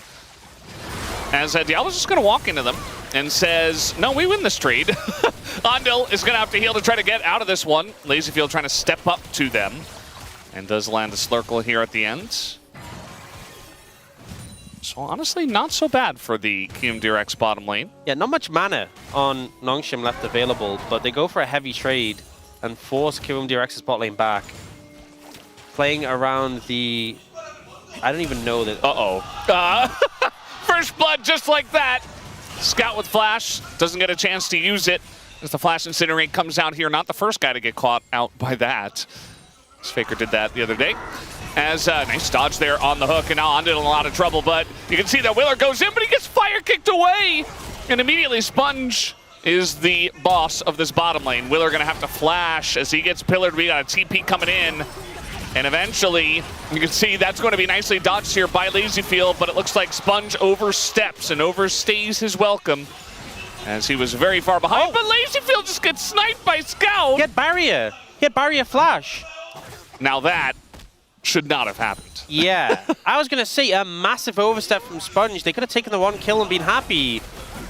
And Scout said, it's okay. I'll get a second. A big scrap in the bot lane. This kill, this really shouldn't be happening. Like, he takes the chunk. It's like, you are in kill threat now. And he walks back up. Speaking of walking back up. He didn't flash. Okay, he's going to flash now. Ult's thrown into Andil. We're really playing with fire, everybody here. I mean, literally for Annie. Yeah. Everyone, yeah. Okay. Pretty action-packed early game so far. Lehens is stepping up quite aggressively, but just stop the recalls. Imagine being a top laner and just this is all going on and you're just doing your own thing. Yeah. So this play, Andil misses the dredge line and ends up in melee range of a Trundle. Not where you want to be. Diablo just survives there, very close. And then here, like at any point here, they could have backed off, but they had the TP coming in, so like, yeah, we can keep going. He just keeps chasing into a level 6 Annie. This is where you back. Could have backed well before that. Yeah. Also, Lazyfield just dodges the poke from Scout, and then the second time it comes through, he doesn't dodge it and doesn't use a summoner to survive, so a bit unfortunate. Yeah, just a bit. Rich up here, he's trying to do things into Scion, just to realize that, yes, in fact, Hagen is still playing Scion, and you are not going to do things into him. Yeah, he also has Biscuits, so he looks low HP, but he's actually fine. He ain't. That's a nice hook once again onto Lehens, who is getting run down here. Going to fire kick on a Lazyfield, who takes a lot of damage. Diablo not yet level 6. He's trying to get it here on the wave. And he's just going to get hooked instead. Still not level 6, but another fire kick comes in. And maybe on this minion? Yeah, okay, finally gets it. Yeah, I mean, considering Lazyfield had his ultimate, which is so much power, Nongshim's bot lane really just didn't feel like they needed to disengage that quickly. Diablo stepped up. The Hens didn't even flash. and they're able to mitigate the pressure. They are definitely testing their limits in this 2v2. Now, Willa is bot, which will make things a bit trickier. But for the time being, they are okay. Yeah, it really does feel like Diablo is trying to take things into his own hands with how aggressively he is playing back on some of these trades. And you kind of do have to do that if you're going to pick Lucian Milio this early on in the draft.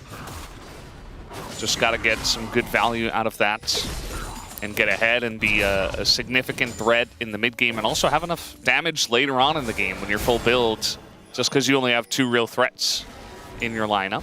Yeah, I do kind of feel a bit better about Lucian Milio into the later stages than Lucian Nami, just because Lucian Nami, I know the mid game is great, but I think the Milio, you have that full Enchanter offering, and the W lasts a lot longer than just the Tyco's Blasting, which is just there for a little burst combo. Just trying to pillar him away. It's not going to work. Oh, Willer just slowly walks to the dragon and takes it. And Sponge has Subjugate, doesn't even use it. He's like, no, I'm dead. There's no salvaging this. Yeah, that was suboptimal. He was just doing the dragon by himself. Yeah, don't really know what to say on that one. Actually, now that I think about it, I think a big reason why Andal went the Spellbook instead of like Aftershock is because of Subjugate. Although I think Glacial Augment is still a good option too. But either way, I think the less we talk about that Sponge situation, the better. Just reminds me of some of my solo queue jungle games where I would just start the dragon and you would yell at me for doing that. Oh, yes. Just starting it, like, no prio. It's like, you can't just do that. Yeah, it's not allowed. You know, if they don't see it and you get away with it, yeah, sure. But So the risk outweighs the reward because one individual dragon at this point in the game, I mean, and now Willa, he gets the dragon himself, they get the kill, they then get to go towards grubs and pick those up. So Willa's just kind of springboarded off of Sponge's hard work. Yeah, feels familiar. Definitely going to be very nice for Willer. He's not playing Jarvan, he's not ganking mid, 2-3 times, but he gets wins elsewhere. And Yukao's in a great spot with 2 kills. He's going to get that rocket belt. And in this mid game, I mean, you're going to have a very fed Annie who can set things up so nicely for the team. Whereas so far, Scout, not quite the same impact. That's the thing as well, as much as Milio has good value into the Annie to remove the stun, the damage is there, you'll just kill them. Stun or not. That, yeah. And Lazyfield get the kill. It's a rough one. Andil no longer has flash. We can say that. Sponge also spotted on the ward, so maybe that's part of the reason why they just back away without trying to extend it. Willer does come down here, though. Makes his way over the wall. Yeah, the flash auto, sorry. I was going to say he has ult, so I was thinking maybe he was trying to make more of it, but maybe, as you said, spotted Sponge and was like, no, thank you. Essence Reaver now for Diablo. And Sponge will just be there to pick up the wave. Okay, you got it. Oh, he got it. Nice. You know what that is? Grub's diff. Value. You know, for a game that started so chaotically, it has kind of just slowed down a good amount. Yeah. I still like the chances here of Kium. Don't really see a downside for their position right now. Renekton, Rich has really had trouble in some laning phases. As Willer's going to go in, still has the Crescent Guard, and now he's going to use it. Right before that damage from that one does go off from the way. Sponge with the Subjugate, and they're trying to get onto Willer, who does have to dodge by going in, and that's unfortunately also leads to his death. So going aggressively when a lot of Nongshim members are around does not pay off well for Willer. So many circles with the Wei ult and the Xin ult at the same time. Hype and Wei? Oh my god, Yukao's nearly just dead. Does he get another cooldown? He's going to snipe him? It's too far away. Oh. Good effort. But yeah, the Wei ult and the Xin Zhao ult just providing all these circles, but ultimately kind of seeing the issues with playing the Xin Zhao into the Trundle. Once you get locked into that situation, it's not a good time. And they do drop the Tibbers on a Sponge, but with the Subjugate, he's chilling. It was pretty heavy commit as well. Andal tries to sort of find an opportunity on a Sponge, but they just don't really have the follow-up for either. Still a very close game. Dragon in 45 seconds. KRX got the first one, so I imagine this time Sponge would like to actually secure it. Yeah. As we have a heavy trade in top once again, but once again, Rich is going to be like, oh, you know what? I just remembered, it's Scion. But he, you know, on a serious note, he is putting on pressure. He's getting turret plates. Like, this is pretty much what you would expect. And also, he's Renekton who can break through shields, and he has Black Cleaver. So, you know, he's putting on the pressure. He's getting done what he can get done. And Scout is going to get a Tibbers on his head. Okay, nice flash, honestly. I thought he might have just been dead, but able to survive the initial burst. We got to play on bottom side. Lazyfield taking a huge amount of damage already. The Culling actually skirting past the Nautilus, and now Andal, no flash, but not quite able to get into pillar range. As here comes Willer. Going to turn this one around as they are going to catch Sponge here, who does throw up the Subjugate, but eventually, oh, the heal comes in as well, but they do take him down with that very fed Annie, as now Kingan's in the mix. And that's also going to be a TP from Rich. So Kingan's like, well, I'm here, but I can't really do anything. So he's not going to land any stuns. A lot of snipes do come out from Scout for some damage, but nothing secure just yet, as Willer in a lot of trouble, actually. Just gets lined up, and the stun follows on the UCal, who gets hit by the Way, and he's trying to rocket belt his way to safety. It's now Rich. Ooh, the snipes continue to come in. They've got them corralled just a little bit. There's the Fear's there as well, some rocket kicks, and Scout is trying to hit something. They're just fish in a barrel right now. Rich says, we'll take the Melio instead. And that's going to be pretty nice for him. He does use his flash, but still going to be pretty good, as Sponge says, enough of that nonsense. I'm getting the objective. I don't think there was a fish in that barrel. Looked more like a crocodile that left out and bit Lahen's. Dragged him under? Yeah, that was a tense fight. Oh, no, not again. No, not again. Yes, again. He's going to do it again. No. Oh! He's not going to do it again. I think if he'd taken that dragon, and we just saw Sponge just disconnected, and I looked behind me and he was just leaving the stage, I'm like, you know it's what? I quit. It's over. I get it. I can't deal with this. I get it. This was a very intense fight around the bot lane. A lot of chunk damage coming down on Lazyfield initially. We see Sponge trying to move in, but then the cavalry arrives from KRX, so it's a bit of a back away from them. Sponge does end up going down. And everyone shows up on both teams. Obviously, the Trundle is dead, but Kingan is extremely tanky. And we just get this super extended play. Kingan finds this great angle with the ult, because Willer passed around towards the top side. Not only this ult that catches Willer, but then the stun that hits UCal as well. That gets a setup for the Hui. Doesn't land in a kill, but chunks everyone. And Scout in a bit of trouble here. UCal on the chase, too. The rocket belt comes in, and eventually he just presses a button, and Willer gets the kill anyway with no assists. Notion, meanwhile, just getting a mid-turret. Feels pretty good for them, although now... This isn't Annie with Tibbers. Yeah, Diablo gonna have to flash away, but eventually he's just gonna die. Nowhere for him to go, as he's got a Tibbers on his back. And Kingan's like, I'll save you. I will take down the Croc. And he... Wow. That was a lot of damage. Nicely done. Takes him out. Meanwhile, amongst the chaos, Willer is just going to take the Rift Herald. This is a very chaotic game. It's just insane. Flash over the wall. And now looking for Lahen's, who has his flash and is going to utilize it. Sponge not so lucky, though, as he might survive with the Subjugate, but not quite, as he gets taken out. Big Hui value with his ultimate. A lot of damage comes in, and Willer's just doing the objective still. Kingan just pushing the ball. Kingan solo killed Rich. That's a real thing that happened, by the way. Yeah. This was a nice collapse on a Scout. Just found him under the turret. Fear comes out, but it's not really enough to disrupt the Xin Zhao. Unfortunately for UCal, it ends up being a solo kill. So it doesn't even get the assist. And then here, this is where we see Diablo get completely outplayed. So what happens is he gets knocked up by Nautilus, undodgeable. Tip is dropped on his head. And then Yukal just runs at him and presses Q. A lot of outplay potential. Meanwhile, Kingen just slams the crocodile into the wall. As I said, very chaotic.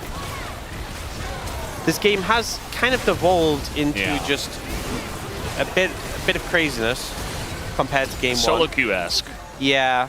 Game one was a stomp. It definitely felt like one side had the big advantage. These top laners are just scrapping. Yeah. This is all they know how to do. You know, the grass value for Kingen probably gigantic. You know, we see top laners are like, oh yeah, we can just farm it up. No. We must fight. Yeah. This is what we were born to do. And now, I mean, we have Hextech Soul on the way. Diablo gonna get hooked once again, but he does have Emilio behind him. And the culling does little to nothing. It does more damage if you hit it. That's true. You are correct, Ox. That's why we bring you in for the hard-hitting analysis. Yeah, that's what I do. For good points like that. So you see them posturing around the dragon. You might think dragon is spawning soon. It's not for a minute 20. This is like the preamble for the dragon. This is a scuttle grab. Hextech Soul gets all of the attention.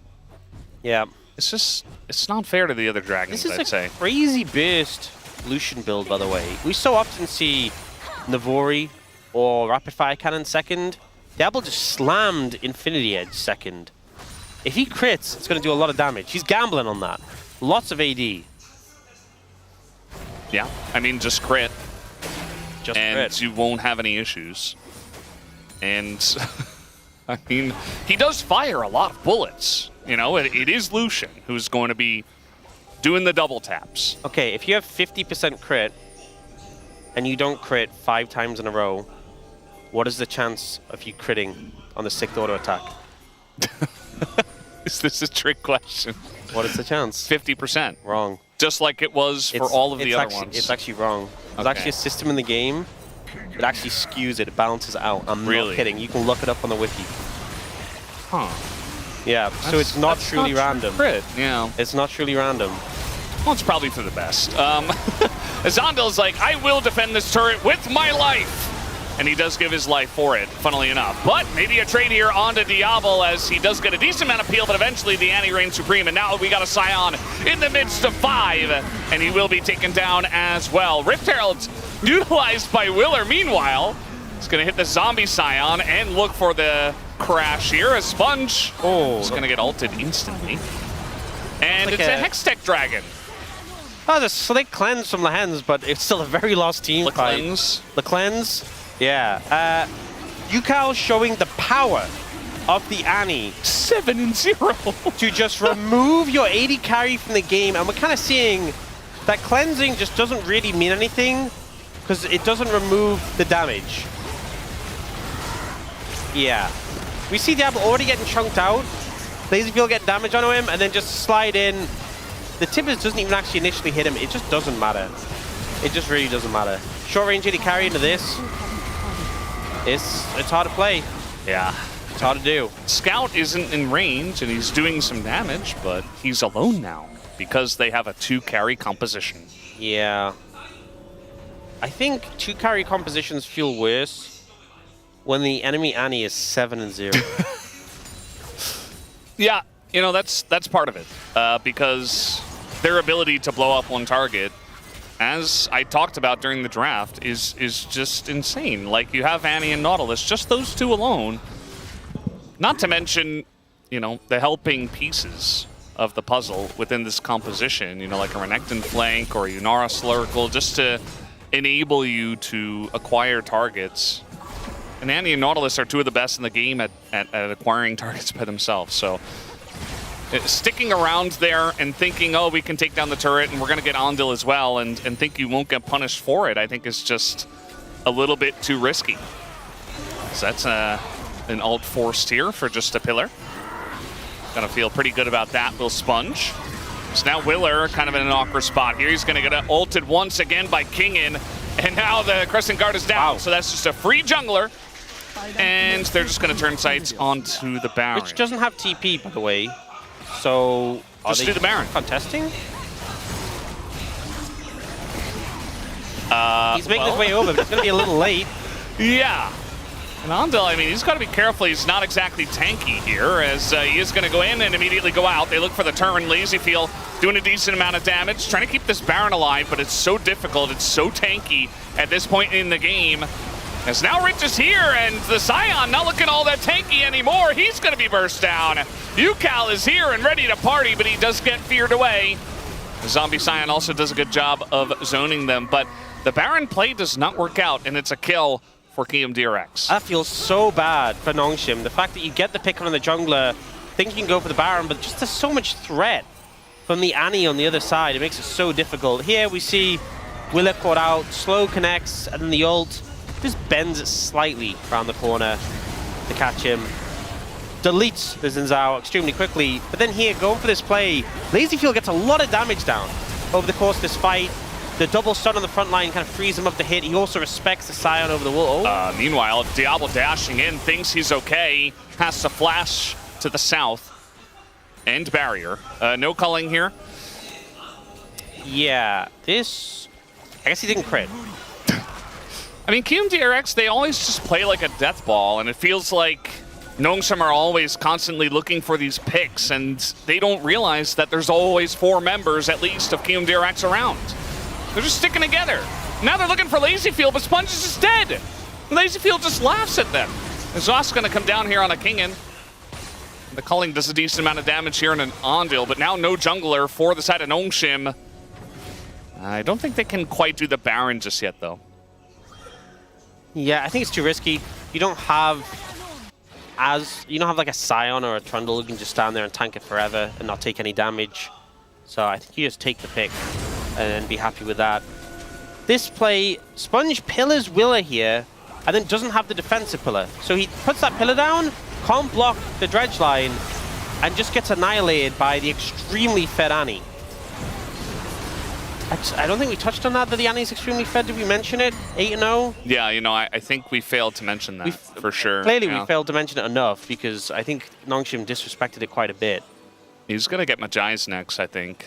It's either that or you just go for Death Cap. I mean, at this point... Majai's the movement speed as well. Yeah, I'm in with it. Your only job is to just get in there and blow a target up. Like, even if you die afterwards, you know, don't go building any Zonias or something weird like that. Just more damage, more burst potential. But then if you build Medjai's, isn't that not good if you're going to die afterwards?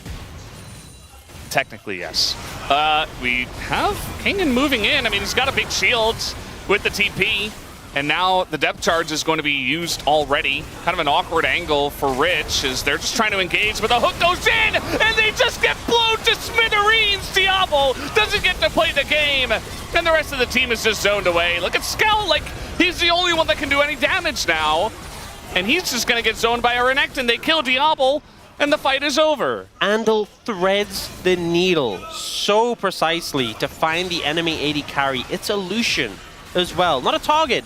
That's easy to catch, easy to pick off. He'd already been the ultimate, so it's just going to come down to, can you connect that dredge line? The answer is yes. Now, Nongshim going to try and contest this, but with no jungler, this is hard to do. Oh boy. Kingen is pretty tanky. And Yukal's like, I'm not even really going to bother with him. Just put Tibbers on him. Bit of damage is going to go down onto Rich, but they can just juggle this. Willer going to go in and tank now. And eventually some bursts from Scout, actually. Nicely timed, but Willer has Smite, and Scout does not. So Baron goes to Kium. Yeah, good job there from Willer.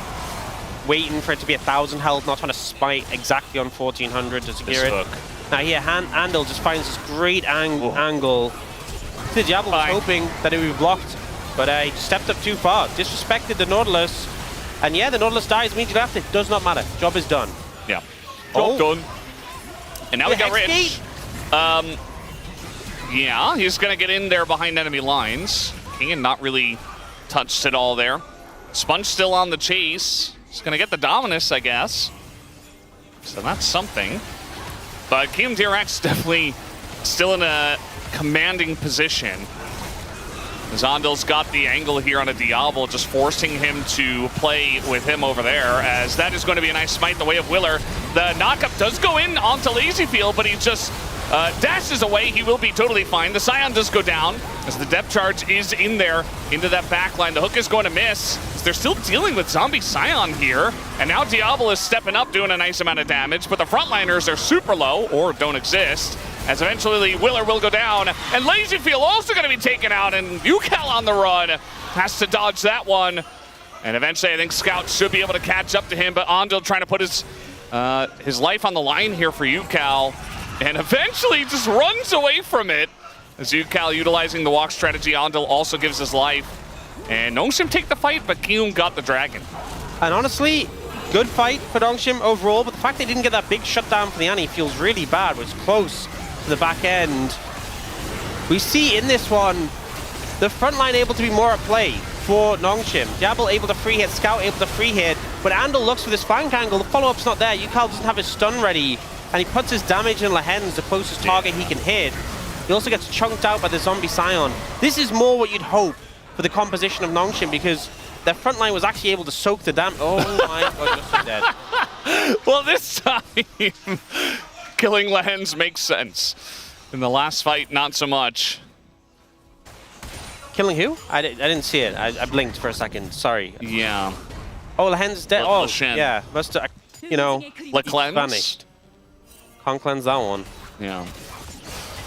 Well, at least he has only died twice in this game.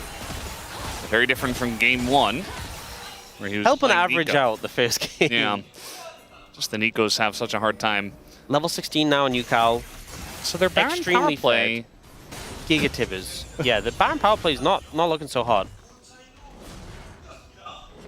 Yeah, not the best. I mean, they got the Hextech Soul Point.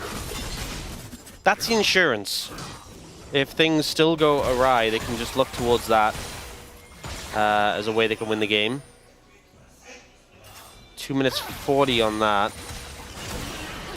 The mid difference in terms of potential damage. Like, it feels good when Scout gets one of these long extended plays. What?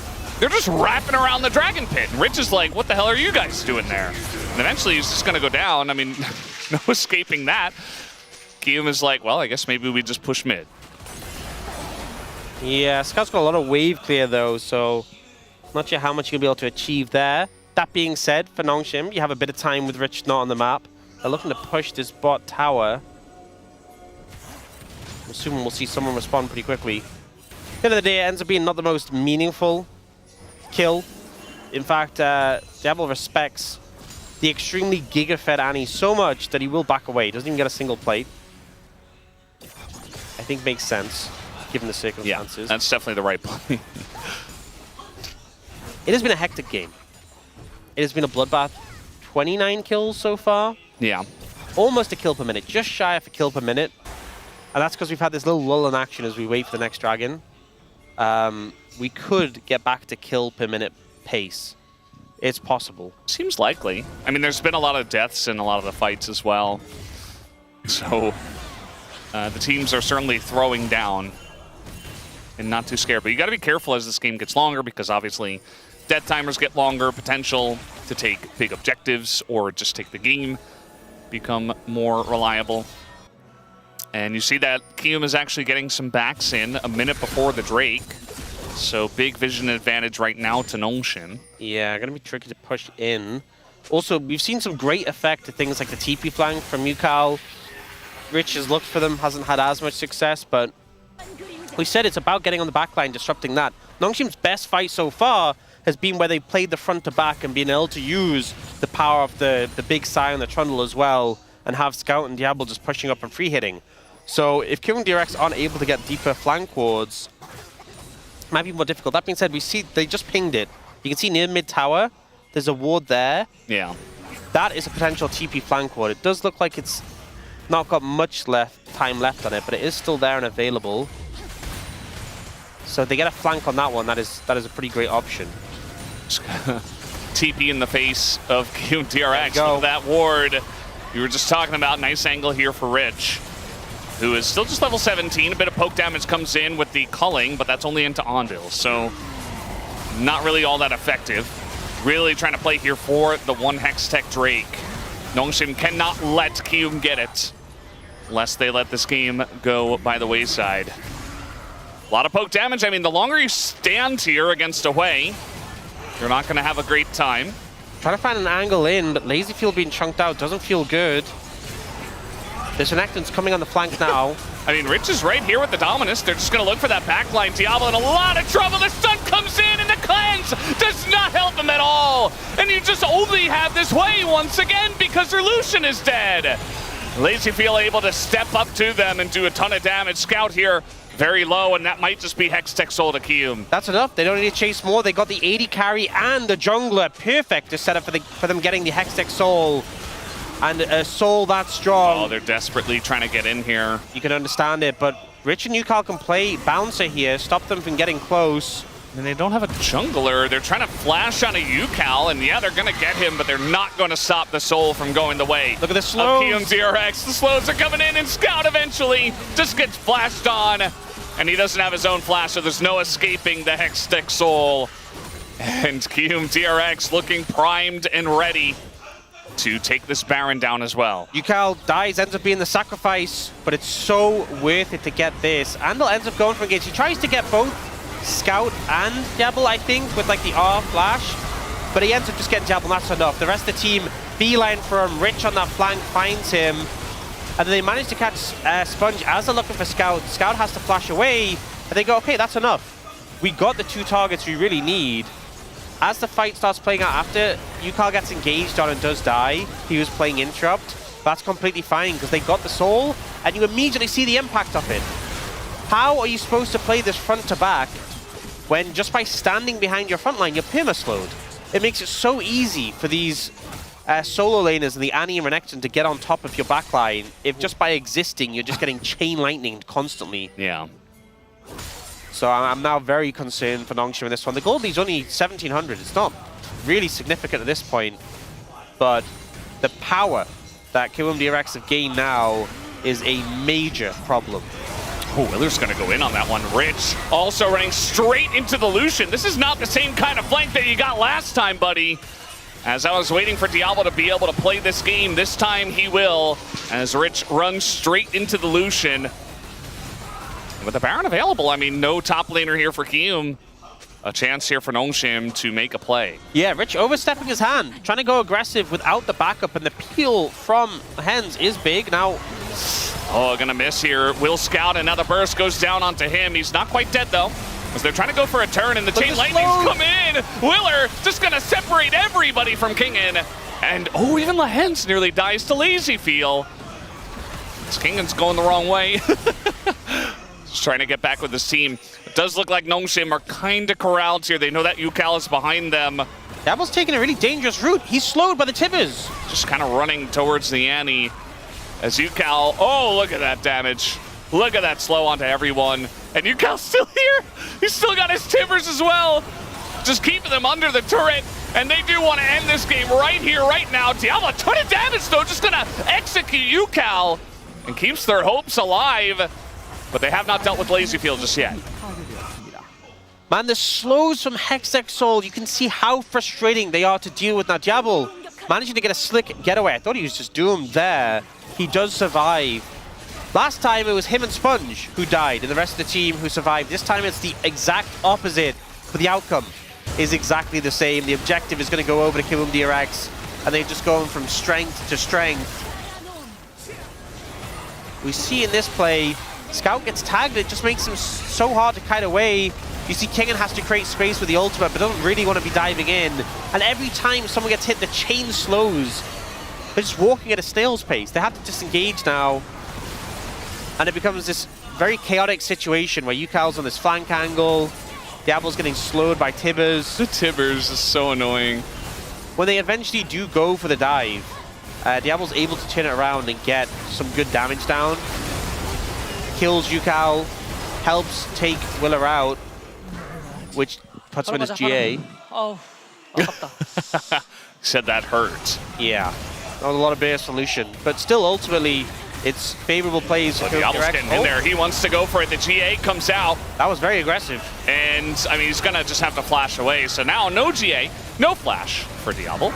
And the play here on a Diablo is incredibly aggressive, but they will lock him down. And just like that, it looks like the game might just be over. KRX, they find the main target in Diablo. Or maybe Diablo found them, I'm not sure which one. A little bit confused about that. As KRX look to try to push to end. The hook comes in, and they are going to find Scout, the other damage dealer. And now it's just King in against the world, as Lahens is not able to take him down, or help him out, rather. As LazyFiel's still alive in this one, and they should be able to take this one. KRX, another 2-0 against Nongshim, as they make it clean tonight. A huge win for KRX. Once again, show that they can topple Nongshim even with their newly traded 80 carry. And ultimately, it's a big one. I think the fact that they've been struggling at the bottom of the standings, getting these wins under the belt makes a big difference. And the team is just looking better and better in this round too. They took Gen G to 3 games and gave them a good fight, and now getting another win under their belt. Yeah, looking very nice. I feel like Nongshim not able to put on any pressure in these early games was a recipe for success for the side of Kium, because Rich got through lane easily, LazyFiel got through lane easily, even UCal. Love the Aura farm here from UCal. Very nice. Amazing. Have you seen that, by the way? Yes. Yeah, yes, of course. The kid in the boat? Yeah. Peak. Oh, you know what's my tough task now? POM. Yeah. Yeah, I don't know. There's a lot of good options. I think a lot of people will probably and justifiably go with UCal. But, maybe Willer. I think Willer's also a good one. You know what? I'm going to go with my heart. I didn't see it. Yeah, well, you'll have to find out. You'll have to wait and see. That means he's embarrassed by the vote. I'm not embarrassed by it. It's all right. You know, I think there was a lot of good votes for this POM, and I don't think I'll be disappointed no matter who gets it, because I think ultimately this was a team effort from KRX coming together. I do think the mid-jungle played spectacularly, though.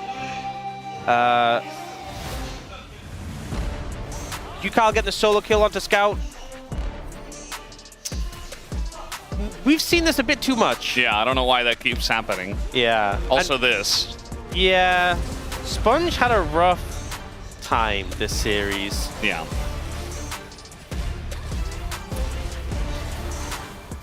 This dredge line was crazy. Yeah. Really was. Andil did his job. I think... Not sure how much value he got out of the Unsealed Spellbook, though. Yeah, but make the Nautilus work. And I think the target selection on Diablo, they did not let him play the game. Yeah. I think struggling with the short range of the Lucian, they just focused him down completely and played towards the dragons. And as soon as they got the Hextech Soul, you could feel that even though the game was leaning in their favor, it was still very close. As soon as they got the Hextech Soul, it just felt almost unplayable. The perma slows are so uncomfortable. It looks like UCal just missed everything. This was confusing. I think it was a desperation play, is my assumption.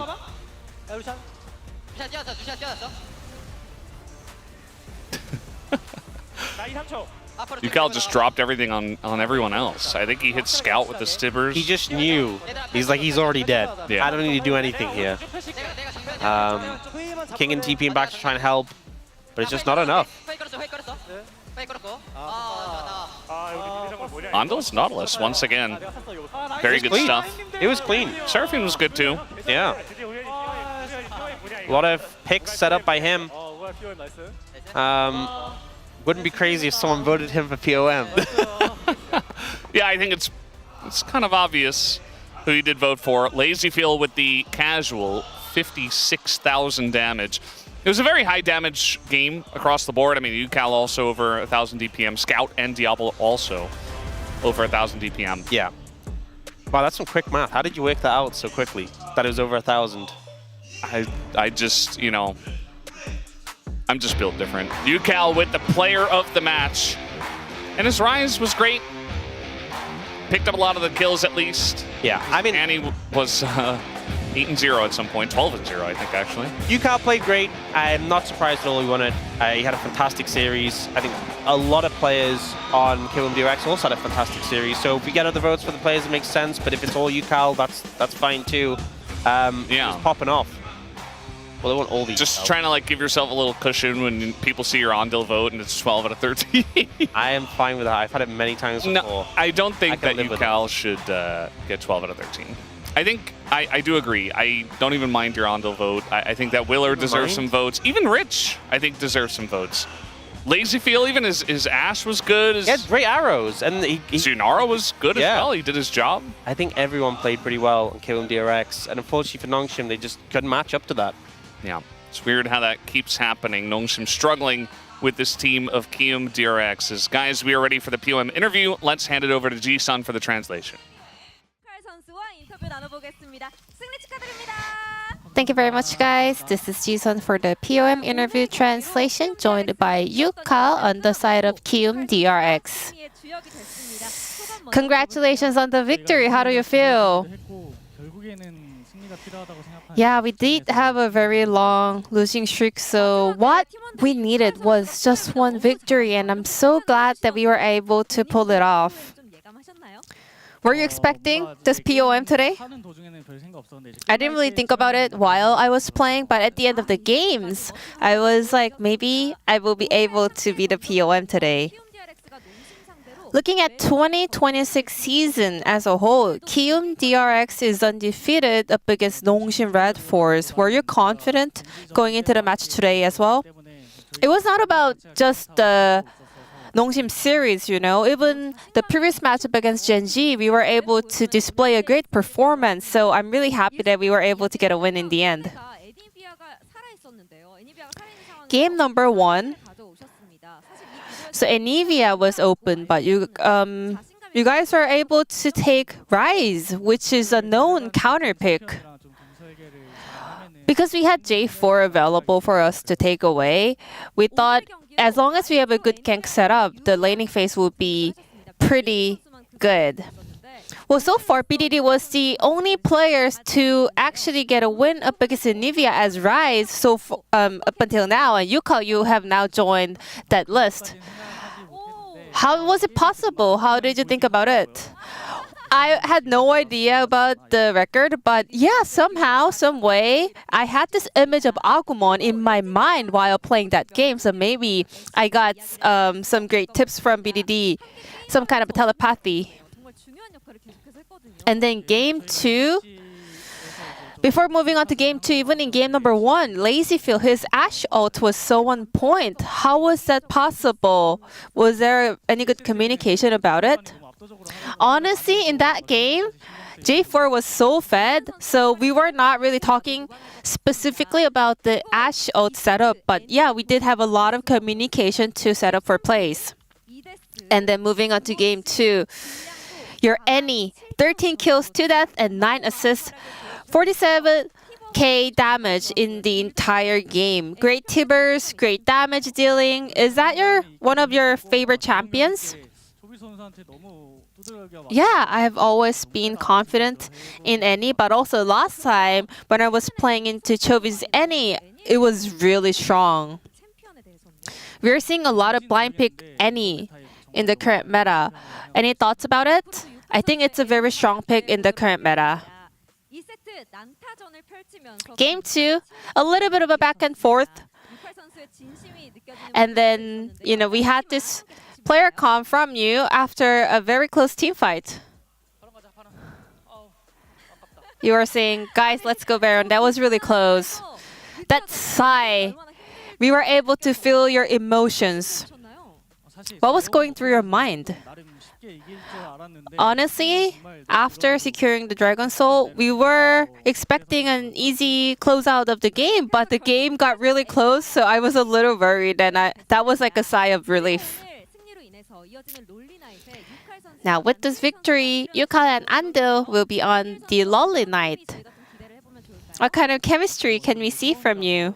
This is honestly my first time doing the Lolly Night, but with Andil, I'm pretty sure we're going to have a great show and talk together.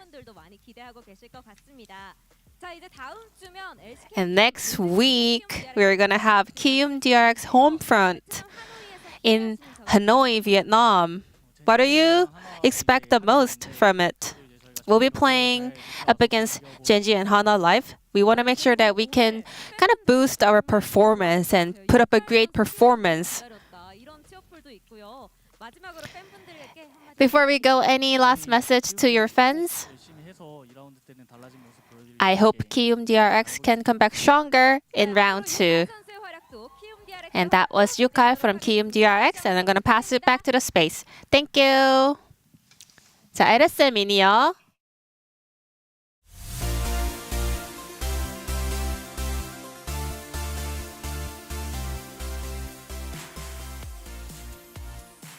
We're aura farming just like you, Cal, as there's only one person here on the global desk that had the foresight, but more importantly, the aura to predict Kiwoom. It was, of course, Wadid, the predictor of Kiwoom DRX.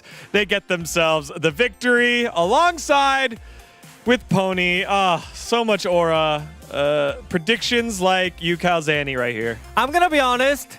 I thought I predicted Nongshim. You know, I just came here and I figured out, minus 1 billion aura. All the aura we just farmed, we just gave it away. All right. That just happened. I couldn't believe myself. I have to trick myself to trust in Kim. I mean, they did great. It was clean 2-0. It is. Maybe you're too good. You just don't remember. Yeah, so good that he doesn't need to remember what he did or said. I don't know if it was a clean 2-0, but it has been a changing of the guard here between Kiwoom DRX and Nongshim Red Force. 2026 has spelled good news for the Kiwoom stock of DRX. Nongshim have not been able to figure them out. It is now 4 matches in a row going the way of Kiwoom. So yeah, even though Nongshim, they had the insane trade just during the split, so we thought like they could have some better like chance to like bounce back from their form. But again, I think it's too quick. Like it's they didn't have enough time to kind of mash up as a one team. So I think they just need more time. Yeah, I mean, maybe you could see as the game got later, Nongshim started to figure out how they wanted to play, but really it felt like players kind of went in opposite directions. I mean, it was too late, but by the time like when they recognizes the kind of win con, I think the game, like even both game, I think the first game, surely we can kind of say like, oh, they falls on way too fast, so you can't recover. But it's you have to, as a pro player, you just have to just reset and then go to game 2 and then go for it. But I don't think today was the day for them. No, definitely was not. As we take a look at the Palm vote, Yukal getting all the votes except Daniel Ox Harrison, giving the shout out to Andal, who had some fantastic plays on the Nautilus, but the Annie. Support player. The Annie. All right, so I'm normally with Dan Ox Harrison with this, but especially because it's out. Justice for support. I'm out. I'm out, by the way. Like, I'm sorry. Wow. Not for this one. Wow. Turning into misfortune into fortune. So he had such a like struggle. Like I think he had the Rise issue and also the Victor taking the Bard portal. Like, oh yeah, the portal. No. Man, after that, now he's back. I think he also like posted on the Instagram that he felt bad about himself and like, I'm always trying my best to win the game, and that was not my game. And he said he's gonna try his best to like back in form, and this was the proof.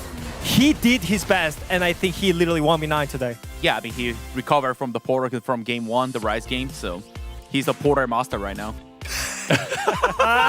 Uni, here you go. I already sent it the perfect day, perfect game, but I had to. I had to little bit adjust. Yeah, almost. A bit still, of an edit. It's clean game for Yukal for sure. Like, it's no doubt. Look here. Like, I was yelling, oh, it's an angle, it's a Yukal angle, it's a Tiber angle, and he pulled out. I can confirm there was a lot of yelling during this series because of the amount of plays that UCal and the rest of Kiwoom DRX were making on the edge. So UCal getting the shout outs from Huni himself. Pony, the predictor. Kiwoom DRX fans, please join Lolly Night. And Zeka and Chovy, please come to Hanoi, because they are showing up at the home front again. Really, Kiwoom getting a victory before the home front after a bunch of tough series. That bodes well for the team, the confidence, and the event itself.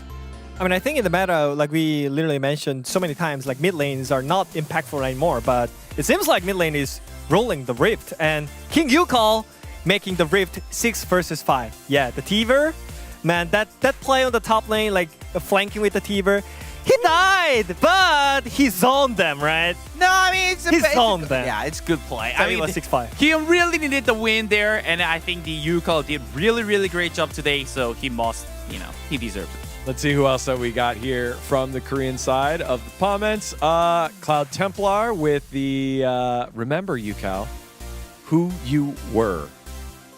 Exactly. He was one of the best mid lane. Right? And it has moments of being who he is. He could. He could. He may. He might. Perhaps. He will. Mayhaps. He will.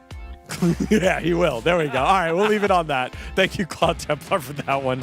As Kiwoom DRX, dang, they leapfrogged over the Bros and BNK KRX with that victory. Nongshim, they still hold firm after a great start to the season. It's a 4-game loss streak, other than the DN Automotive Supers, the longest loss streak in the league right now. Maybe some time with Diablo, they'll gel together as a team and try to figure it out with Kiwoom. Things looking good.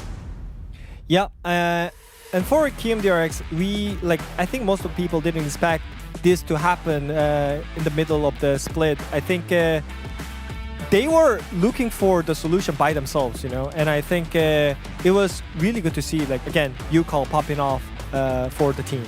And for Nongshim, they gotta find a way to get off the 4 losing streak. It really hurts. They were really close to be 2 left, but they gotta get out. I mean, I think the thing is, Nongshim, when they were playing against the lower tier team, they were smashing. Yeah. The issue was when they were playing against better team. But now, I mean, I think most of people just might say Nongshim is slightly better than Kiwoom DRX because in terms of the standings, right? But I think again, yeah, they need some solution.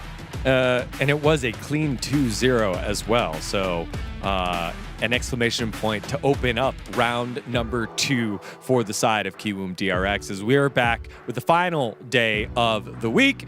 On Sunday, it's the roller coaster, bouncing back from a heartbreaking loss, and the Giga Chad Hanjin Brion going up after a victory, a big victory.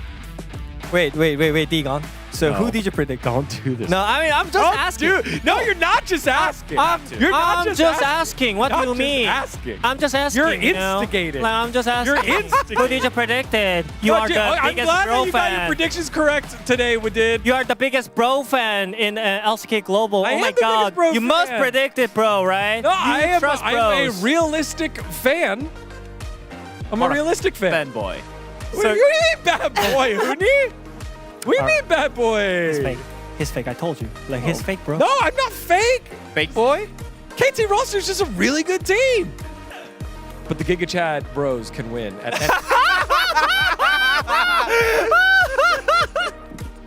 We'll also have BNK KRX and the DN Automotive Supers to close out the week. On behalf of everyone here at the LCK, thank you so much for watching. We'll see you tomorrow to close out week number 5. Bye-bye.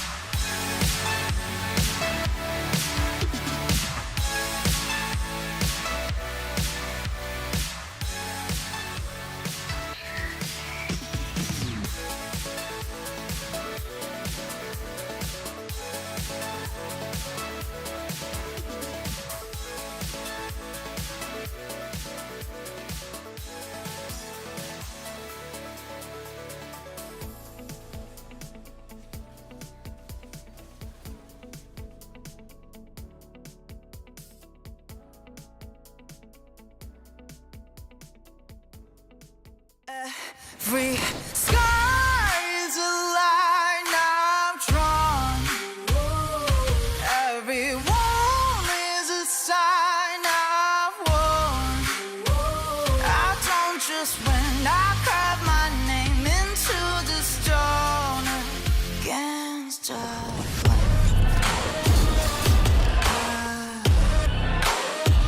I don't just win, I live my mark into the stone.